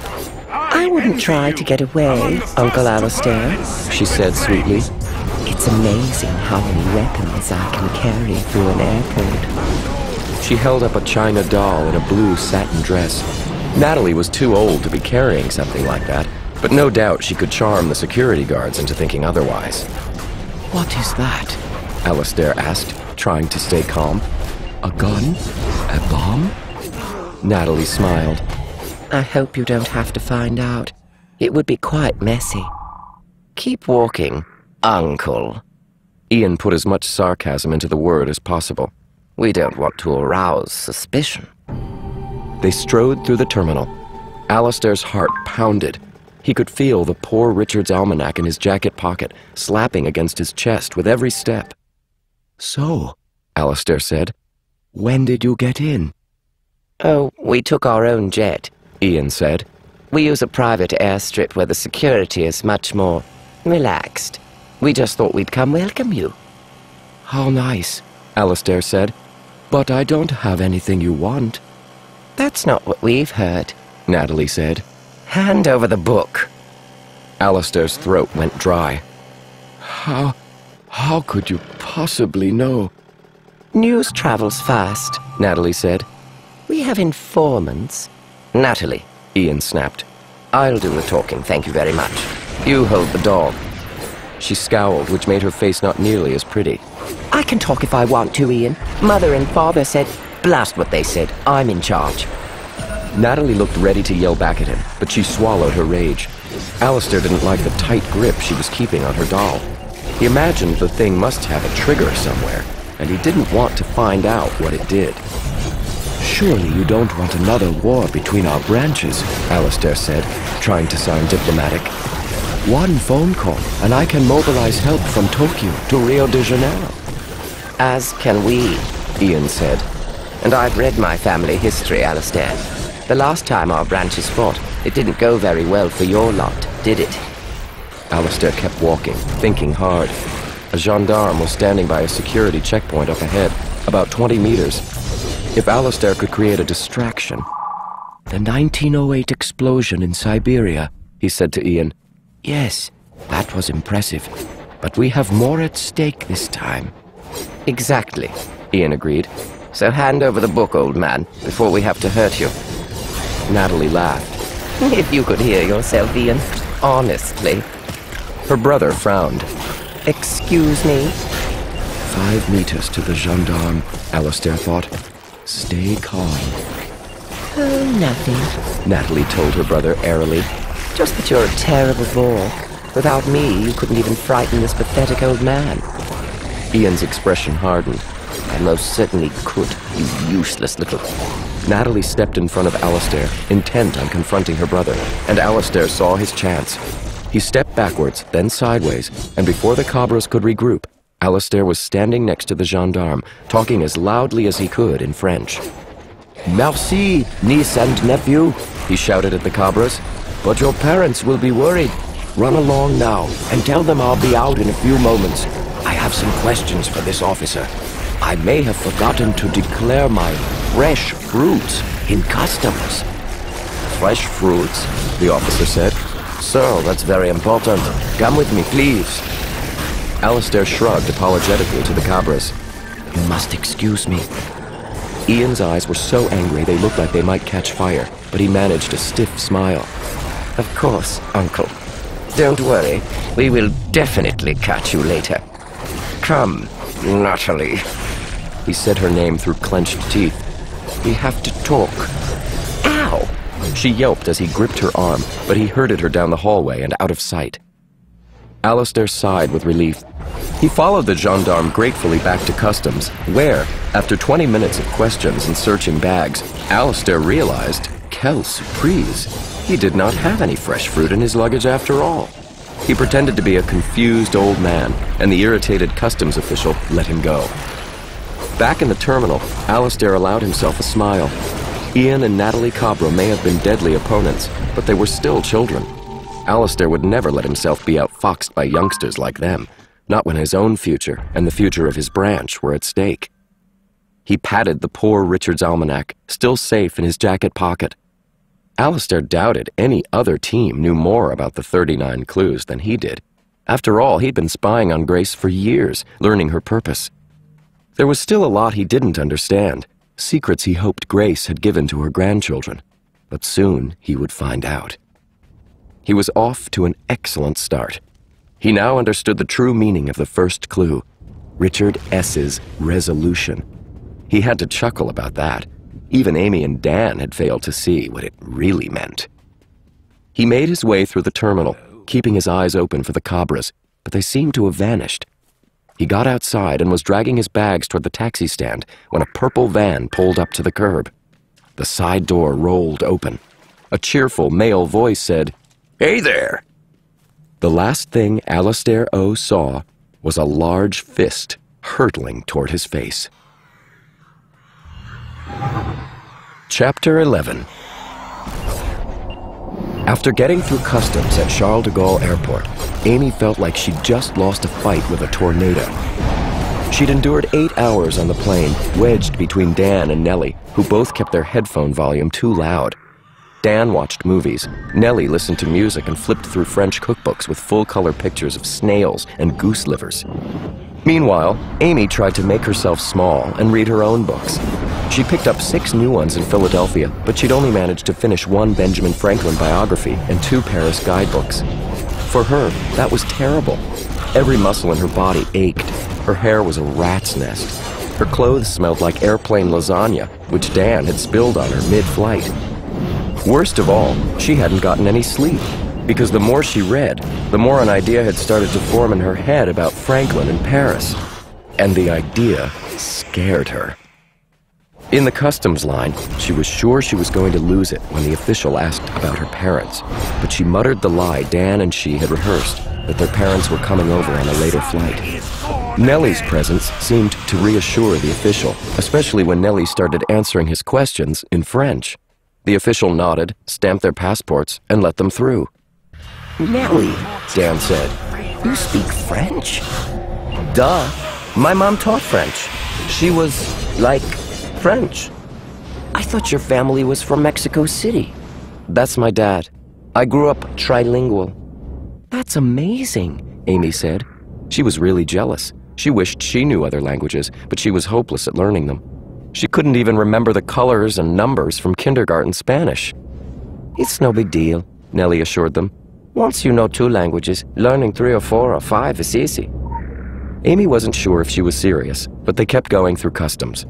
They reclaimed their bags, changed their dollars into euros at a kiosk, and straggled onto the main concourse. Amy felt completely lost with all the French signs. Morning light slanted through the windows, though it felt like midnight to her. Down the hall, a crowd was gathering. People were flashing cameras and shouting questions at somebody Amy couldn't see. "Oh, paparazzi," Nellie said. "Maybe it's like Kanye West." "Wait," Amy said, but Nellie wasn't going to be discouraged. They pushed through the crowd with a lot of excusez-mois. As they got closer, Amy stopped in her tracks. Jonah Wizard. He was wading through the mob, signing autographs, while his dad trailed behind like a bodyguard. Jonah wore baggy jeans, a black leather jacket over a white tank top, and his standard half-ton of silver jewelry. He looked fresh and well-rested, like his flight had been a lot better than Amy's. Le Wizard! The reporters peppered him with questions. To Amy's surprise, Jonah answered them in French. There were so many people Amy wanted to melt into the walls, but Jonah looked relaxed. He gave the crowd a brilliant smile and said something that made them laugh, then scanned the faces and locked eyes with Amy. "Yo!" he called. "My peeps!" Amy was mortified. Jonah started pushing his way toward them, and the whole crowd turned to figure out who he was talking to. "Oh, no way," Nellie said. "You know Jonah Wizard?" "We're related to him," Dan grumbled. Distantly. Nellie looked like she was going to faint. Suddenly, Jonah was right in front of them, shaking Amy's hand and patting Dan on the back and signing Nellie's t-shirt, and the cameras started taking pictures of them. "Don't look at me," Amy wanted to scream. "I'm covered with lasagna." Her voice didn't work. She tried to back away, but her legs were frozen. "Jonah," his father said, "we should get going." "Yeah, sure." Jonah winked at Amy. "Come with, cuz. We got stuff to talk about." Jonah's dad started to protest, but Jonah put his arm around Amy and steered her through the terminal, with Dan and Nellie and a mob of frantic paparazzi behind them, flashing pictures. Amy was sure she would die from embarrassment any second, but somehow they made it outside. The day was warm and overcast. Storm clouds were gathering on the horizon. A black limousine waited at the curb. We shouldn't," Amy started to protest. She remembered Mr. McIntyre's warning. Trust no one. "Are you kidding?" Nellie said. "A limo ride with Jonah Wizard? Come on!" She practically dove into the limo. A few minutes later, they were gliding down l'Autoroute de l'Est toward the heart of Paris. "Man, I love this town," Jonah said. His limo had facing back seats. Jonah and his dad sat on one side. Amy, Dan, and Nellie sat on the other. Jonah's dad typed notes on his BlackBerry, every once in a while looking up and scowling at Amy like he couldn't believe she was still there. Outside, rows of gold stone buildings glided by, their windows overflowing with flower boxes. The cafes were crowded with people, all the chairs facing the street like they were waiting for a parade. The air smelled like coffee and baked bread. The cloudy skies gave everything a weird light, as if the city weren't quite real. "You know my TV ratings here are even better than in the States?" Jonah said. 18 points higher, his dad piped in. "And my new album, Gangsta Life, is number 3 on the French charts." Number 2, his dad said, and climbing. "Oh, wow, I love your album," Nellie said. "Thanks," Jonah said. "Now shut up." Nellie looked like she'd been slapped. "Hey," Dan cried. "That's not cool." "What?" Jonah said. "She's not a Cahill. I'm not talking to her."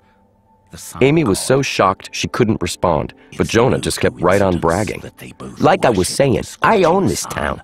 My art gallery opened last week on Rue de la Paix. My watercolors are selling for €6,000 a piece. I've even got a children's book coming out." His dad whipped out a copy and showed them. Dan squinted as he read the cover.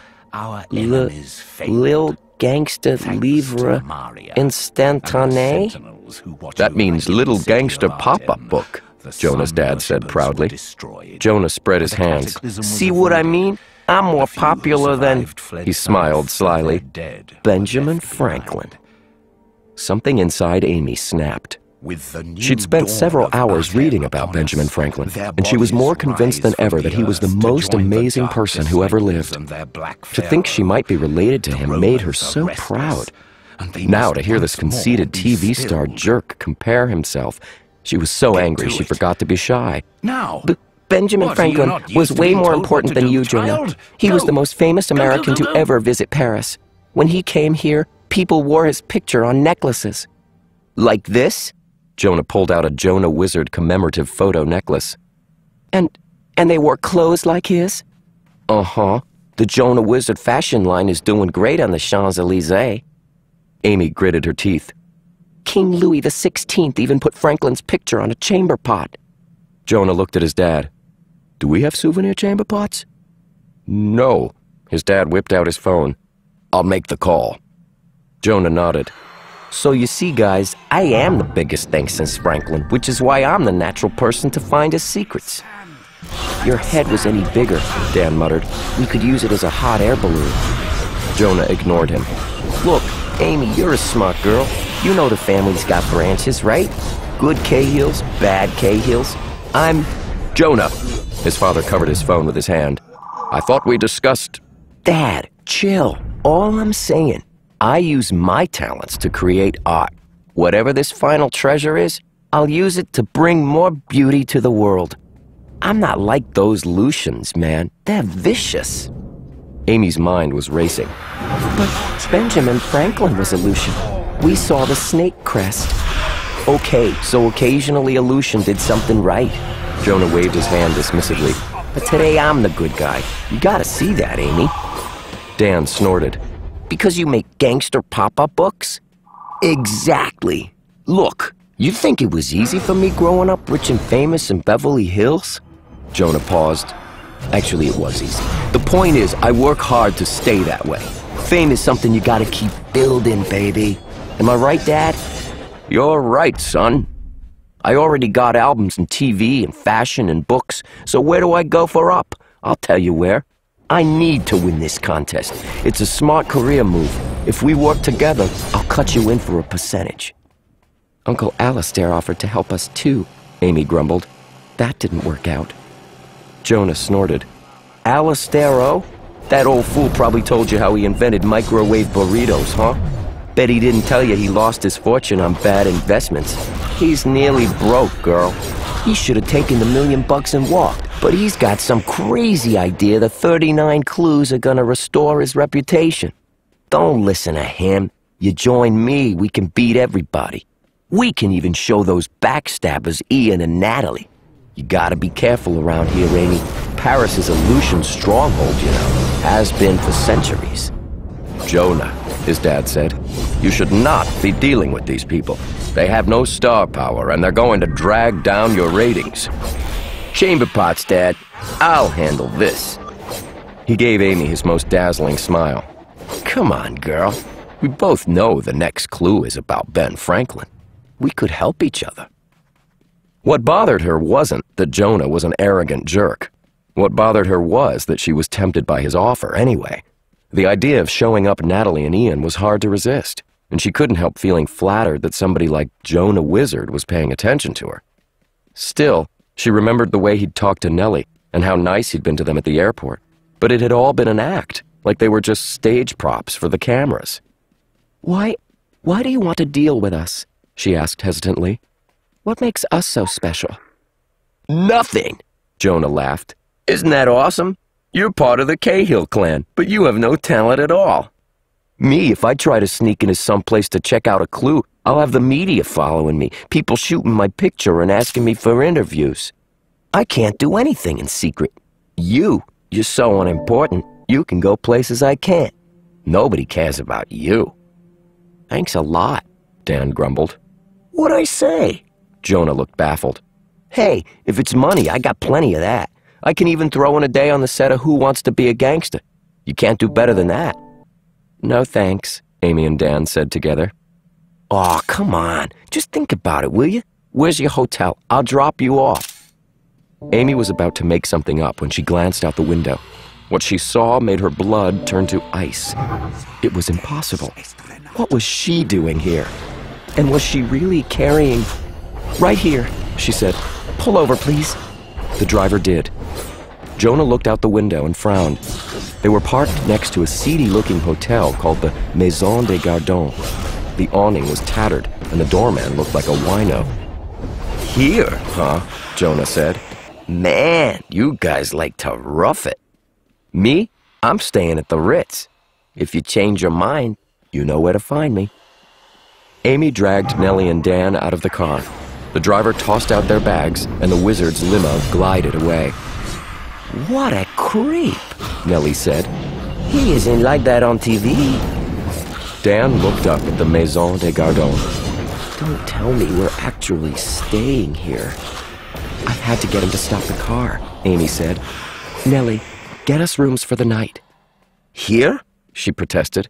But it says gardens in the title. How bad can it be? That doesn't say... Just do it, please. Amy felt weird acting so bossy, but she didn't have time to argue. We'll meet you back here in, I don't know, 2 hours. Why? Dan said. Where are we going? I just saw an old friend, Amy said. Come on. She dragged him across the street, hoping they weren't too late. With relief, she spotted her target. There, she pointed. In the red. Half a block down, a woman in a red shawl was walking briskly. Something was tucked under her arm. Something thin, square, red, and white. Dan's eyes widened.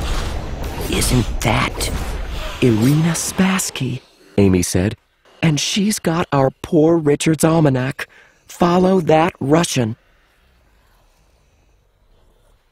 Chapter 12. Dan was tempted to stop about 20 times as they trailed Irina Spassky down the Rue de Rivoli. He wondered if that meant the Street of Ravioli, but he decided Amy would laugh at him if he asked. A few times he wanted to check stuff out, like the cool glass pyramid at the Louvre and the street performers who were juggling fire outside the Tuileries garden. There was also a vendor selling crème glacée, and Dan was pretty sure that meant ice cream. Mostly, though, he wanted to stop because his feet hurt. Is she ever going to take a break? He complained. Amy didn't seem to be getting tired at all. Does it seem odd to you that we happened to find Irina Spassky out of 10 million people in Paris? Maybe the other 9.99 million aren't wearing bright red scarves. She was walking down a major street, like she wanted to be spotted. You think it's a trap? Dan asked. How could she know we'd find her? And she hasn't looked back once. She doesn't know we're here. But as he said that, Dan remembered television shows he'd seen about spies, how they could tail somebody without ever being seen, or appear accidentally in a victim's line of sight and lure them into a trap. Could Irina have been waiting for them at the airport? Could she have seen them get in the limo with Jonah and somehow gotten ahead of them? Look, Amy said. She's turning. Irina crossed the avenue and disappeared down a flight of steps. The metro, Amy said. She's taking the subway. They lost time figuring out how to use euro coins in the machines to get tickets, but when they got down the steps, Irina was still there, standing on one of the platforms with the tattered almanac tucked under her arm. The train was just arriving. Dan was sure Irina was going to try one of those last-minute switches, so they waited until the train's doors were closing, but Irina stayed on board. Amy and Dan jumped on too, and the train pulled away from the station. They changed trains twice in a really short time. Even with Irina in a bright red shawl, it was hard to keep up with her. I don't get it, Amy said. Now she's moving faster, like she's trying to lose us. Dan was daydreaming about crème glacée. The lasagna he'd had on the plane was long gone, and his stomach felt like it was trying to chew through his shirt.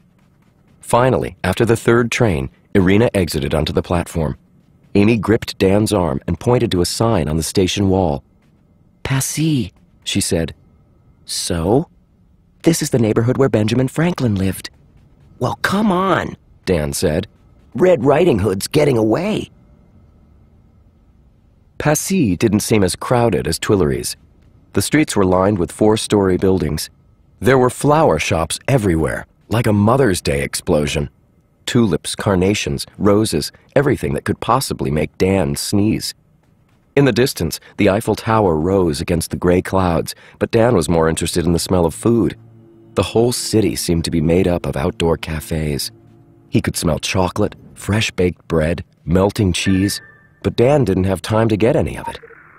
Irina walked like her dress was on fire. They had to jog to keep up. Amy tripped over a bucket of flowers and a Parisian cursed at her. Sorry, Amy called back.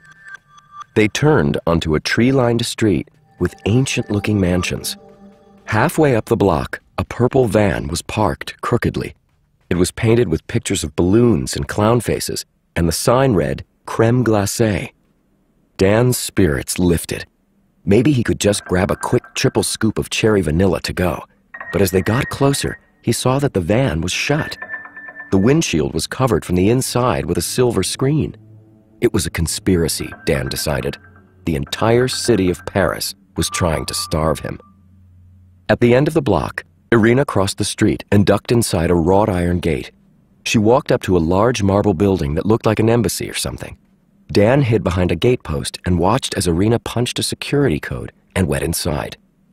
Look at the gate, Amy said. In the center was a gold-lettered sign that read, Institut de Diplomatie Internationale, Institute for International Diplomacy. The Lucian crest, Dan said. But what's an institution for, whatever that means? I guess it's like a school for ambassadors, Amy said. But don't you get it? That's just a cover. You remember what Jonah said? Paris is a Lucian stronghold. Dan's eyes lit up. This must be their secret base. Amy nodded. The question is, what do? We go in, Dan said. Right, without the security code? 5910. I watched her punch it in. Amy stared at him. How did you... Never mind. Let's go. But be careful. They probably have cameras and guard dogs and stuff. They squeezed inside the gate and ran up the front steps. Dan punched in the code. The door opened easily. No alarms went off. No guard dogs barked. Weird, he muttered, but it was too late for second guessing. They slipped inside the Lucian base. The entry hall was bigger than their whole apartment. The floor was polished marble and a chandelier hung from the ceiling. A set of black doors stood in front of them. On the left, a spiral staircase led up to a balcony. Look! Dan pointed above the doors. A surveillance camera was sweeping the room. It was angled away from them, but it wouldn't be for long. Then he heard voices from behind the double doors, someone coming in their direction. Quick! He ran for the stairs. Amy looked like she wanted to argue, but there was no time. She followed him up. Dan's heart pounded. He always thought it would be cool to play burglar and sneak into someone's house, but now that he was doing it for real, his hands were sweating. He wondered if the French still threw burglars into rat-infested dungeons. He'd seen something like that once in a musical Grace took them to. They sneaked along a second-floor hallway. I don't get it, Dan whispered. Irina must be a Lucian. Benjamin Franklin was a Lucian. Does that mean that Franklin was one of the bad guys? Maybe it's not that simple, Amy said. Look. Painted portraits hung along the walls. Napoleon Bonaparte, Isaac Newton, Winston Churchill, a few others Dan didn't recognize. More famous Lucians, Amy guessed. Not necessarily good or bad, but definitely a lot of powerful people. And we just invaded their house, Dan said. They passed a row of heavy oak doors, all of them closed.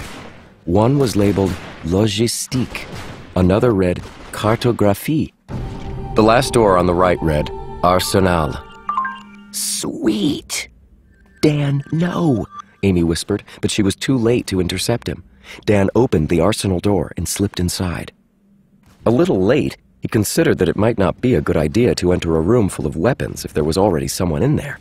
Fortunately, there wasn't. The arsenal was about 30 feet square and full of amazingly cool stuff. Crates of cannonballs, racks of knives, swords,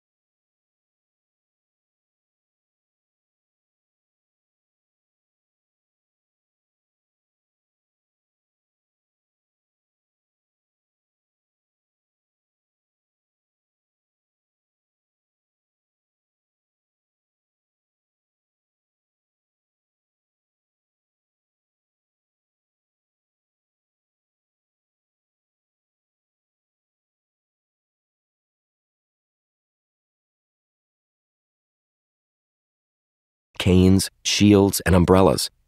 Dan wasn't sure about the umbrellas, but he figured they did something besides just stop the rain. "We shouldn't be here," Amy hissed. "Gee, you think?" Dan picked up a shoebox-sized wooden crate full of glass tubes with copper wires twined around the tops. "Hey, it's one of those Franklin batteries, like in the museum." Amy's eyebrows furrowed. "What's it doing in an arsenal?" "Don't know, but I'm collecting it." Despite Amy's protests, Dan stuffed the battery in his backpack. It fit because the pack was pretty much empty. The only other thing he had in there was the picture of his parents, wrapped in its plastic sleeve, which he decided to keep with him for good luck. A styrofoam egg carton caught his eye. He opened it and found a single silver orb with little blinking red lights. "This is cool, too." He dropped it into his backpack. "Dan, no." "What? They've got plenty of other stuff, and we need all the help we can get." "It could be dangerous." "I hope so." He was admiring the shurikens and thinking he might take some of those, too, when a door slammed somewhere down the hall. "Better know what she's doing," a man said in English. "If she's wrong." A woman responded in French. Both voices faded down the corridor. Yeah, there's that. "Come on," Amy insisted. "Now." We all fall. They poked their heads out to make sure the hall was clear, then sneaked out of the arsenal and deeper into the building. At the end of the hallway was another balcony, this one looking down on a big circular room. You've heard about the Prometheus What Dan initiative? saw below reminded him of a military command center. There were computers along the walls, and in the middle of the room was a conference table that seemed to be one huge flat-screen TV. You know what I'm saying? Irina Spassky was The core alone, teams, leaning the over the white coats tabletop. and suits with the Prometheus Stacks of initiative papers and were folders digging sat over next in to that her. weird city other She was side of the punching mountains. commands on the They were bringing tabletop, out making containers images packed with zoom or artifacts, shrink. regular She was tomb looking at a raiders. satellite Seemed map like they of were the having city. all the fun. Dan didn't dare Teams went speak, deep but he locked underground. eyes with They Amy. came out with stuff "I that want one of even I those," could tell he was told her. powerful and dangerous. Amy's expression said, They had that "Shut hum to up." it, you know? That feeling They of crouched weight, behind the age, balcony rail of and violence. watched as Irina commanded the map to Everything zoom was in getting on different packed up and ready locations. to ship out when it She happened. checked the Poor Richard's First, Almanac Dan sent book, down then the got out a case. pad of paper and Took jotted out a something whole down. detail there, She along with snatched up the base book camp. and the We had pad to pull and back. hurried out of the room, Then some back kind toward of the main sabotage. entrance. Someone on the "Amy, inside come was on." my guess. Dan straddled Wiping the out our railing. teams on the other "You'll side break of your the gateway. legs.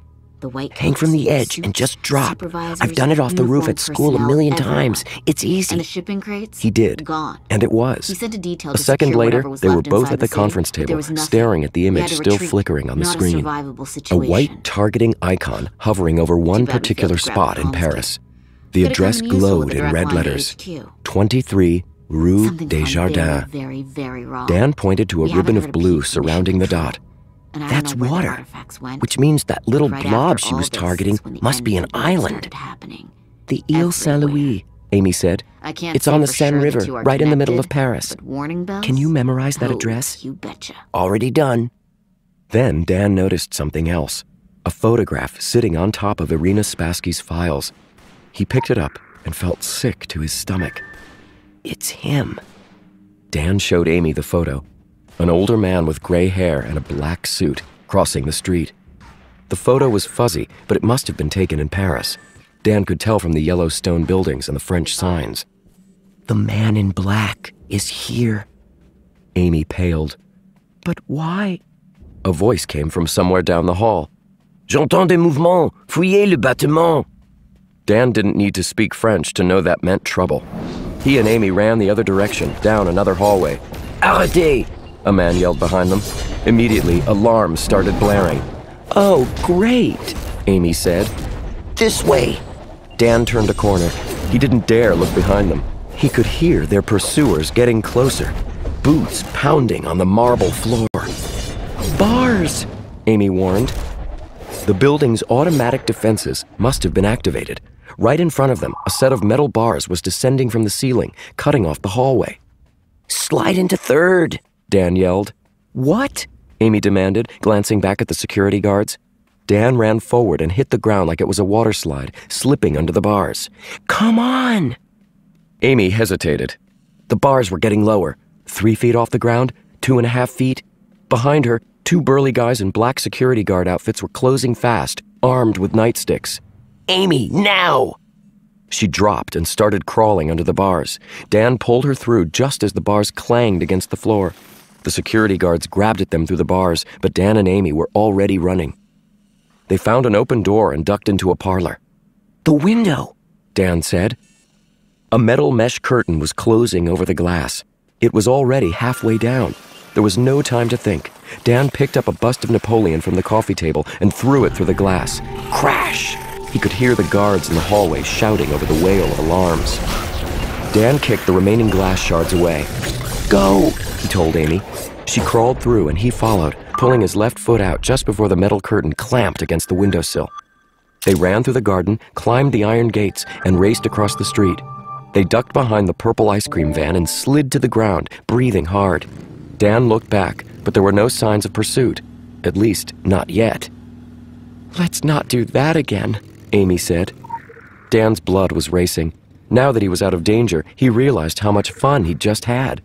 "I want an arsenal, and one of those computer screen tables. Amy, we need to make our own secret headquarters." "Oh, sure," Amy said, still breathing hard. She pulled some change and bills out of her pocket. "I've got about 253 euros left. You think that'll buy us secret headquarters?" Dan's heart sank. She didn't have to be so mean about it, but she was right. They were burning through their money fast. He didn't have much more than she did. They'd given most of it to Nellie for travel expenses, but it still wasn't much. If they had to fly somewhere else after Paris, he decided not to think about it. One thing at a time. "Let's get back to the metro," he said. "Yes," Amy said. "Back to Nellie. She'll be getting worried." Dan shook his head. "No time, sis. 23 Rue Desjardins. We have to find out what's on that island, and we have to get there before Irina." Chapter 13. Meanwhile, inside the ice cream van, the Holts were strangling each other. Madison was on Hamilton's back, hitting him over the head with a box of fudgesicles. Their mother, Mary Todd, was trying to pull them apart. Reagan and Arnold, the pit bull, were playing tug-of-war with a package of Eskimo pies. Eisenhower, the weary leader of the family, bellowed, "Stop it! Company, fall in!" Hamilton and Madison separated and snapped to attention, dropping the fudgesicles.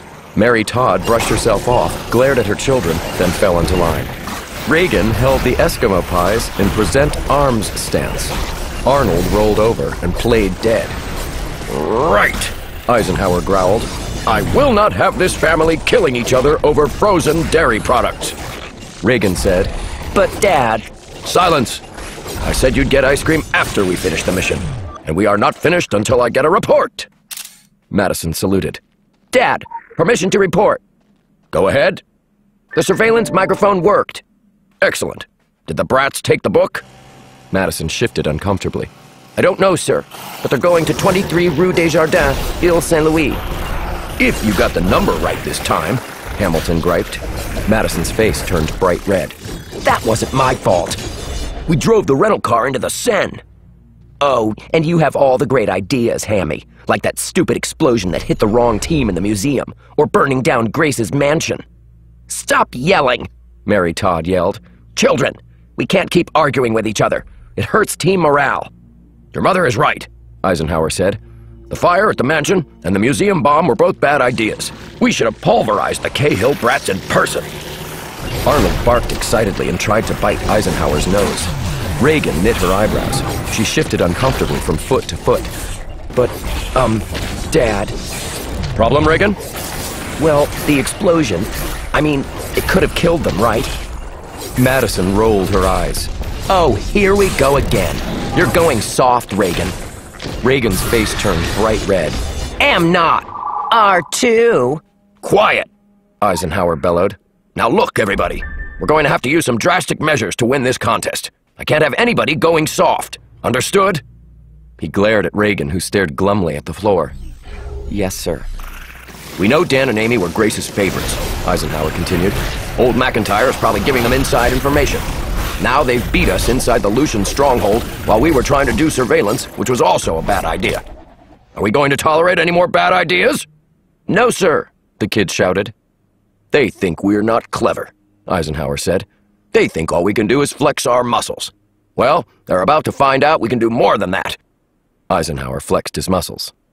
Teamwork, Mary Todd cried. Right, children? Yes, sir. Teamwork. Arf, Arnold said. Now, Eisenhower said.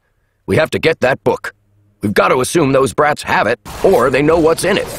We need to get to the Ile Saint-Louis without driving the ice cream van into the river. Who's with me? The kids and Mary Todd cheered. Then they remembered the ice cream, and the kids went back to strangling each other. Eisenhower grunted. He decided he'd let them wrestle for a while. Maybe it would build character.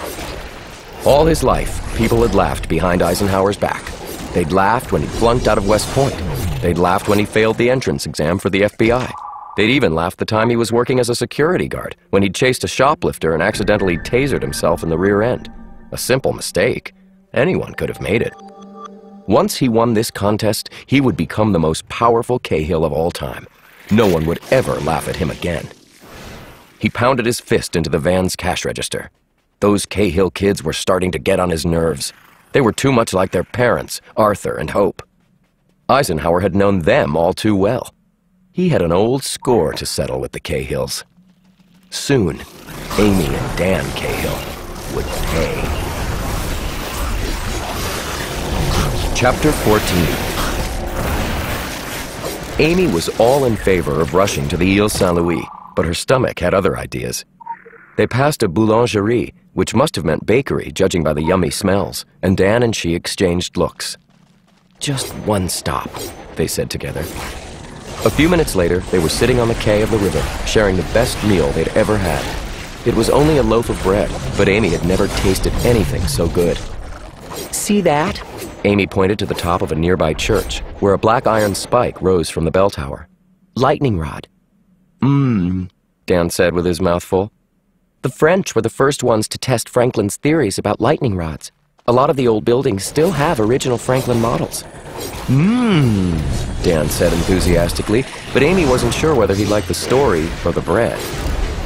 The sun was going down behind a bulkhead of black clouds. Thunder rumbled in the distance, but the Parisians didn't seem too concerned. Joggers and skaters crowded the riverside. A sightseeing boat loaded with tourists hummed along on the Seine. Amy tried to use the Starling's cell phone to call Nellie, but the phone was dead. Apparently it wasn't set up to get a signal in France. Her nerves were still buzzing from their raid on the Lucian stronghold. Despite all the security, it still seemed like they'd gotten in and out pretty easily, and she wasn't sure why. She also didn't like the stuff Dan had taken, the Franklin battery and that weird metal sphere. She knew better than to argue with him about it, though. Once he got his hands on something, he hardly ever let it go. She wondered how Irina Spassky had gotten the book from Uncle Alistair, and why she would be interested in the Ile Saint-Louis. It felt like a trap, but it was Amy's only lead, or at least the only lead she wanted to think about. Her mother's note in the Poor Richard's Almanac, "The Maze of Bones," still gave her chills. She tried to imagine what her mother or Grace would do in her place. They would be braver. They'd see what to do more clearly. Her mother had once searched for these same clues. Amy was sure of that now. Grace had intended Amy to take up the challenge, but what if Amy wasn't up to it? So far, she felt like she'd done a terrible job. Every time she'd needed to speak up, she failed. The other teams probably thought she was a mumbling loser. If it wasn't for Dan, she would have been lost. Just thinking about it made a lump form in her throat. They finished the bread. Amy knew they needed to get moving. She stared at the darkening sky and tried to remember details from her Paris guidebooks. There aren't any metro lines to the Ile Saint-Louis, she said. We'll have to walk. Let's do it. Dan hopped to his feet. Amy couldn't believe how quickly his spirits had rebounded. A few minutes ago, he'd been complaining about his feet and his heavy backpack. Now, a hunk of bread later, he was as good as new. Amy wished she was like that. She felt like lying down and sleeping for a century, but she wasn't going to tell that to Dan. It was full dark by the time they got to the Pont Louis-Philippe. The old stone bridge was lined with street lamps that glowed against the water. On the opposite side rose a cluster of trees and mansions, the Ile Saint-Louis. To the north was a larger island with a huge cathedral lit up yellow in the night. That's the Ile de la Cité over there, Amy said as they walked across, mostly to keep herself calm. And that's Notre Dame Cathedral. Cool, Dan said. You think we can see the hunchback? Maybe later. Amy decided not to tell him that the Hunchback of Notre Dame was just a character in a book. Anyway, the smaller island we're going to, the Ile Saint-Louis, the tour books hardly said anything about it. Mostly old houses and shops and stuff. I don't know why Irina would be looking there. No Ben Franklin history? Amy shook her head. It used to be called the Island of the Cows because that's all that lived there. Then they turned it into a neighborhood. Cows, Dan said. Exciting. After the other parts of Paris they'd seen, the Ile Saint-Louis felt like a ghost town. The narrow streets were lined with elegant old apartments, 5 stories tall with black gabled roofs. Most of the windows were dark. A lot of the shops were closed. Street lamps cast weird shadows through the branches of the trees, making monster shapes on the walls. Amy was too old to believe in monsters, but the shadows still made her uneasy. An elderly couple crossed the street in front of them. Amy wondered if it was her imagination, or if the couple really glanced at her suspiciously before they disappeared into an alleyway. On the next block, a guy in a beret was walking a Labrador Retriever. He smiled as he passed Amy and Dan, but his expression reminded Amy of Ian Cabra, like he knew a secret. You're just getting paranoid, she told herself. Or was it possible there were other people seeking the clues, people that weren't even part of the 7 teams? She glanced at Dan, but decided not to say anything about this. Not yet. The contest was already overwhelming enough. After another 100 yards, they found the Rue Desjardins. It was narrower than the streets around it, with crumbling stone buildings that might have stood there for centuries. Amy counted the street numbers. She stopped abruptly. Dan, 23 Rue Desjardins? Are you sure? Yeah, why? Amy pointed. There was no building at 23 Rue Desjardins. Instead, ringed with a rusty iron fence, was a tiny cemetery. At the back stood a marble mausoleum. In front, a dozen weathered headstones slanted every direction, like crooked teeth. The cemetery was sandwiched by tall buildings on either side. The one on the right said, Musée. The one on the left must have been some kind of shop once, but the windows were painted black and the door boarded up. The only light came from the dim orange glow of the city sky, which made the place seem even creepier. I don't like this, Amy said. There can't be any connection to Franklin here. How do you know? Dan asked. We haven't even searched. And those tombstones look cool. No, Dan, you cannot do charcoal rubbings. Oh. He walked through the cemetery gates, and Amy had no choice but to follow. The tombstones told them nothing. Once upon a time, they might have had inscriptions, but they'd been worn smooth over the centuries. Amy's pulse was racing. Something wasn't right. She racked her brain, trying to figure out why this place might be important to Ben Franklin, but she couldn't come up with anything. Cautiously, she approached the mausoleum. She'd always hated above-ground burial places. They made her think of dollhouses for dead people. The iron doors stood open. Amy was hesitant to get close. From 10 feet away, she couldn't see anything special inside, just old nameplates lining the walls, but a slab of marble lay on the ground in front of the doorway. With a start, Amy realized the inscription was a lot newer than the rest of the cemetery. It looked freshly carved. Se trouve ici Amy et Dan Cahill. Ils ont collé leur nez dans les affaires des autres. Whoa, Dan said. Why are our names... Some kind of message. Amy desperately wished she could read French. If she ever got back to the hotel, she promised herself she would make Nellie give her lessons. Inside, right? Dan said. No, it's a trap. But he stepped forward, and the ground collapsed. The marble slab dropped into nothingness, taking Dan with it. Dan! She ran to the edge of the hole, but the ground hadn't finished crumbling. Stone and dirt gave way like cloth under her feet, and Amy tumbled into darkness.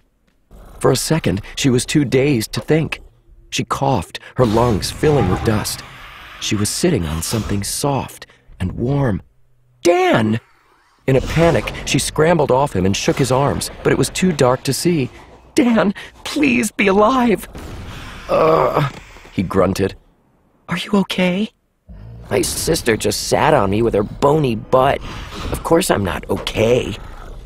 Amy breathed a sigh of relief. If he was being annoying, he must be fine. She got up unsteadily, dirt and stones shifting beneath her feet. Looking up, she could see the mouth of the ragged pit they'd fallen into. They were in some kind of a sinkhole. The ground was hollowed out, she muttered. The earth here is limestone. Lots of caves and tunnels under Paris. I guess we fell into one accidentally. Accidentally, Dan said. Irina lured us here on purpose. Amy knew he was probably right, but she didn't want to think about it, or what might happen next. They had to get out. She swept her arms around the edges of their pit, but it was just that, a pit. No side tunnels, no exits except for straight up, and they'd fallen over 10 feet. It was a miracle they hadn't broken any bones. Suddenly, a light blinded her from above. "Well, well," said a man's voice. "Ruff!" a dog yapped. When Amy's eyes adjusted, she saw 5 figures in purple warm-up suits smiling down at them, and one very excited pit bull. The Holts, Dan said. It figures. You helped Irina set us up. Oh, get over it, runt, Madison called down. We didn't set up anybody. Yeah, Reagan said. You fell in all by yourselves. She and Madison gave each other high fives and started laughing. Amy's hands started to tremble. This was just like her nightmares, stuck in a pit, a crowd of people laughing at her. But this was real. "So," Eisenhower Holt called down, "is this what you brats were looking for? Is this the Maze of Bones?" Her heart fluttered. What do you mean? "Oh, come on, Missy. We know all about the Maze of Bones. We read the almanac." You have the book? But Irina... "Stole it from us," Eisenhower growled. "After we stole it from the Korean dude. So we staked out her headquarters, but you got inside before we could launch an assault. Now you've got the book, and you came here, which means you know something." But we don't have the book, Amy said. We didn't even get a chance to... "Oh, come on," Hamilton said. His greased blonde hair gleamed in the night. "It was right there on page 52. BF, Maze of Bones, coordinates in the box. It was your mom's handwriting. Dad recognized it." Amy's whole body was trembling. She hated it, but she couldn't stop. The Holts had read farther in the book than she had. They'd found another message from her mother. Maze of Bones, coordinates in the box. She understood the Maze of Bones part, at least she feared that she did. But coordinates in a box? I don't know what it means, she said. We don't have the book, but if you let us out of here, maybe I could... Yeah, right, Madison sneered. Like we'd help you. They started laughing again, the entire Holt clan, making fun of her. Please, stop, she whispered. Don't... Oh, she's gonna cry. Hamilton grinned. Man, you two are pathetic. I can't believe you got past the fire and the bomb. What? Dan yelled. You burned Grace's mansion? You set off that bomb in the museum? To slow you down, Eisenhower admitted. We should have beaten you up in person. Sorry about that. Dan threw a rock, but it sailed harmlessly between Reagan's legs. You morons! Get us out of here! Reagan frowned, but Madison and Hamilton started yelling back at Dan. Arnold barked. Amy knew this was getting them nowhere. They had to convince the Holts to let them out, but she couldn't make her voice work. She wanted to curl into a ball and hide. Then the ground shook. There was a rumbling sound like a large engine. The Holts turned toward the street and looked astonished by whatever they saw. "You little tricksters!" Eisenhower glared down at them. "This was an ambush, wasn't it?" What are you talking about? Dan asked. A truck is blocking the gates, Mary Todd said. A cement truck. Dad, look, Reagan said nervously. They've got shovels. Amy's danger sense started tingling. Dan turned toward her, and she could tell he was thinking the same thing. They're going to fill the hole, Dan said. Aren't they? She nodded weakly. Mr. Holt! Dan started jumping like Arnold the dog, but he couldn't reach the top of the pit. Come on, you've got to get us out. We'll help you. Mr. Holt snorted. You let us into this. Besides, you runts can't fight. Dad, Reagan said, maybe we should. Shut up, sis. Hamilton growled. "We can handle this." "Reagan," Dan yelled. "Come on, tell them to let us out." Reagan just knit her eyebrows and stared at the ground. Dan looked at Amy desperately. "You gotta do something. Tell them you can figure out the book." But the words wouldn't come. Amy felt like she was already being covered in cement. Her brother needed her. She had to say something, but she just stood there, frozen and helpless, and hating herself for being so scared. "Hey!" Dan yelled up. "Amy knows what the clue means. She'll tell you if you let us out." Mr. Holt scowled. Amy knew he wouldn't go for it. They'd be stuck down here forever, cemented in. Then Mr. Holt stripped off his warm-up jacket and lowered it into the pit. "Grab the sleeve." Within seconds, Amy and Dan were out of the pit. Sure enough, a cement truck had blocked the gates of the cemetery. 6 thugs in coveralls and hard hats were lined up at the fence, hefting shovels like they were ready to fight. "All right, team," Mr. Holt said with relish. "Let's show them how it's done. Holt style!" The whole family rushed forward. Mr. Holt grabbed the first thug's shovel and swung it, with the guy still attached, into the side of the cement truck. Clang! The girls, Madison and Reagan, plowed into one thug so hard he flew across the street and crashed through the window of a flower shop. Arnold bit the third thug in the leg and held on with jaws of iron. Mary Todd and Hamilton tackled a fourth thug against the chute on the back of the truck. His head hit a lever and cement started spilling all over the street. Unfortunately, 2 thugs remained, and they ran straight for Amy and Dan. Fear closed around Amy's throat. She recognized their faces. They were the security guards from the Lucian stronghold. Before she could even think of a plan, Dan unzipped his backpack and took out his blinking silver sphere. "Dan, no!" Amy said. "You can't!" But he did. As much as he loved baseball, Dan was the world's worst pitcher. The sphere sailed right past the 2 guys who were charging them and exploded under Mr. Holt's feet with a blinding yellow flash. The noise was like the world's largest snare drum being smashed with a sledgehammer. Amy went cross-eyed. When she regained her senses, she saw the entire Holt family and the guys they'd been battling flat on the ground, knocked unconscious. Except for the 2 thugs Dan meant to hit. They were only dazed, stumbling around and shaking their heads. Amy turned to Dan in horror. "What did you do?" Dan looked surprised. Concussive grenade, I think. Like the one in the museum. I knocked them out." The 2 thugs who were still on their feet blinked a few times, then refocused on Dan and Amy. They didn't look happy. "Run!" Dan pulled Amy behind the mausoleum, but there was nowhere to go. Just another iron fence, and a few yards behind that, the back of a building. Brick walls, 30 feet high. Desperately, they climbed the fence anyway. Amy's shirt got stuck on the top, but Dan pulled her free. Together they pressed against the back wall. There was no alley, no exit. They were trapped. If only they had a weapon. And then Amy realized her brain wasn't paralyzed by fear anymore. The explosion had snapped her back to her senses. She knew what they needed. Dan, the Franklin battery. What good will that do? She ripped open his backpack and took out the battery. The 2 thugs advanced warily, probably wondering whether Dan had any more grenades. Amy uncoiled the battery's copper wires and made sure the ends were stripped. "I hope it has a charge." "What are you doing?" Dan asked. "Franklin used to do this for fun," she said, "to startle his friends. Maybe if it's got enough juice." The men were at the fence. One of them snarled something in French. It sounded like an order to surrender. Amy shook her head. The men began to climb, and Amy leaped forward. She touched the wires against the fence, and the men yelped in surprise. Blue sparks flew off the metal bars. Smoke curled from the men's hands, and they fell backwards, stunned. Amy threw down the battery. "Come on!" she yelled. In a heartbeat, they were over the fence. They raced out of the graveyard, past the unconscious Holts, the thugs, and the overturned cement truck. Amy felt a twinge of guilt leaving the Holts behind unconscious, but they had no choice. They didn't stop running until they were halfway across the Pont Louis-Philippe. Amy doubled over, gasping for breath. At last, they were safe. They'd survived the trap. But when she looked back, she saw something that scared her worse than the graveyard.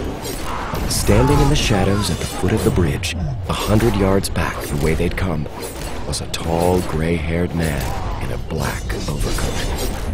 And Amy was sure he was watching them. Chapter 15. Dan thought Nellie was going to kill them. He'd never seen her face that shade of red before. You did what? She paced their tiny hotel room. 2 hours, you said. 2 hours. And I was standing outside the hotel for like ever, and you didn't come. You didn't call. I thought you were dead. She shook her iPod for emphasis, and the loose earbuds danced around. Our phone didn't work, Amy said sheepishly. We got sidetracked, Dan added. There was this concussive grenade, and a cement truck, and a battery, and a loaf of bread. Dan was pretty sure that covered all the important details, but Nellie looked like she didn't understand. Start from the beginning, she said, and no lies. Maybe it was just because he was too tired to lie, but Dan told her the whole story, even about the 39 clues, with Amy filling in the stuff he forgot. So you almost died, Nellie said in a small voice. Those jerks were going to pour cement on you. Maybe a little cement, Dan said. What did the inscription say? Nellie asked. Dan didn't know any French, but he'd automatically memorized the words on the marble slab. He repeated them to Nellie. Here lie Amy and Dan Cahill, she translated, who stuck their noses into the wrong people's business. It was Irina Spassky's fault, Dan said. She tricked us into going there. The whole thing was a setup. And we can't even pay you, Amy added miserably. We don't have enough money for the flight home. I'm really sorry, Nellie. Nellie stood very still. Her glitter eyeshadow was red today, which made her eyes look even angrier. Her arms were crossed over her t-shirt, which showed a picture of a screaming punk rocker. All in all, she looked pretty scary. Then she grabbed Amy and Dan and hugged them fiercely. She knelt down so she was looking them in the eyes. I've got some credit left on my MasterCard. We'll be fine. Dan was confused. But you're not going to kill us? I'm going to help you, stupid. Nellie shook his shoulders gently. Nobody messes with my baby cities. Oh, Paris, Dan corrected. Whatever. Now get some sleep. Tomorrow we're going to slap some people senseless. Maison des Gardons did not mean the House of Gardens.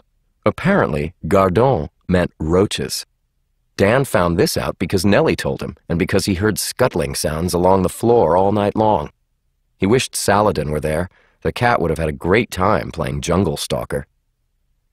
In the morning, everybody looked bleary-eyed, but they showered and changed clothes. Nellie came back from the corner cafe with coffee for herself, hot chocolate for Dan and Amy, and pain au chocolat for all of them. Dan figured any country that ate chocolate for breakfast couldn't be all bad. So, Dan said, can I get some more grenades today? No, Amy said. Dan, you're lucky it was only concussive. You could have wiped out the whole Holt family. And that would have been bad because... Okay, knock it off, Nellie said. The important thing is you guys are safe. Amy picked at her croissant. She looked pale this morning. Her hair was a tangled mess. Dan, I'm sorry about last night. I panicked. I almost got us killed. Dan had pretty much forgotten that part. He'd been annoyed with her at the time, but it was hard to stay mad when Amy looked so miserable and apologized. Plus, she'd done that cool thing with the battery, which had kind of made up for her freaking out. Don't worry about it, he said. But if it happens again... Hey, if we let Irina lure us into a trap again, we're stupider than the Holts. Amy didn't look very comforted. What I don't understand is the man in black. Why was he there last night? And if the Holts started the fire at the mansion and set up the museum explosion, then what was the man in black doing in both places? Dan finished. And why did Irina have a photo of him? He waited for Amy to come up with one of her, "Oh, I did a book report on that last year" answers, but she just kept frowning at her breakfast. Maybe you guys should concentrate on where we go next, Nellie advised. Amy took a deep breath. I think I know where to go. Dan, can I use your laptop? He stared at her because Amy didn't like computers. but finally he brought it over and Amy started searching the internet. In no time, she grimaced and turned the screen for them to see. The picture showed a pile of bones in a dark stone room. I've suspected for a while, Amy said, but I was hoping I was wrong because it's risky. The Maze of Bones. That's what Mom's note said in Poor Richard's almanac. We have to explore the catacombs. Is that where they keep the cats? Dan asked. It seemed like a perfectly reasonable question to him, but Amy gave him a, "You're such a dummy" look. The catacombs are an underground maze, she said. I told you Paris is riddled with caves and tunnels, right? All the limestone they used to build the city, ever since the Roman days, they dug from underground, and it left a whole network of empty spaces. Some are just pits, like the one we fell in last night. And some are networks of tunnels, Nellie said. Yeah, I remember hearing about this. And they're filled with bones, right? I want a room decorated with bones, Dan said. Where'd they come from? Cemeteries, Amy said. Back in the 1700s, the cemeteries were getting overcrowded, so they decided to dig up tons of old bodies, all their bones, and move them into the catacombs. The thing is, look at the dates. See when they started moving bones into the catacombs? Dan squinted at the screen. He didn't see what she was talking about. Is it my birthday? No, doofus, look. 1785. They didn't officially declare it open until the next year, but they started planning the project and moving the bones in 1785, which was also the last year Benjamin Franklin was in Paris. Whoa, you mean... He hid something down there. It got so quiet, Dan could hear roaches scuttling in the closet. So, Nellie said, we have to go underground into a maze filled with bones and find whatever it is. Amy nodded. Except the catacombs are huge. We don't know where to look. The only thing I can think, there's one public entrance. It says here it's across from the Denfert Rochereau metro station in the 14th arrondissement. But if that's the only public entrance, Dan said, then the other teams might head there too. Everybody's been stealing that almanac from each other. They'll figure out the Maze of Bones thing eventually, if they haven't already. Good enough for me. Nellie brushed the chocolate and breadcrumbs off her shirt. Let's go meet your family. Dan's backpack was a lot lighter today. But before they left, he made sure the photo of his parents was still safe in the side pocket. His mom and dad were right where he'd left them, in their plastic photo album sheet, smiling from the top of their mountain like they hadn't minded sharing space with a Franklin battery and a grenade at all. He wondered if they'd be proud of him for getting out of that pit last night, or if they'd be all protective like Amy. You almost got yourself killed, blah, blah, blah. He decided they would have been cooler than that. They'd probably had tons of dangerous adventures. Maybe their house had an arsenal too, before it burned down. Dan, Amy called, get out of the bathroom and let's go. Coming, he shouted. He looked at his parents one more time. Thanks for the note about the Maze of Bones, Mom. I won't let you down. He slipped the photo back into his pack and went to join Amy and Nellie. I do not need the likes of you. They weren't out of the Denfert Rochereau metro station 2 minutes before they spotted Uncle Alistair. He was kind of hard to miss in his cherry-red suit and canary-yellow ascot, his diamond-tipped cane swinging in one hand. The old man sauntered toward them, smiling with his arms out. As he got closer, Dan noticed he had a black eye. My dear children! Nellie whopped him upside the head with her backpack. Ow! Uncle Alistair curled over, cupping his hand over his good eye. Nellie, Amy said. Sorry, Nellie muttered. I thought he was one of the bad guys. He is, Dan agreed. No, no. Alistair tried to smile, but all he could do was wince and blink. Dan figured his other eye was going to be black now thanks to that pop. Nellie's backpack was not light. Children, please, you must believe me. I am not your enemy. You stole the book from us, Dan said, and left us for dead. Children, I admit it. I thought you were lost in the fire. I barely made it out myself. Fortunately, I found a latch that opened the door. I called for you, but you must have discovered another way out. I had the almanac, yes. I couldn't leave it behind. I admit I panicked when I got outside. I feared our enemies were still about, or that I would be blamed for the terrible fire. So I fled. Forgive me." Amy's scowl softened, but Dan didn't believe this guy at all. "He's lying," Dan said. "Trust no one, remember?" "Should I hit him again?" Nellie asked. Uncle Alistair flinched. "Please, listen. The catacombs are right there." He pointed across the street to a simple building with a black facade. White letters above the door read, "Entrée des Catacombes." The street around it looked like a normal neighborhood. Townhouses, apartments, pedestrians on their way to work. It was hard to believe a maze of dead people lay right underneath. "I must speak with you before you go in," Alistair insisted. "All I ask is 10 minutes. You are in grave danger." "Grave danger," Dan grumbled. "That's supposed to be a joke?" Dan, Amy put her hand on his arm. Maybe we should listen to him. 10 minutes. What do we have to lose? Dan could think of a lot of things, but Alistair smiled. "Thank you, my dear. There is a cafe just here. Shall we?" Alistair was buying, so Dan ordered an early lunch, a turkey and cheese sandwich with chips and a large Coke, which for some weird reason was delivered in a glass with no ice. Nellie spoke with the waiter in French for a long time and ordered some exotic gourmet thing. The waiter looked impressed with her choice, but when it came, Dan couldn't tell what it was. It looked like gobs of silly putty and garlic butter. In a sad voice, Alistair explained how the Holts had ambushed him outside de Gaulle Airport and taken the Poor Richard's Almanac. "The barbarians hit me in the face and cracked one of my ribs. I really am getting too old for this sort of thing." He touched his bruised eyes. "But why is everyone trying to kill each other over that book?" Amy asked. "Aren't there other ways to find the clue, like the invisible message we found in Philadelphia?" "Amy," Hey. Dan said, "keep secrets much?" "It's all right, my boy," Alistair said. "You're correct, of course, Amy. There are many possible paths toward the next clue. For instance, I found a message encoded in a famous portrait by... Well, here, see for yourself." Uncle Alistair reached into his coat and pulled out a paper. He unfolded a color print of a painting.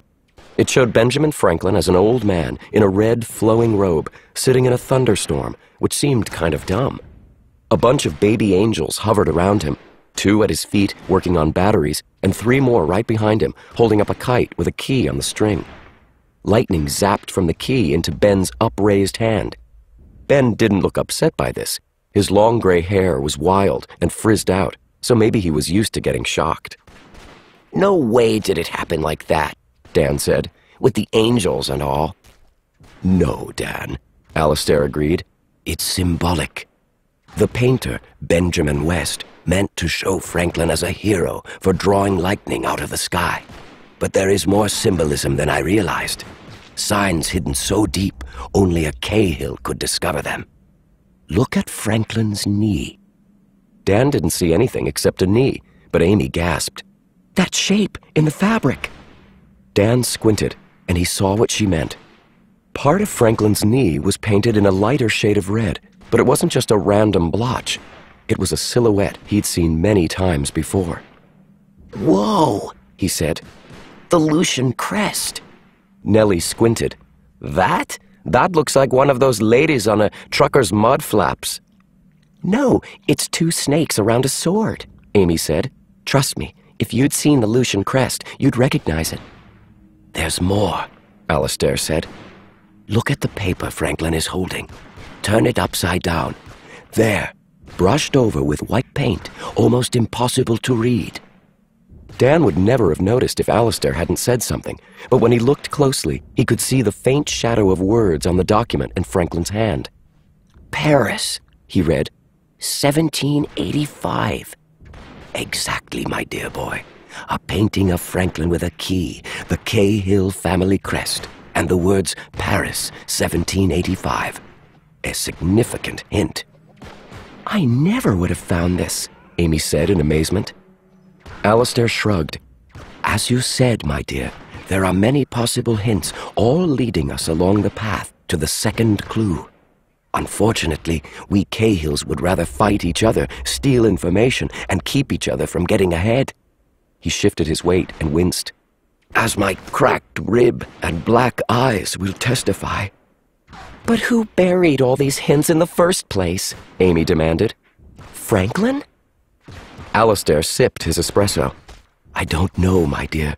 If I were to guess, I'd say it is a hodgepodge, a collected effort by many Cahills over the centuries. Dear old Grace seems to be the one who wove them all together, though why or how, I don't know. Whatever the final treasure is, the greatest Cahill minds have gone to a good deal of trouble to hide it. Or perhaps, as in the case of Benjamin Franklin, some of them are trying to lead us toward it. I suppose we will only know for certain when we find the treasure. We? Dan said. I still believe we must have an alliance, Alistair said. Nellie shook her head. Don't trust this guy, kiddos. He's too smooth. Alistair laughed. And you're an expert on smooth, my teenage babysitter? Au pair, Nellie corrected. Alistair looked like he wanted to make another joke at her expense. Then he glanced at her lethal backpack and apparently changed his mind.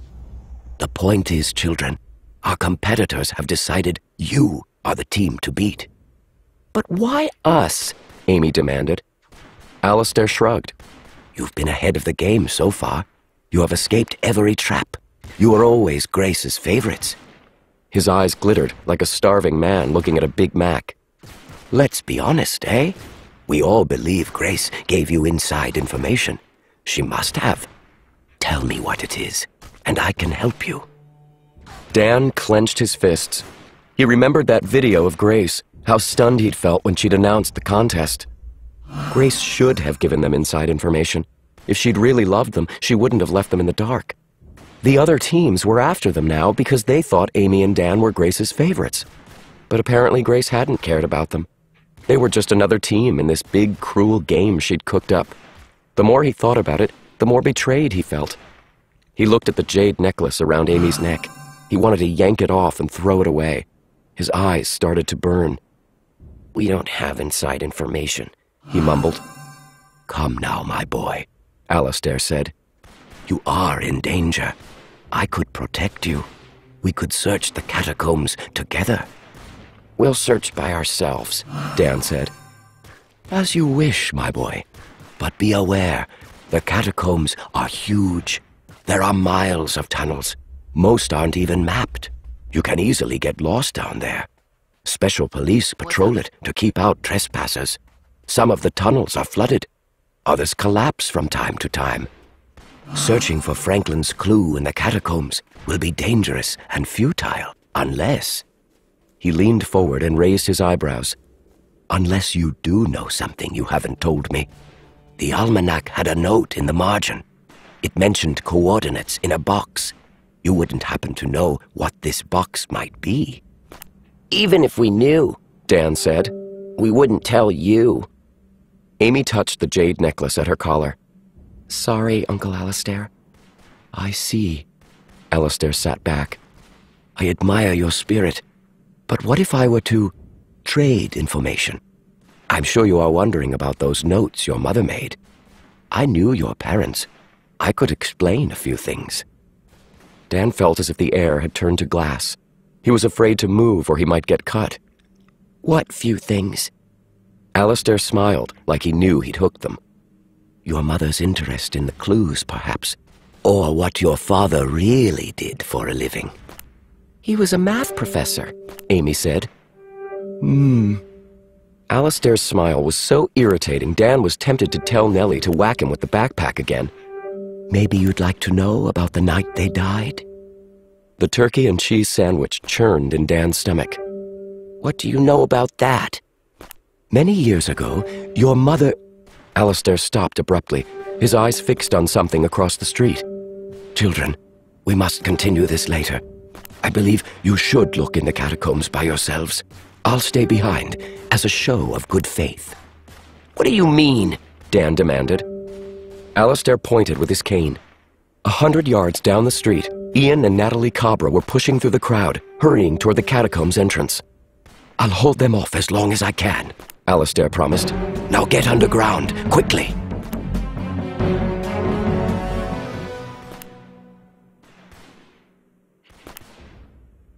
Chapter 16. Amy hated crowds, but the idea of plunging into the middle of 7 million dead people didn't bother her. Nellie, Dan, and she hurried down a metal staircase. They found themselves in a limestone corridor with metal pipes running overhead and dim electric lights. The warm air smelled of mildew and wet rock. Only one exit, guys, Nellie said nervously. If we get caught down here. The tunnel should branch out soon, Amy said, trying to sound more confident than she felt. The stone walls were etched with graffiti. Some looked recent, some ancient. One inscription was engraved on a marble slab right above their heads. "Stop, mortals," Nellie translated. "This is the Empire of Death." "Cheerful," Dan muttered. They kept walking. The floor under Amy's feet was slushy gravel. Amy was still thinking about Uncle Alistair. Had he really known something about their parents, or was he just manipulating them? She tried to put it out of her mind. "Where are the bones?" Dan asked. Then they turned a corner into a large room, and Dan said, "Oh." It was the creepiest place Amy had ever seen. Against the walls, human bones were stacked like firewood from the floor to above Amy's head. The remains were yellow and brown, mostly leg bones, but skulls stared out here and there like patches on a quilt. A line of skulls topped each stack. Amy walked in awed silence. The next room was the same as the first, wall after wall of moldering remains. Dim electric lights cast eerie shadows over the dead, making their empty eye sockets look even scarier. "Gross," Nellie managed. "There's like thousands." "Millions," Amy said. "This is only one small part." "They dug all these people up?" Dan asked. "Who would want that job?" Amy didn't know, but she was amazed how the workers had made patterns with skulls in the stacks of femurs. Diagonals, stripes, connect-the-dot shapes. In a weird, horrible way, it was almost beautiful. In the third room, they found a stone altar with unlit candles. "We need to find the oldest section," Amy said. "These bones are too recent. Look at the plaque. It's from 1804. See you soon. She led the way. Eyeless sockets of the dead seemed to stare at them as they passed. "These are cool," Dan decided. "Maybe I could—" "No, Dan," Amy said. "You can't collect human bones." "Aw." Nellie mumbled something that sounded like a prayer in Spanish. "Why would Benjamin Franklin want to come down here?" "He was a scientist." Amy kept walking, reading the dates on the brass plaques. "He liked public works projects. This would have fascinated him." "Millions of dead people," Nellie said. "Real fascinating." They turned down a narrow corridor and found themselves facing a metal gate. Amy shook the bars. The gate creaked open like it hadn't been used in hundreds of years. "Are you sure we should go down there?" Nellie asked. Amy nodded. The dates were getting older. On the other hand, there were no metal pipes on the ceiling up ahead, which meant no electric lights. "Anybody got a flashlight?" she asked. "Yeah," Nellie said. "On my keychain." She pulled out her keys and handed them to Amy. There was a little push-button pin light. Not much, but better than nothing. They kept going. After 100 feet, they emerged in a small room with only one other exit. Amy shone the flashlight on an old plaque framed in skulls. 1785! These have to be the first bones put down here. The wall they were looking at was in bad shape. The bones were brown and crumbly, and some had scattered across the floor.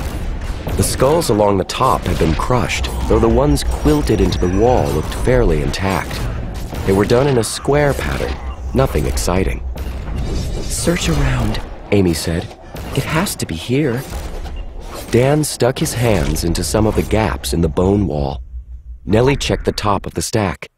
Amy looked into the skull's eye sockets with the flashlight, but she saw nothing. It's hopeless, she said at last. If there was anything here, another team must have found it. Dan scratched his head. Then he scratched a skull's head. Why are they numbered? Amy wasn't in the mood for his games. What numbers? Here, on the forehead. Dan tapped one of the skulls. This guy was number 3. Were they on a football team or something? Amy leaned in closer. Dan was right. The number was very faint, but scratched into the skull's forehead, like someone had carved it with a knife, was the Roman numeral 3. She examined the skull below it. 19. A square pattern. Skulls with numbers. Check them all, quick! It didn't take long. There were 16 skulls woven into the pile of bones, done in 4 rows and 4 columns. 3 of the skulls didn't have numbers. The rest did. A chill went down Amy's back. Coordinates in a box. A magic box. What? Dan said. What magic? Dan, can you memorize these numbers and their placement? I already have. We need to get out of here and find a map. This is the clue. Well, the clue to the real clue, whatever Franklin was hiding. Wait a sec, Nellie said. Franklin scratched numbers on skulls? Why? It's a magic box, Amy said. Franklin used to play with numbers when he got bored. Like when he was sitting in the Philadelphia Assembly and he didn't want to listen to the dull speeches. He would create magic boxes, number problems for himself. He would fill in the missing numbers. The sums had to match, horizontally and vertically. Nellie scowled. You're telling me Benjamin Franklin invented Sudoku? Well, yeah, in a way. And these are coordinates, Dan supplied. The missing sums show the location of the next clue. Clapping echoed through the room. Bravo. Amy turned. Standing in the entrance were Ian and Natalie Cabra. I told you they could do it, Ian said to his sister. Oh, I suppose, Natalie conceded. Amy hated that even underground in a room full of bones, Natalie managed to look glamorous. She was wearing a black velour catsuit, so she looked 11 going on 23. Her hair hung loose around her shoulders. The only part of her outfit that didn't match was the tiny silver dart gun in her hand. Perhaps it wasn't all bad that Irina failed us. You, Dan yelled. You convinced Irina to set us up at the Ile Saint-Louis. You almost got us buried in cement. A shame it didn't work, Natalie said. You would have made a fine welcome mat for the mausoleum. But why? Amy stammered. Ian smiled. To put you out of commission, of course, and to give us extra time to find this place. We needed to make sure this wasn't some clever misdirection by our dear cousin Irina. I should have noticed the magic box earlier. Thanks for your help, Amy. Now, if you'll move aside, we'll just copy down those numbers and be off. Amy took a shaky breath. No. Ian laughed. Isn't she cute, Natalie, acting like she has a choice? Yes. Natalie wrinkled her nose. Cute. Amy blushed. The Cabras always made her feel so awkward and stupid, but she couldn't let them get the clue. She snatched up a leg bone. One move and I'll crush the skulls. You'll never get the numbers. It didn't sound like a very convincing threat, even to her, but Ian paled. Now let's not be stupid, Amy. I know how nervous you get, but we won't hurt you. Not at all, Natalie agreed. She pointed her dart gun at Amy's face. I think poison 6 will be adequate. Nothing lethal. Just a deep, deep sleep. I'm sure someone will find you down here. Someday. A shadow loomed up behind the Cabras. Suddenly, Uncle Alistair charged into the room and knocked Natalie to the ground. Her dart gun skittered away, and Ian dove after it. Run! Alistair yelled. Amy didn't argue. She, Nellie, and Dan raced through the other exit, into the darkness, deeper into the catacombs. They ran for what seemed like hours, with nothing but the pinlight to guide them. They turned down one corridor and found it blocked by a mound of rubble. They doubled back and followed another tunnel until it submerged completely in murky yellow water. Soon, Amy had no idea which direction they were heading. Alistair said there are police down here, she murmured. I wish one would find us. But they saw no one. The little flashlight started to dim. No, Amy said. no, no, no. They forged ahead, 50 feet, 60 feet, and their light went out completely. Amy found Dan's hand and squeezed it tight. It's going to be fine, kiddos, Nellie said, but her voice was quavering. We can't be lost down here forever. Amy didn't see why not. The catacombs went on for miles and had never been mapped completely. There was no reason anyone would come looking for them. We could shout for help, Dan said. It won't do any good, Amy said gloomily. I'm sorry, guys. This is not how I wanted things to end. It's not the end, Dan said. We could follow one wall until we find another exit. We could... Shh, Amy said. I'm just saying... Dan, seriously, be quiet. I thought I heard something. The tunnel was silent except for the distant drip of water. Then Amy heard it again, a faint rumbling from somewhere in front of them. A train? Nellie asked. Amy's spirits lifted. We must be near a metro station. Come on! She shuffled forward with her hands outstretched. She shuddered as she touched a wall of bones, but she followed the corridor as it twisted to the right. Gradually, the rumbling sounds grew louder. Amy groped to the left. Her hand touched metal. A door! She cried. Dan, there's some kind of lock mechanism here. Come here and figure this out. Where? She found him in the dark and guided his hands to the lock. Within seconds, the hatch creaked open and they were blinded by electric light. It took Amy a few moments to comprehend what she was seeing. The hatch was more like a window than a door, a square opening about 5 feet off the ground, just big enough to crawl through if they climbed up to it. They were eye level with the side of some railroad tracks, metal rails on wooden ties, and something brown and furry was scampering over the gravel bed. Amy jumped. A rat! The rodent regarded her, clearly unimpressed, then scurried on its way. It's a rail pit, Dan said. We can climb out and... The light got brighter. The whole tunnel rumbled. Amy fell back and cupped her ears against the sound, like a herd of dinosaurs. A train blasted past in a blur of metal wheels.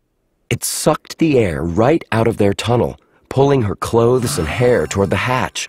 Then, just as suddenly, it was gone. When she was sure her voice would work again, she said, We can't go out there. We'll get killed. Look, Dan said. There's a service ladder about 5 feet down. We'll crawl up to the rails, run to the ladder, and climb to the platform. Easy. That's not easy. What if another train comes? We can time it, Nellie suggested. I've got a clock on my iPod. She pulled it out of her pocket, but she'd hardly pressed the wheel before another train roared by. Nellie's glittery eyeshadow made her face look ghostly in the dim light. That was less than 5 minutes. The rails must be for express trains. We'll have to hurry. Right, Dan said, and just like that, he scrambled up and out of the hatch. Dan! Amy shouted. He turned, crouching on the tracks. Come on! In a daze, Amy let Nellie give her a boost. With Dan's help, she crawled out. Now help me with Nellie, Dan said. But watch the third rail. Amy stiffened. 2 feet away was the black electric rail that ran the trains. She knew enough about subways to understand that one touch would be worse than 1,000 Franklin batteries. She helped Nellie out of the hatch, but it was a tight squeeze. They lost time. The rails hissed and clicked beneath them. I'm okay, Nellie said, brushing off her clothes. Let's get to the ladder. Dan started to follow, but he lurched when he tried to stand, like he was caught on something. Dan? Amy said. It's my backpack, he said. It's wedged. He tugged at it helplessly.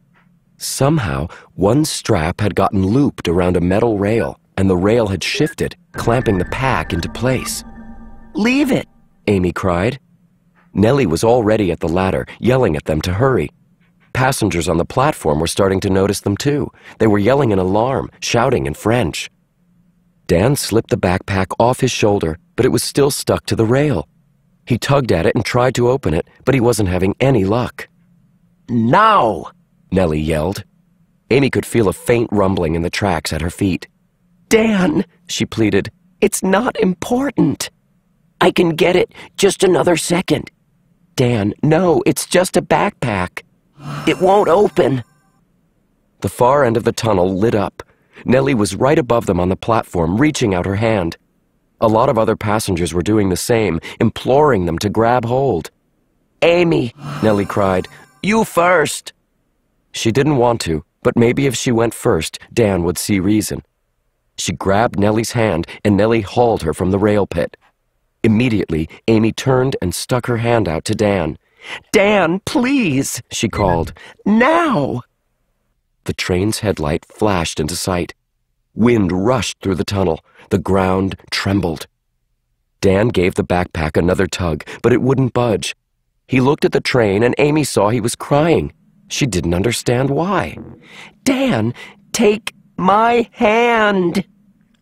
She leaned out as far as she could. The train barreled down on them. With a cry of anguish, Dan grabbed her hand, and with more strength than Amy knew she had, she yanked him out of the pit so hard they tumbled over each other. The train rushed on. When the noise died, the passengers on the platform all broke loose at once, scolding them in French while Nellie tried to explain and apologize. Amy didn't care what they were saying. She held her brother, who was crying harder than he had since he was little. She looked over the edge of the pit, but the backpack was gone, swept away into the tunnels by the force of the train. They sat for a long time while Dan shivered and wiped his eyes. Eventually, the passengers lost interest in them. They drifted away or stepped onto other trains and disappeared. No police came. Pretty soon it was just Nellie, Amy, and Dan sitting in a corner of the platform like a homeless family. Dan, Amy said gently. what was in there? What did you have in the backpack? He sniffed and rubbed his nose. Nothing. It was the worst lie Amy had ever heard. Usually she could tell what he was thinking just by looking at his face, but he was hiding his thoughts from her. She could only tell that he was miserable. Forget it, he said. We don't have time. Are you sure? I said forget it. We need to figure out that number box before the Cobras, don't we? She didn't like it, but he was right. Besides, something told her that if they stayed here much longer, the police would come and start asking questions. She took one last look at the rail pit where Dan had almost died and the dark hatch that led into the catacombs. Fear still coursed through her body, but they'd been through too much to give up now. Let's go then, she said. We've got a clue to find. Outside, it had started to rain. By the time they found a cafe, Dan seemed back to normal, or at least they'd come to a silent agreement that they would act like everything was normal. They sat under the awning to dry off while Nellie ordered food. Amy didn't think she could eat, but she was hungrier than she'd realized. It was 5 in the afternoon. They'd been in the catacombs a long time. She shuddered as she thought about Ian and Natalie and the poisoned dart gun. She hoped Uncle Alistair was all right. She still didn't trust him, but there was no denying he'd saved them in the catacombs. She had terrible thoughts of the old man lying alone and unconscious in the maze. As they ate brie and mushroom sandwiches, Dan drew skulls and Roman numerals on a napkin. 12, 5, 14, he said. Those are the missing numbers. Amy didn't bother checking his math. He never messed up on number problems. Maybe it's an address and an arrondissement, she said. Nellie wiped off her iPod. Wouldn't the address have changed in 200 years? Amy got a hollow feeling in her gut. Nellie was probably right. Paris might not have had the arrondissement system when Franklin lived here, and street addresses definitely would have changed, in which case Franklin's clue was no good anymore. Would Grace have sent them on a search that couldn't be finished? Why not? A resentful voice said inside of her. Grace didn't care enough to tell you about the quest in person. If Dan had died in that rail pit, it would have been Grace's fault. No, she decided. That wasn't true. Grace must have had a reason. The numbers must refer to something else. Amy could only think of one way to find out. The same thing she did whenever she had an unsolvable problem. We need to find a library. Nellie talked to the waiter in French, and he seemed to understand what they wanted. Pas de problème, he said. He drew a map on a fresh napkin and scribbled the name of a metro station, École Militaire. We have to hurry, Nellie said. He says the library closes at 6. Half an hour later, soggy and still smelling like the catacombs, they arrived at the American Library in Paris. Perfect, Amy said. The old building had black metal security bars over the doorway, but they were open. Peering inside, Amy saw stacks of books and plenty of comfortable places to read. Why should these guys help us? Dan asked. I mean, we don't have a library card or anything. But Amy was already climbing the steps. For the first time in days, she felt absolutely confident. This was her world. She knew what to do. The librarians came to their aid like soldiers responding to a battle cry.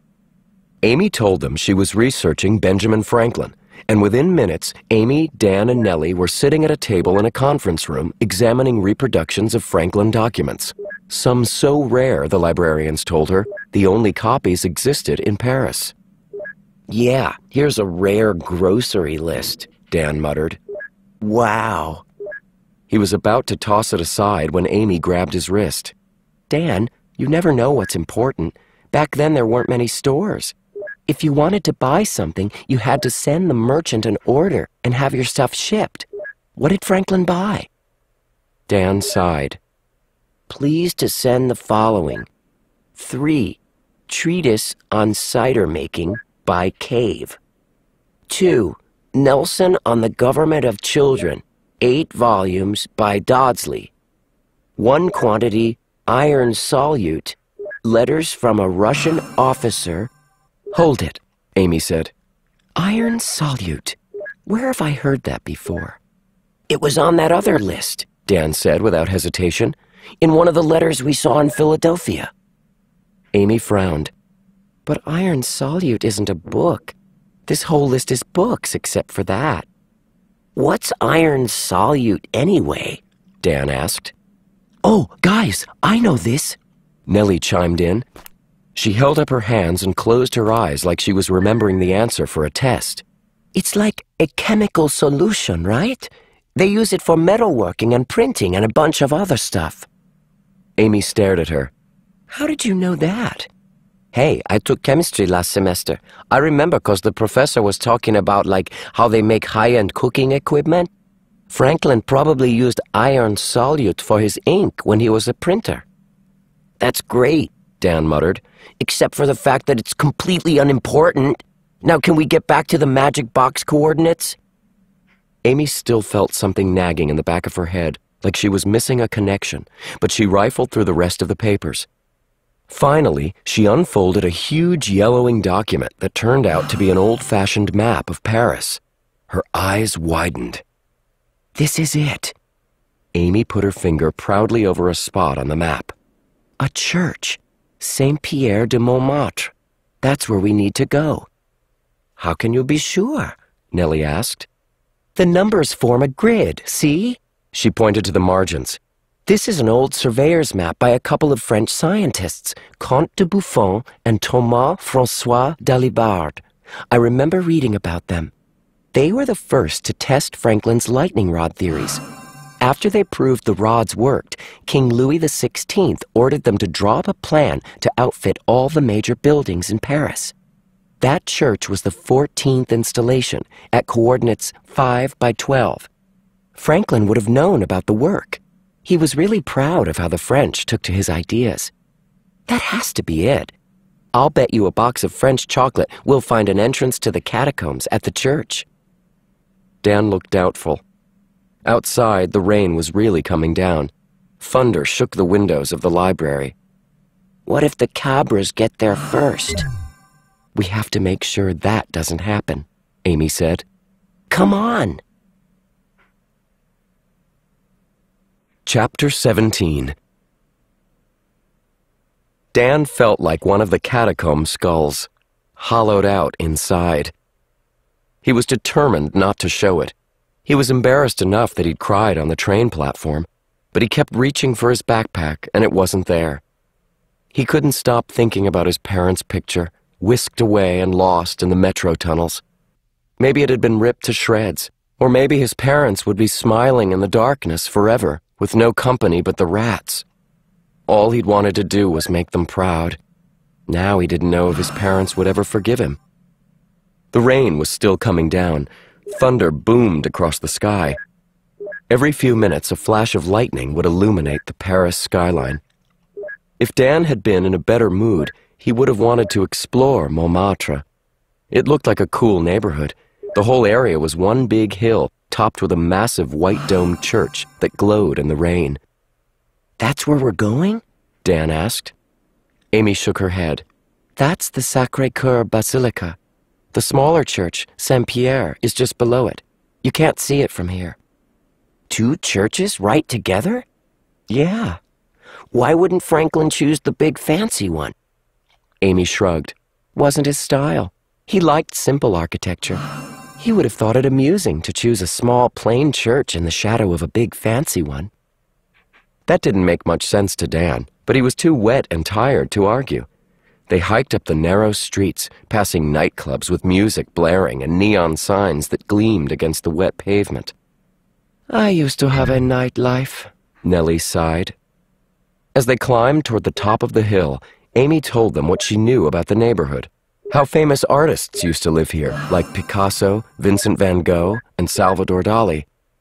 Nellie pulled her raincoat tighter.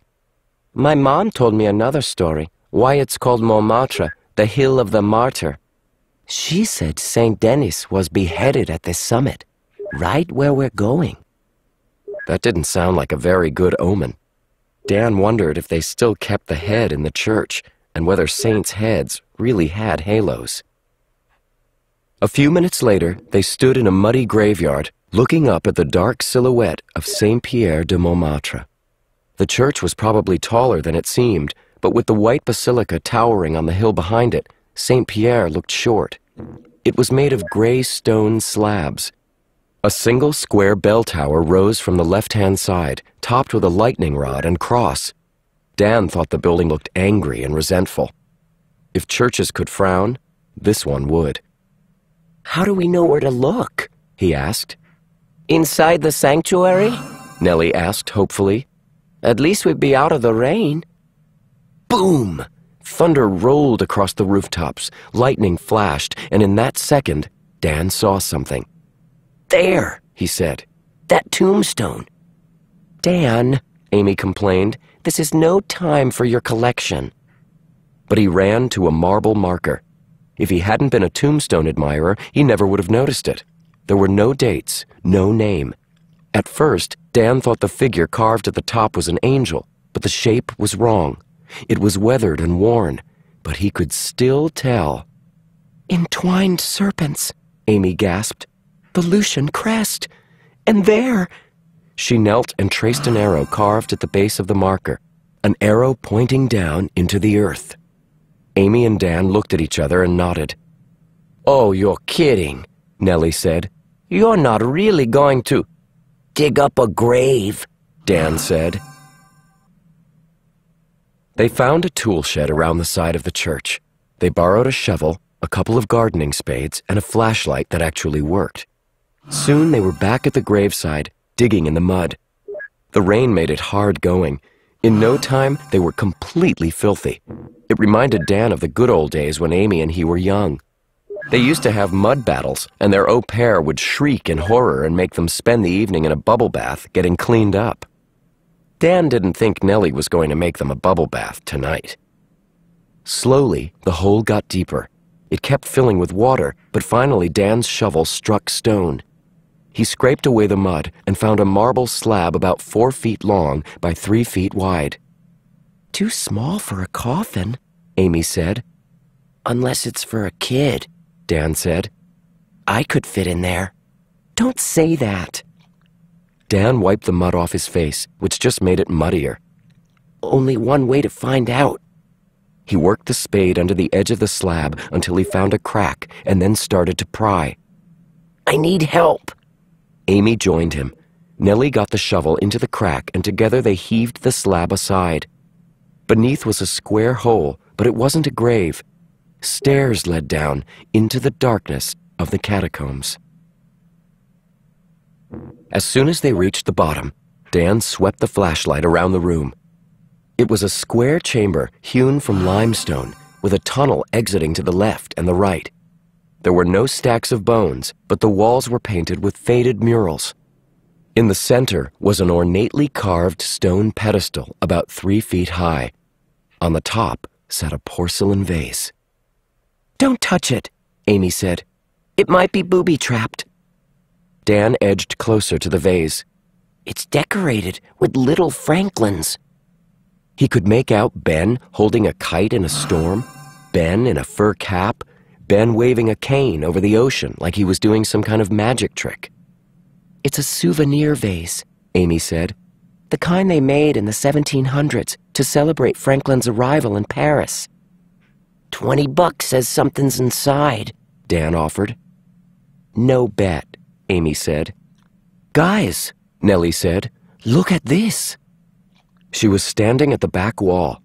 Dan came over and shone the light on the mural. The colors were faded, but Dan could make out 4 figures, 2 men and 2 women dressed in old-fashioned clothes, even older than from Franklin's time, like from the Middle Ages or the Renaissance or something. Each was painted larger than life. On the far left was a thin, cruel-looking man with dark hair.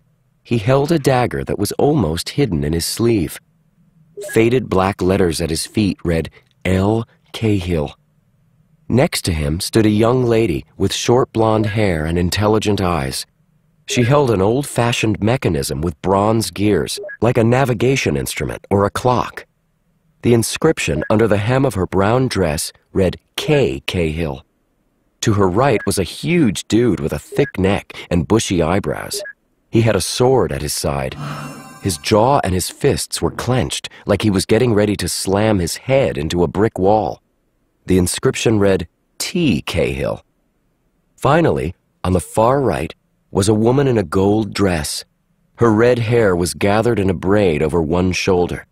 She held a small harp, like one of those Irish harps Dan had seen in the St. Patrick's Day parade back home in Boston.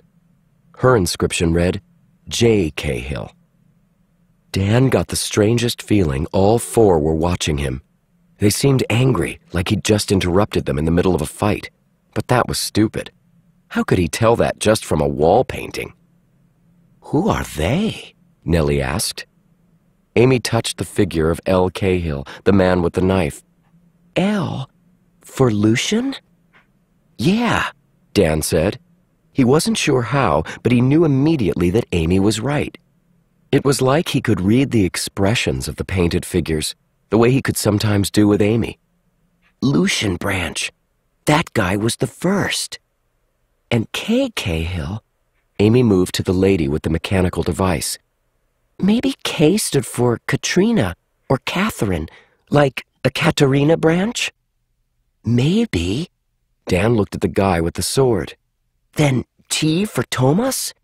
Hey, he looks like the Holtz.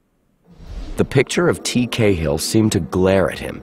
Dan could totally see him in a purple running suit. Then Dan turned his attention to the last picture, the lady with the harp.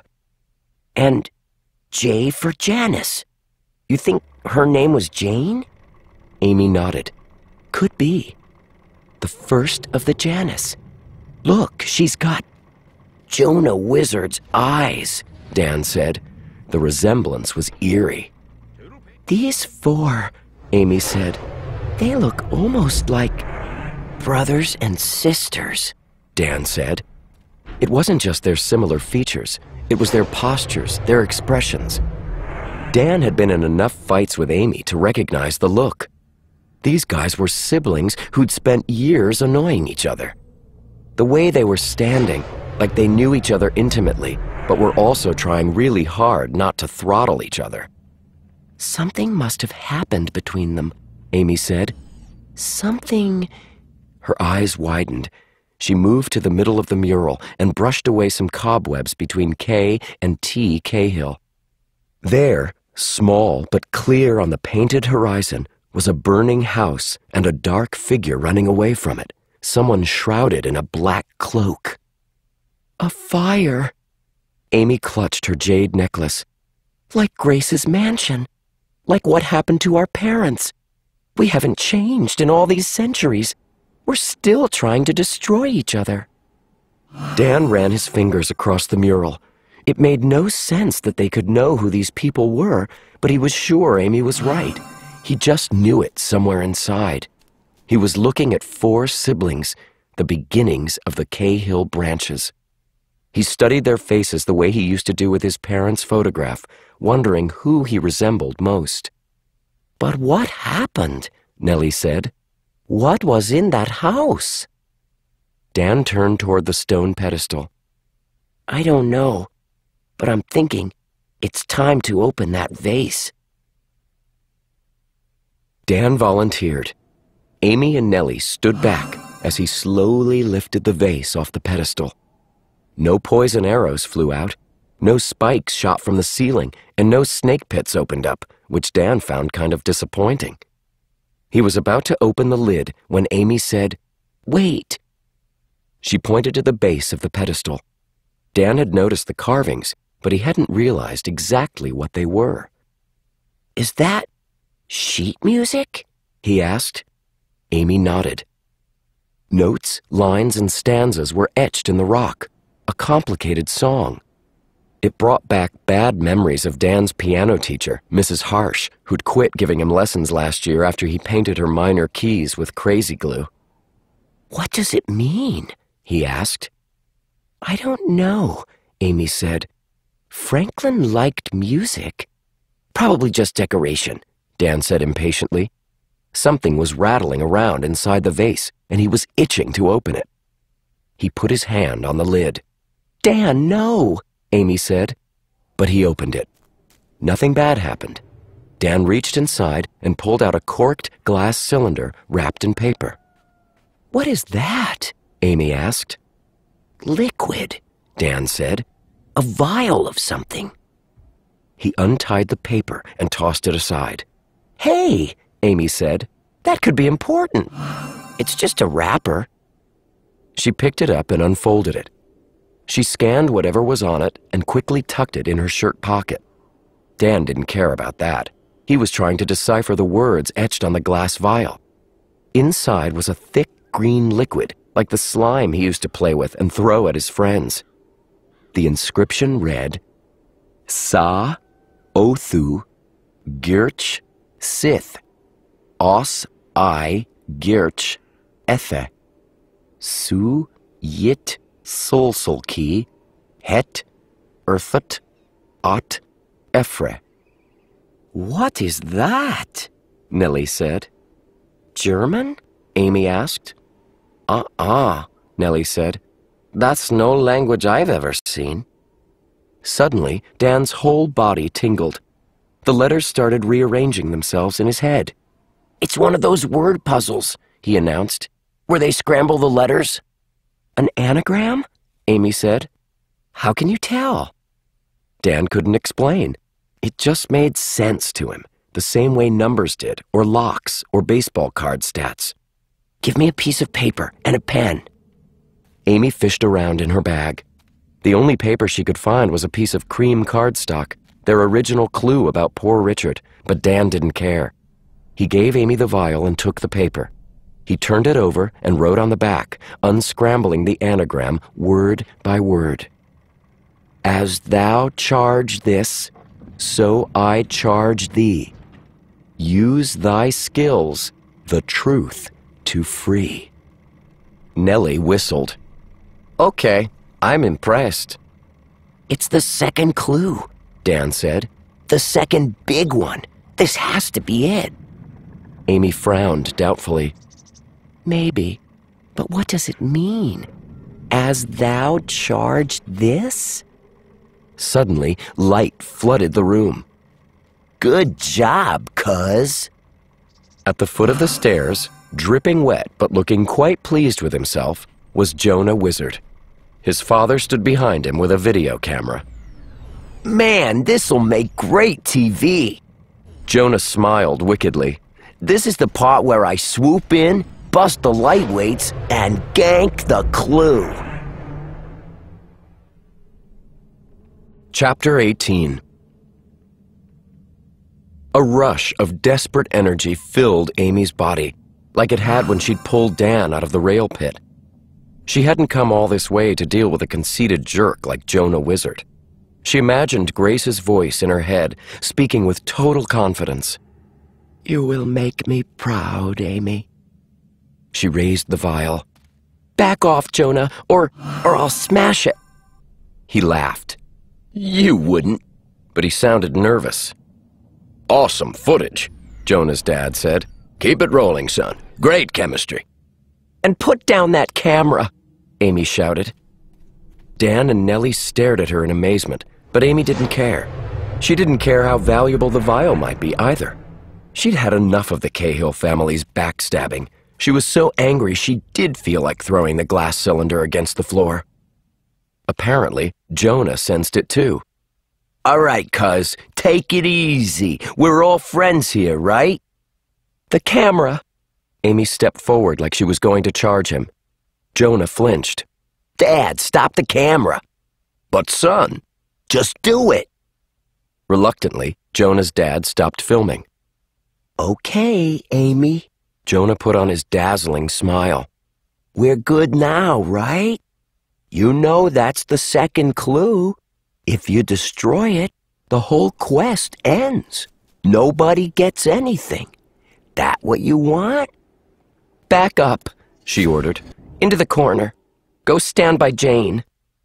Jonah furrowed his eyebrows. who? The mural. Go stand by the lady in the yellow. Your great-great-great-great-great-grandmother. Jonah clearly didn't know what she was talking about, but he went along. He and his dad backed into the corner. Dan whistled. Nice job, sis. Get up the stairs, she told him. You too, Nellie. Hurry. As soon as they were up, Amy followed, but she knew Jonah and his dad wouldn't stay put for long. That was awesome. Dan was bouncing up and down with excitement. Can we see all them down there? Dan, listen, she said. The inscription, as thou charge this. I think the stuff in this vial is inert. What's inert? Inert, like inactive. It needs energy to catalyze it. Franklin messed around with chemistry. When he says a charge, Dan grinned. Of course. It's dangerous. No choice. What are you guys talking? Nellie glanced toward the street. Oh, poop. Look. A purple ice cream truck was barreling toward them. It swerved to a stop in front of the gates. Eisenhower Holt scowled behind the wheel. Inside the church, Amy said. Quick! They raced up the path. Amy tugged open the sanctuary doors and crashed straight into a cherry red suit. Hello, my dear children. Uncle Alistair smiled down at them. He looked like a raccoon with his two black eyes. Standing next to him was Irina Spassky. Amy's heart crawled into her throat. You and her? Now, the old man said. I saved your life in the catacombs. I told you alliances are important. I'm simply making friends where I can. I suggest you hand over that vial, my dear. I would hate for Cousin Irina to use her persuasive techniques. Irina extended her fingernails. A tiny needle sprouted from each one. Amy turned to run, but her eyes widened. Something was hurtling toward them from the street. A large white cube. Duck! She yelled. Nellie, Dan, and she hit the floor as a crate of ice cream sailed over their heads. The crate must have been from the back of the freezer because it crashed into Alistair and Irina like a block of cement and knocked them both flat. Revenge time! Eisenhower Holt yelled, pulling more frozen ammunition from the back of his van. Arnold the pit bull barked excitedly. The whole Holt family charged up the sidewalk, each holding a crate of creme glacée. Amy, Dan said nervously, are you... He didn't finish, but she knew what he was asking. The last time they'd encountered the Holts, Amy had panicked. This time she couldn't afford to. That Cahill mural in the secret room had steeled her willpower. Nellie, get out of here, she ordered. They don't want you. Go call the police. But that's the best way you can help us. Go! Amy didn't wait for an answer. She and Dan dashed inside the church, leaping over the groaning forms of Alistair and Irina.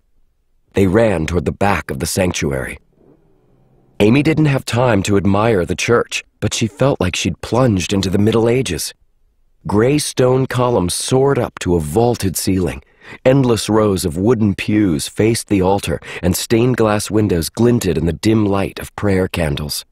Their footsteps echoed on the stone tiles. There! Dan yelled. A door stood open on their left, a steep flight of stairs leading up. Amy latched the door behind them, but she knew it wouldn't hold the Holts for long. They scrambled up the stairs. Dan started wheezing. Amy put her arm around him and half-carried him. Up, up, up. She hadn't realized the bell tower could be so high. Finally, she found a trapdoor and threw it open. Rain poured down on her face. They climbed into the belfry, which was open to the storm on all sides. A bronze bell the size of a file cabinet sat in one corner. It looked like it hadn't been rung in centuries. Help me, Amy cried. She could hardly move the bell, but together they managed to drag it on top of the trapdoor. That should hold, Dan wheezed. Little while. Amy leaned out the side of the tower into the rain and darkness. The graveyard looked impossibly far below. The cars on the street looked like the Matchbox toys Dan used to play with. Amy groped along the stone wall outside the window. Her fingers closed around a cold metal bar.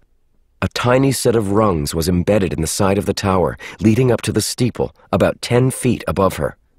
If she fell... Stay here, she ordered Dan. No, sis, you can't. I have to. Here, take this. She gave him the paper that had been wrapped around the vial. Keep that dry and hidden. Dan stuffed it into his pants. Sis! He looked terrified. Amy realized more than ever how alone they were in the world. All they had was each other. She squeezed his shoulder. I'll make it back, Dan. Don't worry. Boom! The bell shuddered as someone underneath, someone very strong, slammed into the trapdoor. Boom! Amy slipped the glass vial into her pocket and swung one leg out the window into open darkness. She could barely hang on. Rain stung her eyes. She didn't dare look down. She concentrated on the next rung of the ladder, and slowly she pulled herself up onto the slanted tile roof. Finally, she was at the peak. An old iron lightning rod pointed into the sky. At its base was a metal ring like a tiny basketball hoop, and below that a grounding wire, just like Franklin had recommended in his early experiments. Amy lashed the wire around her wrist, then took out the vial. It was so slippery she almost lost it. Carefully, she slipped it into the iron ring. A perfect fit. She inched back down the roof. Please, she thought, holding on tight to the rungs. She didn't have to wait long. The hair stood up on the back of her neck. She smelled something like burning aluminum foil, and then... crack! The sky exploded. Sparks rained down all around her, hissing on the wet tiles. Dazed, she lost her balance and skittered down the roof. She grabbed frantically and caught a rung so hard pain shot up her wrist. But she held on and began to climb back to the top. The glass vial was glowing. The green liquid inside was no longer murky and slimy. It seemed to be made of pure green light trapped in glass. Carefully, Amy touched it. There was no shock. It wasn't even warm. She slipped the vial out of its brace and put it back in her pocket. As thou charge this, so I charge thee. The hardest part was still to come. She had to get away safely and figure out what she'd just created. Dan, I did it! She climbed back into the bell tower, but her smile melted. Dan was lying on the floor, bound and gagged. Standing over him in black combat fatigues was Ian Cabra. Hello, cousin. Ian held out a plastic syringe. I'll trade you. Dan struggled and tried to say something. Let him go, Amy stammered. She was sure her face was bright red. She hated that she was stuttering again. Why did Ian Cabra turn her tongue to lead? The bronze bell shuddered. The Holts were still pounding away below, trying to get through the trap door. You only have a few seconds before they come up, Ian warned. Besides, your brother needs the antidote. Amy's stomach clenched. What have you done to him? Nothing that can't be reversed if you act in the next minute or so. Ian dangled the antidote. Give me Franklin's vial. It's a fair trade. Dan shook his head violently, but Amy couldn't risk losing him. Nothing was worth that. Not a clue, not a treasure, nothing. She held out the glowing green vial. Ian took it and she snatched the antidote out of his hand. She knelt next to Dan and started tugging at the gag in his mouth. Ian chuckled. Nice doing business with you, cousin. You'll never make it out of the tower. You're trapped up here, the same as... Then something occurred to her. How had Ian gotten up here in the first place? She noticed straps running across his chest like a climbing harness. At his feet lay a bundle of metal poles and black silk. Another thing Franklin loved. Ian picked up his bundle and began fastening the black silk to the metal frame. Kites. He pulled himself across the Charles River with one. Did you know? You couldn't have... Oh, yes, I did. He pointed to the glowing dome of the larger church at the top of the hill. I sailed right down from Sacré-Cœur, and now I'm going to sail right out again. You're a thief, Amy said. Ian hooked his harness to the huge black kite. Not a thief, Amy. A Lucian, the same as Benjamin Franklin. Whatever is in this vial, it belongs to the Lucians. I think old Ben would appreciate the irony of this. And just like that, Ian jumped out of the belfry.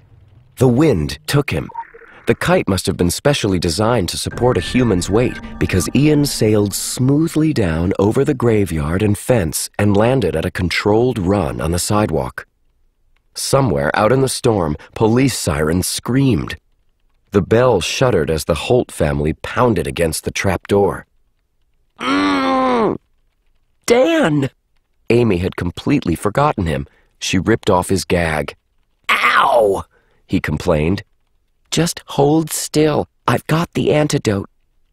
Ian was bluffing, Dan groaned.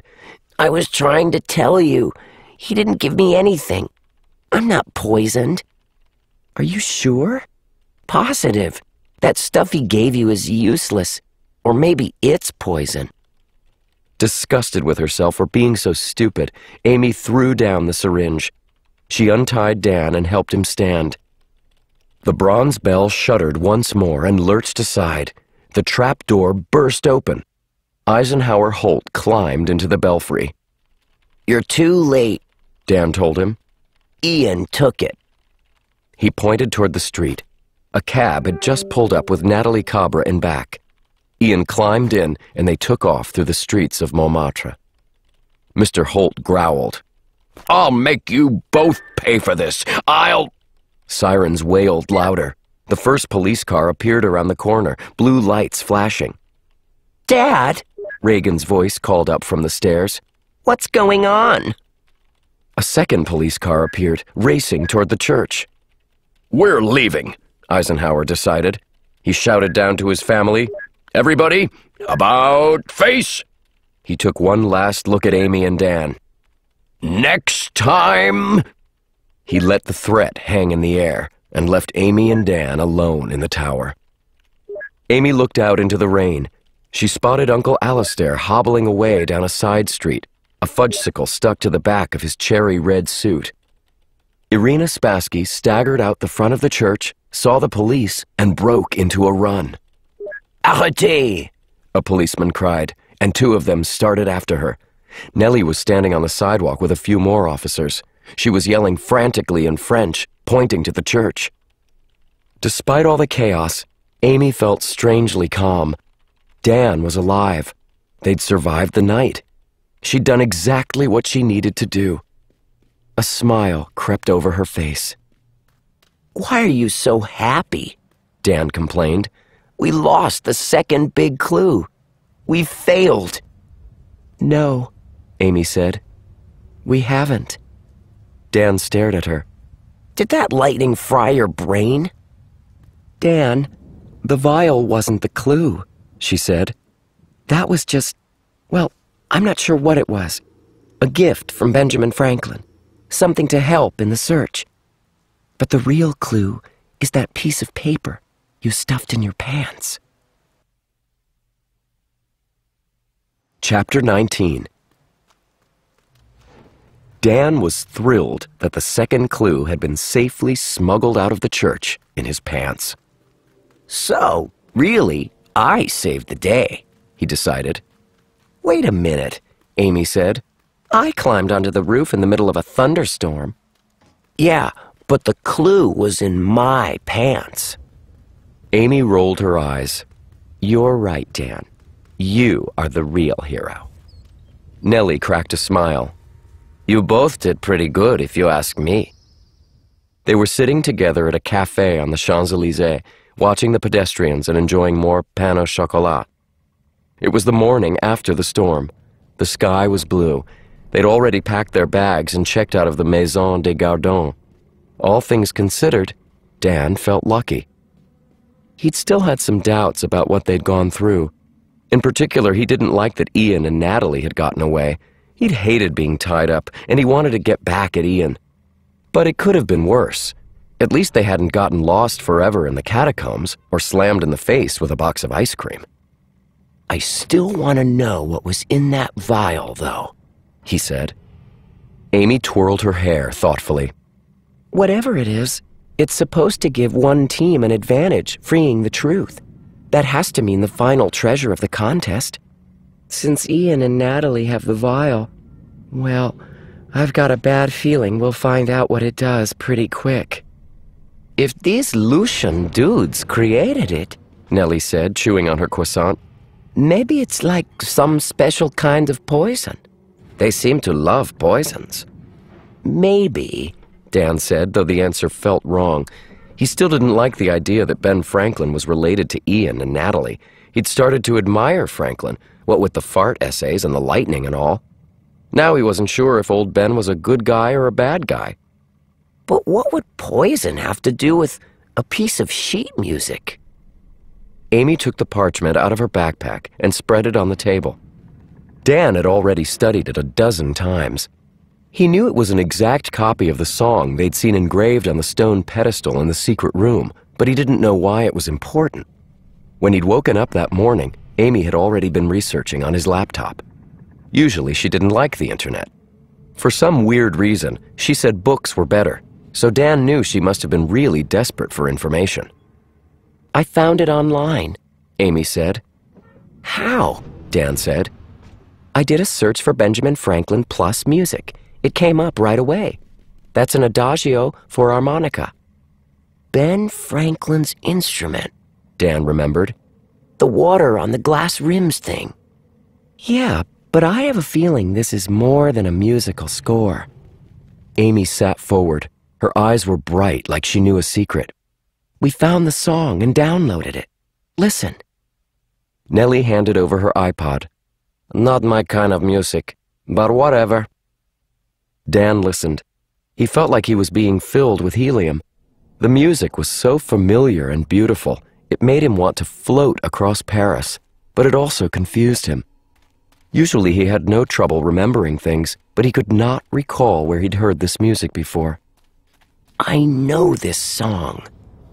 Dad used to play it, Amy said, in his study when he was working. He played it all the time. Dan wanted to remember what Amy was talking about. He wanted to listen to the song over and over until he could see their dad in his study. But Nellie took back the iPod. Sorry, kiddo. You still got, like, mud in your ears. The notes are a code, Amy said. The whole piece of music is some kind of message. And our parents knew about it, Dan said in amazement. But what does it mean? I don't know, Amy admitted. But Dan, you remember how Mr. McIntyre said the 39 clues are a piece of a puzzle? Yeah. I started thinking about that last night after you decoded that message on the vial. I started wondering, why wasn't the first clue like that? She brought out the cream paper they'd paid $2 million for. Dan's scrawled notes filled the backside. On the front side was their first clue. Resolution. The fine print to guess. Seek out Richard S. Nellie frowned. That led you to Franklin, right? Wasn't that the answer? Only partly, Amy said. It's also the first piece of the puzzle. It's a clue to an actual thing. That clicked for me last night when you mentioned anagrams, Dan. He shook his head. I don't get it. She took out a pen and wrote resolution. You asked me why this word was part of the clue. I didn't understand until now. We're supposed to guess the fine print. She passed the paper and pen to Dan. Solve the anagram. Dan stared at the letters. Suddenly, he felt like he'd been zapped by a Franklin battery. The letters rearranged themselves in his mind. He picked up the pen and wrote, Iron Solute. I don't believe it, Nellie said. This whole thing was about iron solute? It's the first piece of the puzzle, Amy said. It's an ingredient, or a component, or something like that. For what? Dan asked. Amy pursed her lips. Iron solute could be used for chemistry, or metalworking, or even printing.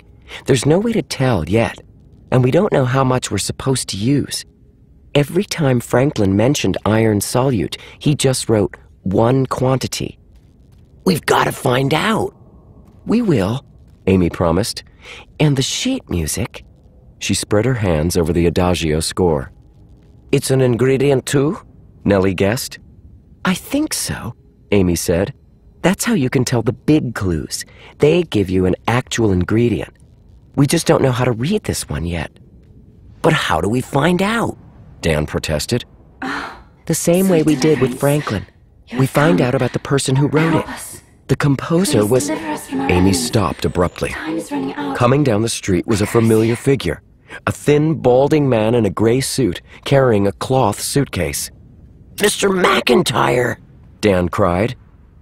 Ah, there you are, children. The old lawyer smiled. May I? Amy quickly folded the first and second clues and put them away. Mr. McIntyre sat with them and ordered a coffee. He insisted on paying for their breakfast, which was okay by Dan, but Mr. McIntyre seemed nervous. His eyes were bloodshot.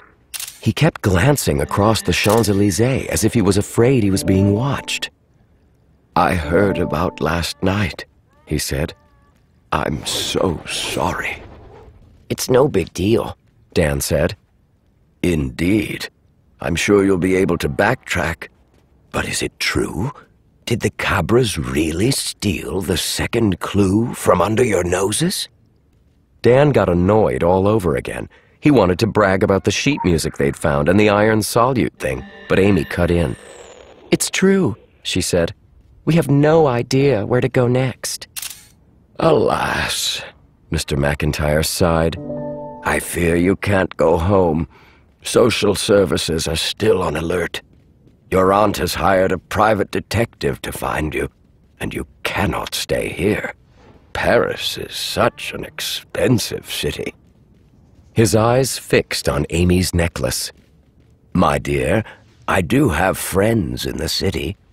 I know this would be a desperate measure, but I could possibly arrange a sale for your grandmother's... No, thank you, Amy said. We'll get by just fine. As you wish. Mr. McIntyre's tone made it clear he didn't believe her. Well, if there's anything I can do, if you need advice... Thanks, Mr. McIntyre, Dan said. But we'll figure it out. The old lawyer studied them both. Beware these Very good. instruments. Very good. Your life. I fear there's one You're more sweet. thing I Where's must your ask life? of you. He reached down for his cloth bag, and Dan noticed the claw marks on his hands. Whoa, what happened to you? The old man winced. Yes, well, He plopped the bag on the table. Something inside said, "Saladin!" Amy and Dan cried together. Dan grabbed the bag and unzipped it. The big silver cat slinked out, looking indignant. I'm afraid we didn't get along. Mr. McIntyre rubbed his scarred hands. He was not happy when you left him with me. He and I, well, he made his feelings quite clear that he wanted to be returned to you. It was quite a task getting him through customs, I don't mind telling you, but I really felt I had no choice. I hope you'll forgive me. Dan couldn't help grinning. He hadn't realized just how much he'd missed the old cat. Somehow, having him here made up for losing the vial. It even made him feel a little better about losing his parents' photograph. With Saladin around, he felt like his family was complete. For the first time in days, he thought maybe, just maybe, Grace was still looking out for him. He's got to come with us. He can be our attack cat. Saladin stared at him, as if to say, "Show me some red snapper, kid, and I'll think about it." Dan expected Amy to argue, but she was smiling as much as he was. You're right, Dan. Mr. McIntyre, thank you. Yes, of course. Now if you'll excuse me, children. I wish you good hunting. He left a 50-euro bill on the table and hurried out of the cafe, still looking around like he expected an ambush. The waiter brought milk in a saucer and some fresh fish for Saladin. Nobody at the cafe seemed to think there was anything strange about sharing breakfast with an Egyptian Mao. You didn't tell Mr. McIntyre about the music, Nellie said. I thought he was your friend. Mr. McIntyre told us to trust no one, Amy said. Yeah, Dan said, and that includes him. Nellie crossed her arms. Does that include me too, kiddo? What about our agreement? Dan was stunned. He'd completely forgotten that Nellie had only promised to come with them on one trip. His heart sank. He'd started taking Nellie for granted. He wasn't sure what they would do without her. I trust you, Nellie, he said. I don't want you to leave. Nellie sipped her coffee. But you're not going back to Boston, which means if I go back, I'll get in huge trouble. Dan hadn't thought of that either. Amy stared guiltily at her breakfast. Nellie inserted her earbuds. She watched a couple of college-age guys walking down the road. This hasn't been a bad job, I guess. I mean, if I have to work with two annoying kids. Maybe we could make a different deal. Dan shifted uncomfortably. A different deal? Someday when you find your treasure, Nellie said, you can reimburse me. For now, I'll work for free. Because if you kiddos think I'll let you fly around the world and have fun without me, you're crazy. Amy threw her arms around Nellie's neck. Dan grinned. Nellie, you're the best. I know that, she said. Come on, Amy, you're messing up my street cred. Sorry, Amy said, still grinning. She sat down again and brought out the music score. Now, as I was saying... Oh, right, the composer, Dan remembered. Amy pointed at the bottom of the paper. Look. In the right-hand corner below the last stanza, Dan made out 3 scrawled letters in faded black ink. W-A-M. Wham, Dan said. Wasn't that a band? No, dummy. Those are initials. I told you some famous people made music for Benjamin Franklin's harmonica. This guy was one of them. Toward the end of Franklin's life, he must have met this composer. I think they were both Cahills. They must have shared secrets. Anyway, I looked it up. This was the composer's last piece of chamber music. Its official name is KV617. Catchy title, Nellie muttered. The thing is, Amy said, there are lots of copies of this adagio, and there's still the version carved in stone on that pedestal. The other teams will figure out the clue eventually. We have to hurry and get to Vienna. Whoa, hold on, Dan said. Vienna, Austria? Why there? Amy's eyes twinkled with excitement. Because that's where Wolfgang Amadeus Mozart lived. And that's where we'll find the next clue. Chapter 20. William McIntyre made his appointment just in time. He stepped out onto the observation deck of the Eiffel Tower. The day after a heavy rain, the air was clean and fresh. Paris glistened below as if all its dark secrets had been washed away. They didn't trust you, the man in black said. No, William admitted. His colleague smiled. They learn quickly. William McIntyre kept his annoyance in check. Things could have gone worse. They could have gone much better. We will have to watch them more closely, don't you think? Already taken care of. William McIntyre took out his cell phone. He showed his colleague the screen, the last number he had dialed in Vienna, Austria. The man in black made a low whistle. Are you sure that's wise? No, William admitted, but necessary. Next time, there can be no mistakes. No mistakes, the man in black agreed. And together, they watched the city of Paris spread out below them. 10 million people completely unaware that the fate of the world hung in the balance.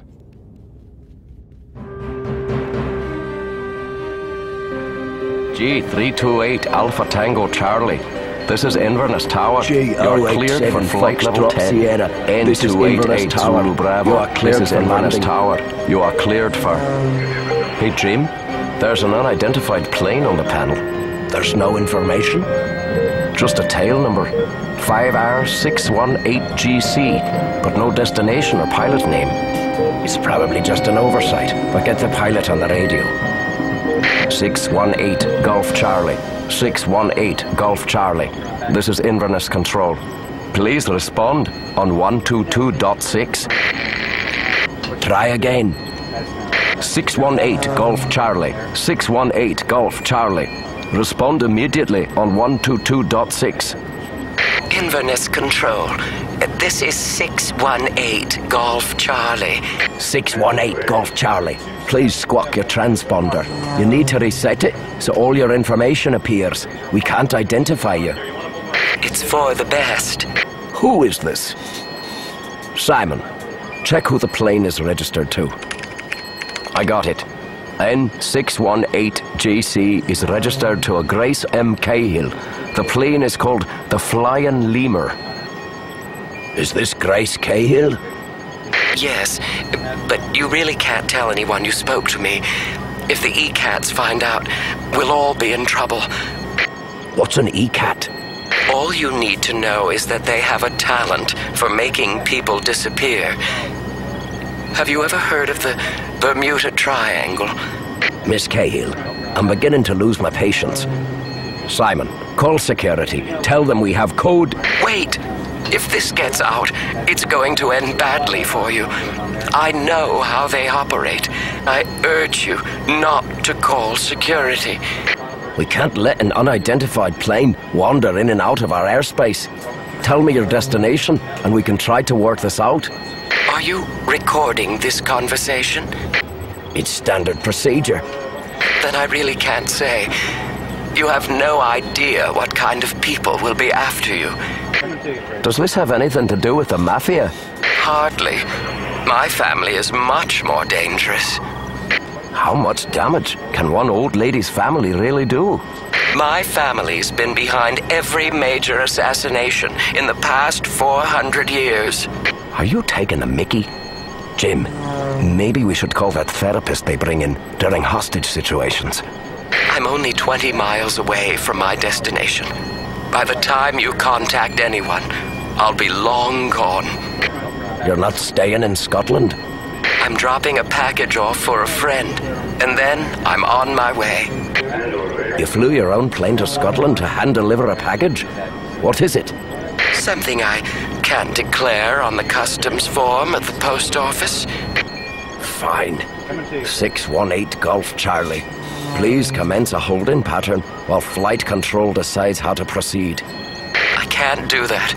My errand is rather time-sensitive.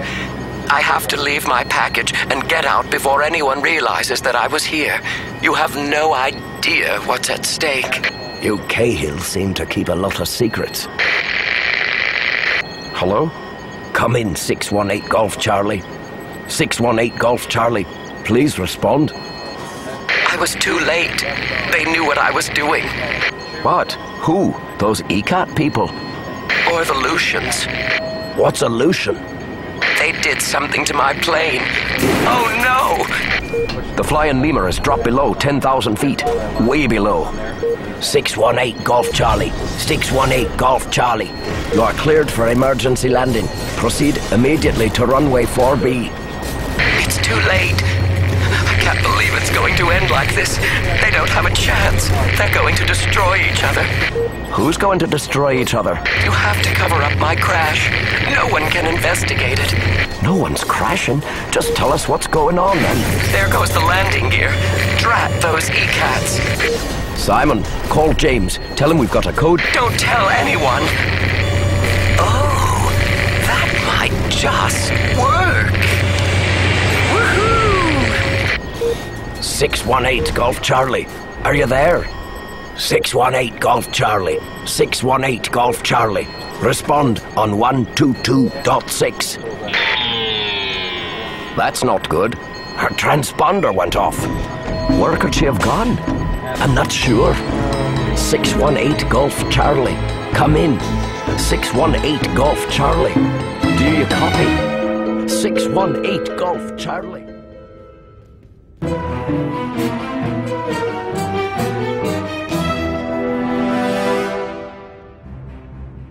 This is David Pittu. We hope that you have enjoyed this production of The 39 Clues, Book 1, The Maze of Bones, by Rick Riordan. This program was produced and directed by David Rapkin. Executive producer, Cheryl Smith. Text copyright 2008 by Rick Riordan. Production copyright 2008, Scholastic Inc. All rights reserved.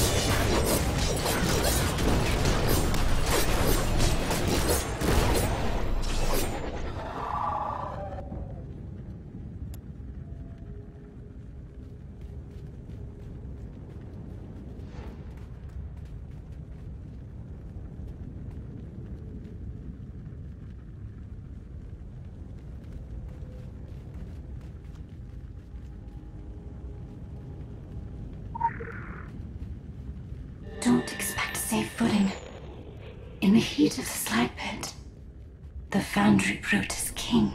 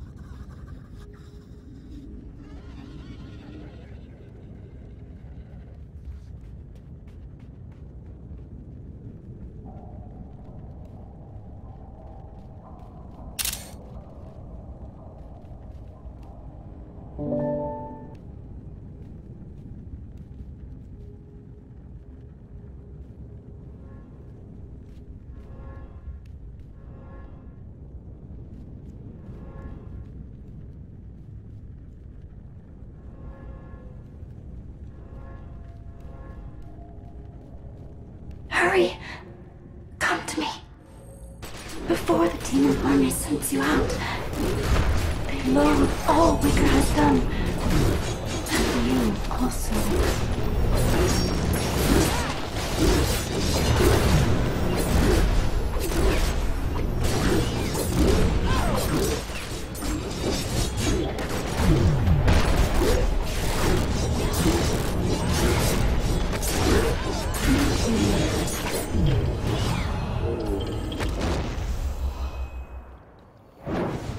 Once, all was perfect. Like you. But it was left to rot in the vile glass house of its planters. So cruel.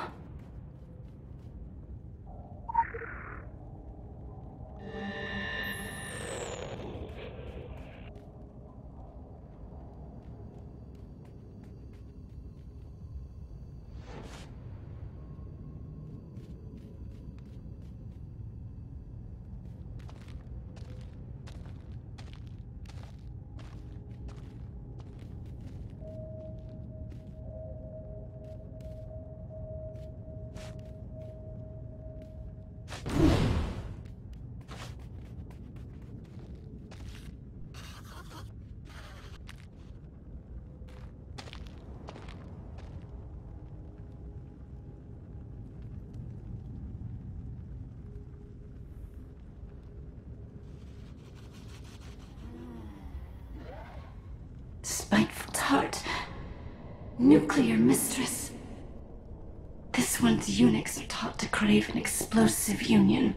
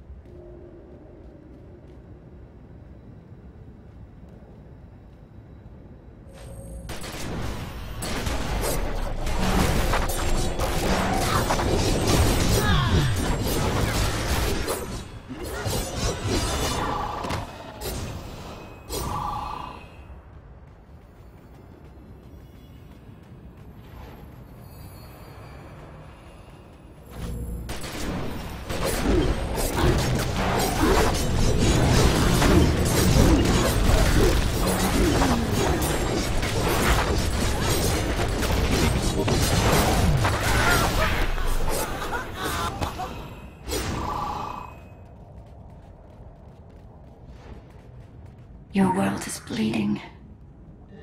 Bleeding anima. This war machine is its vampire. Protected by the portal's power. Separate them. Kill it.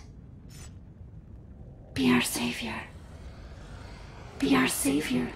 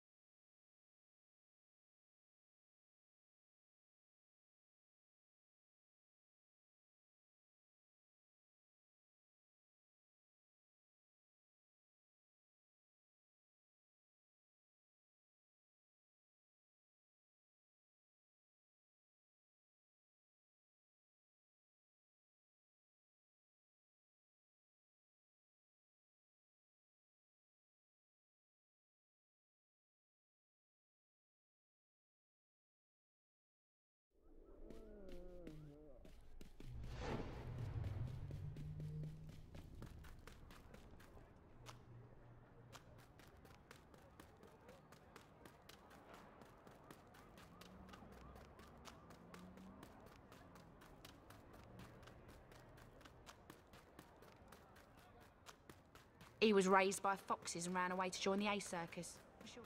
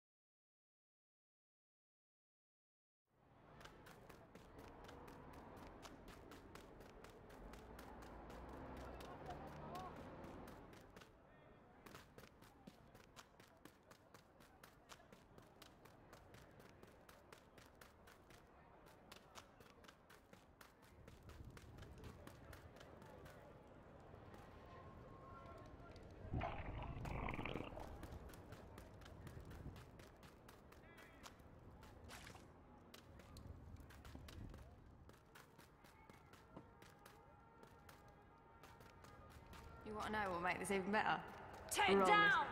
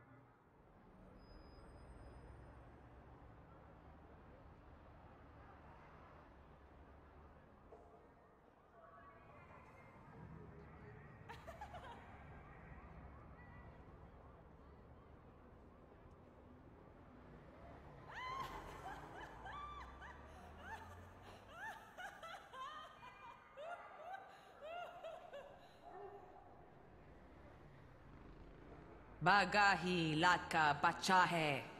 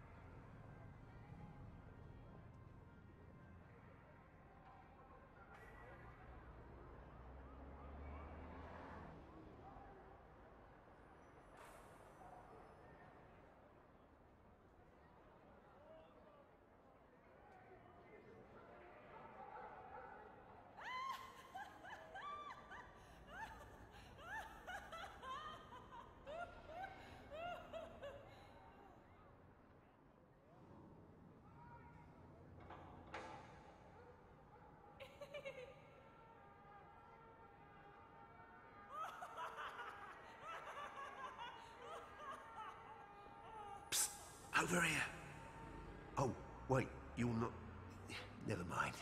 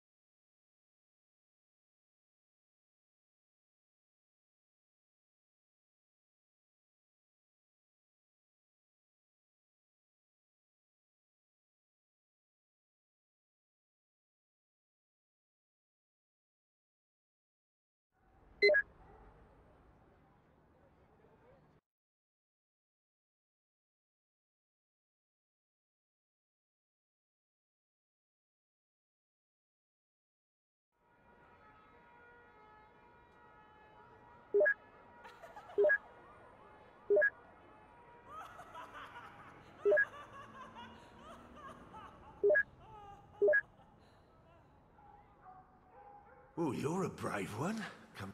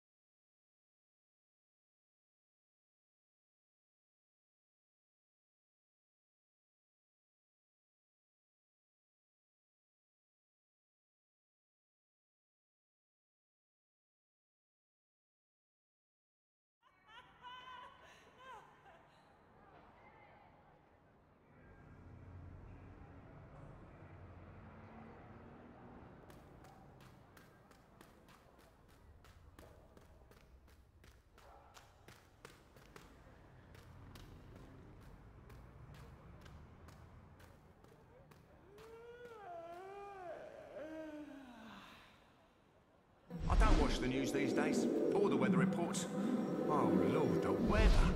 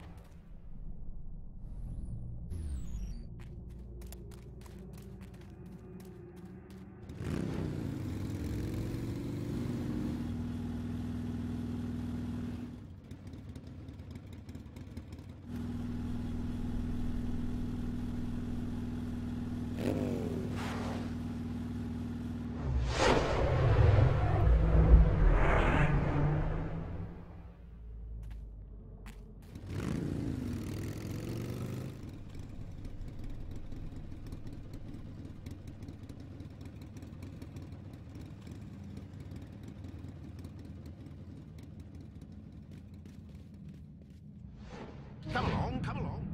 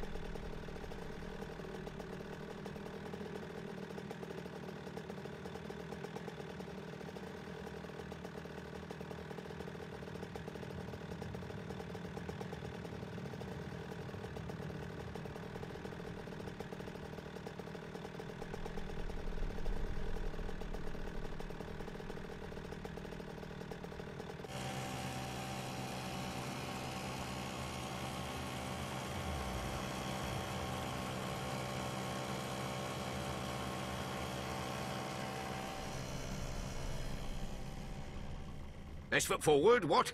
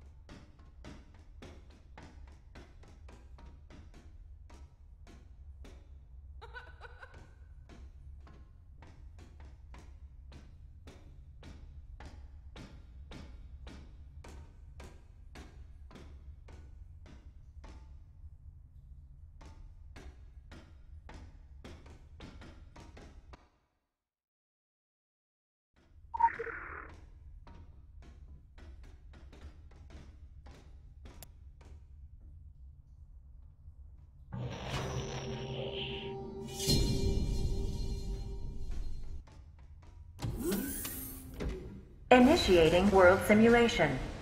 Initiating reality simulation. Stand by.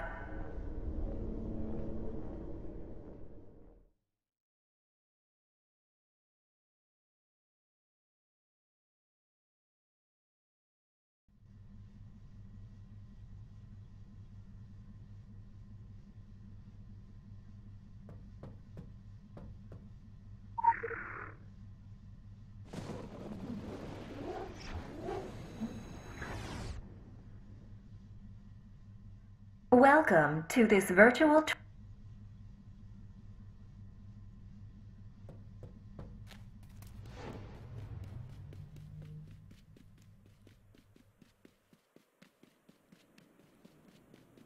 This is a seek and preserve scenario. Your role is to gather groups of survivors into fortified positions, and then to keep them alive for the next few hours. Your final score will be based upon the number of living survivors.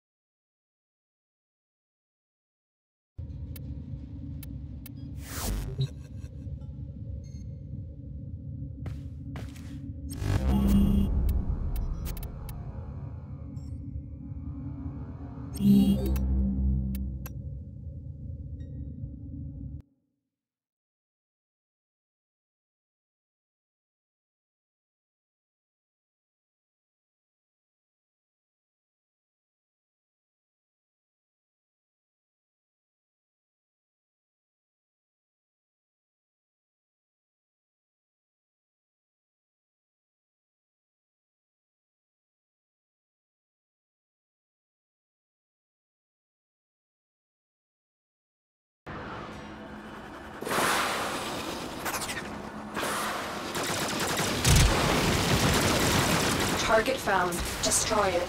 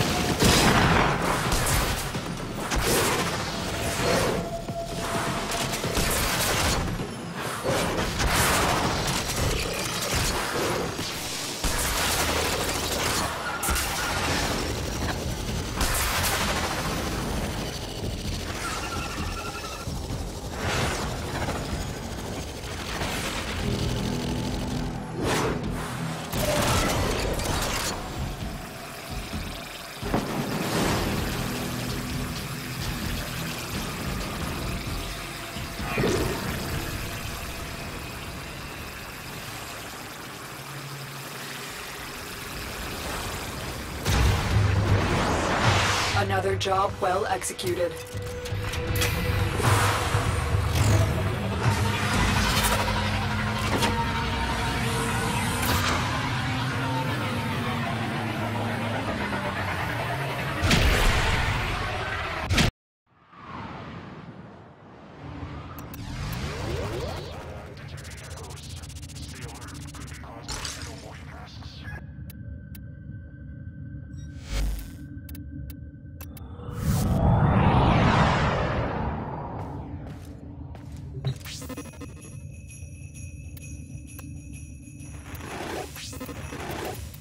These are a bargain, just for you.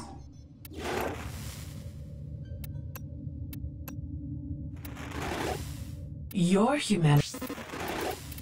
These offerings are pure.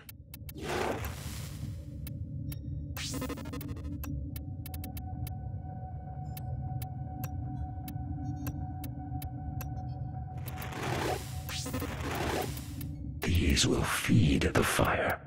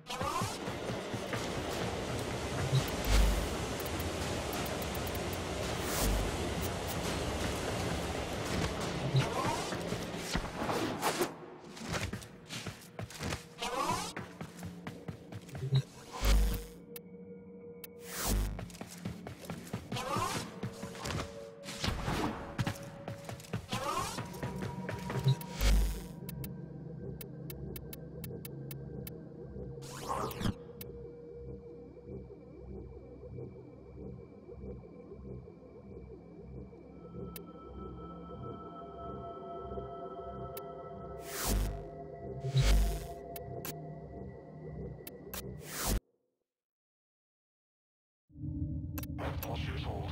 Terminals punching through. Rail charging. Continue to hold. Rail lower capacity. Please divert into holding pattern.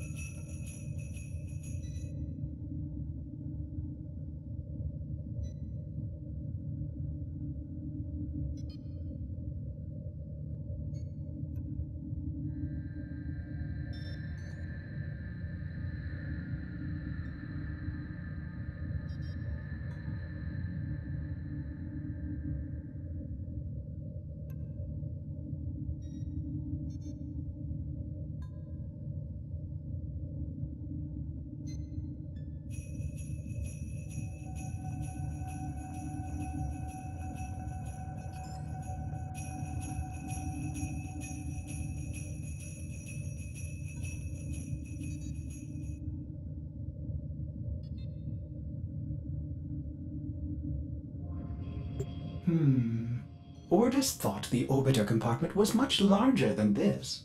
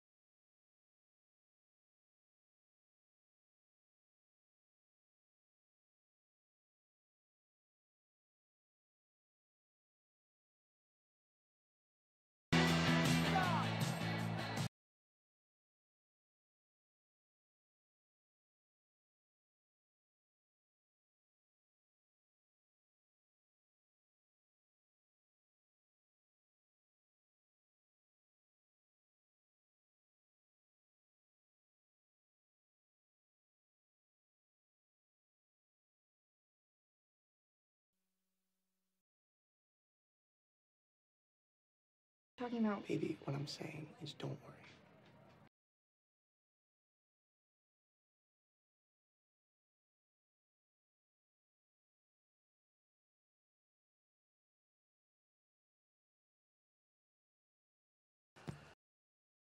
Now, the goal of this experiment is to create an even coating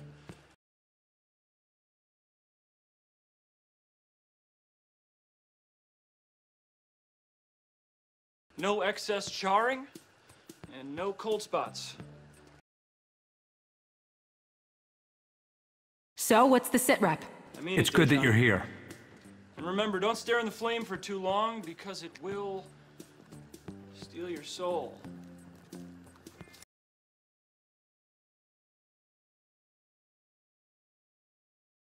Let me see that. Yeah.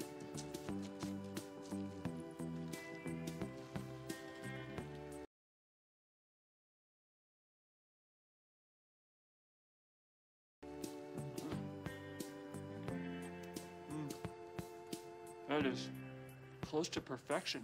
Mr. Baxter? Stop calling me that. It's Charlie, okay? Okay, Charlie?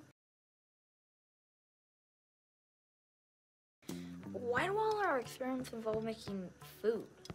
I get the munchies after free period. Any more questions, Sergeant Buzzkill?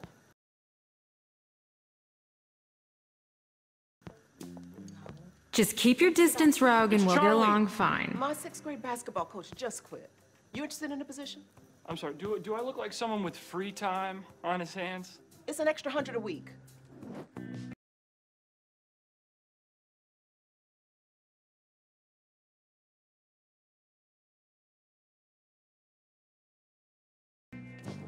They will prosper under my tutelage.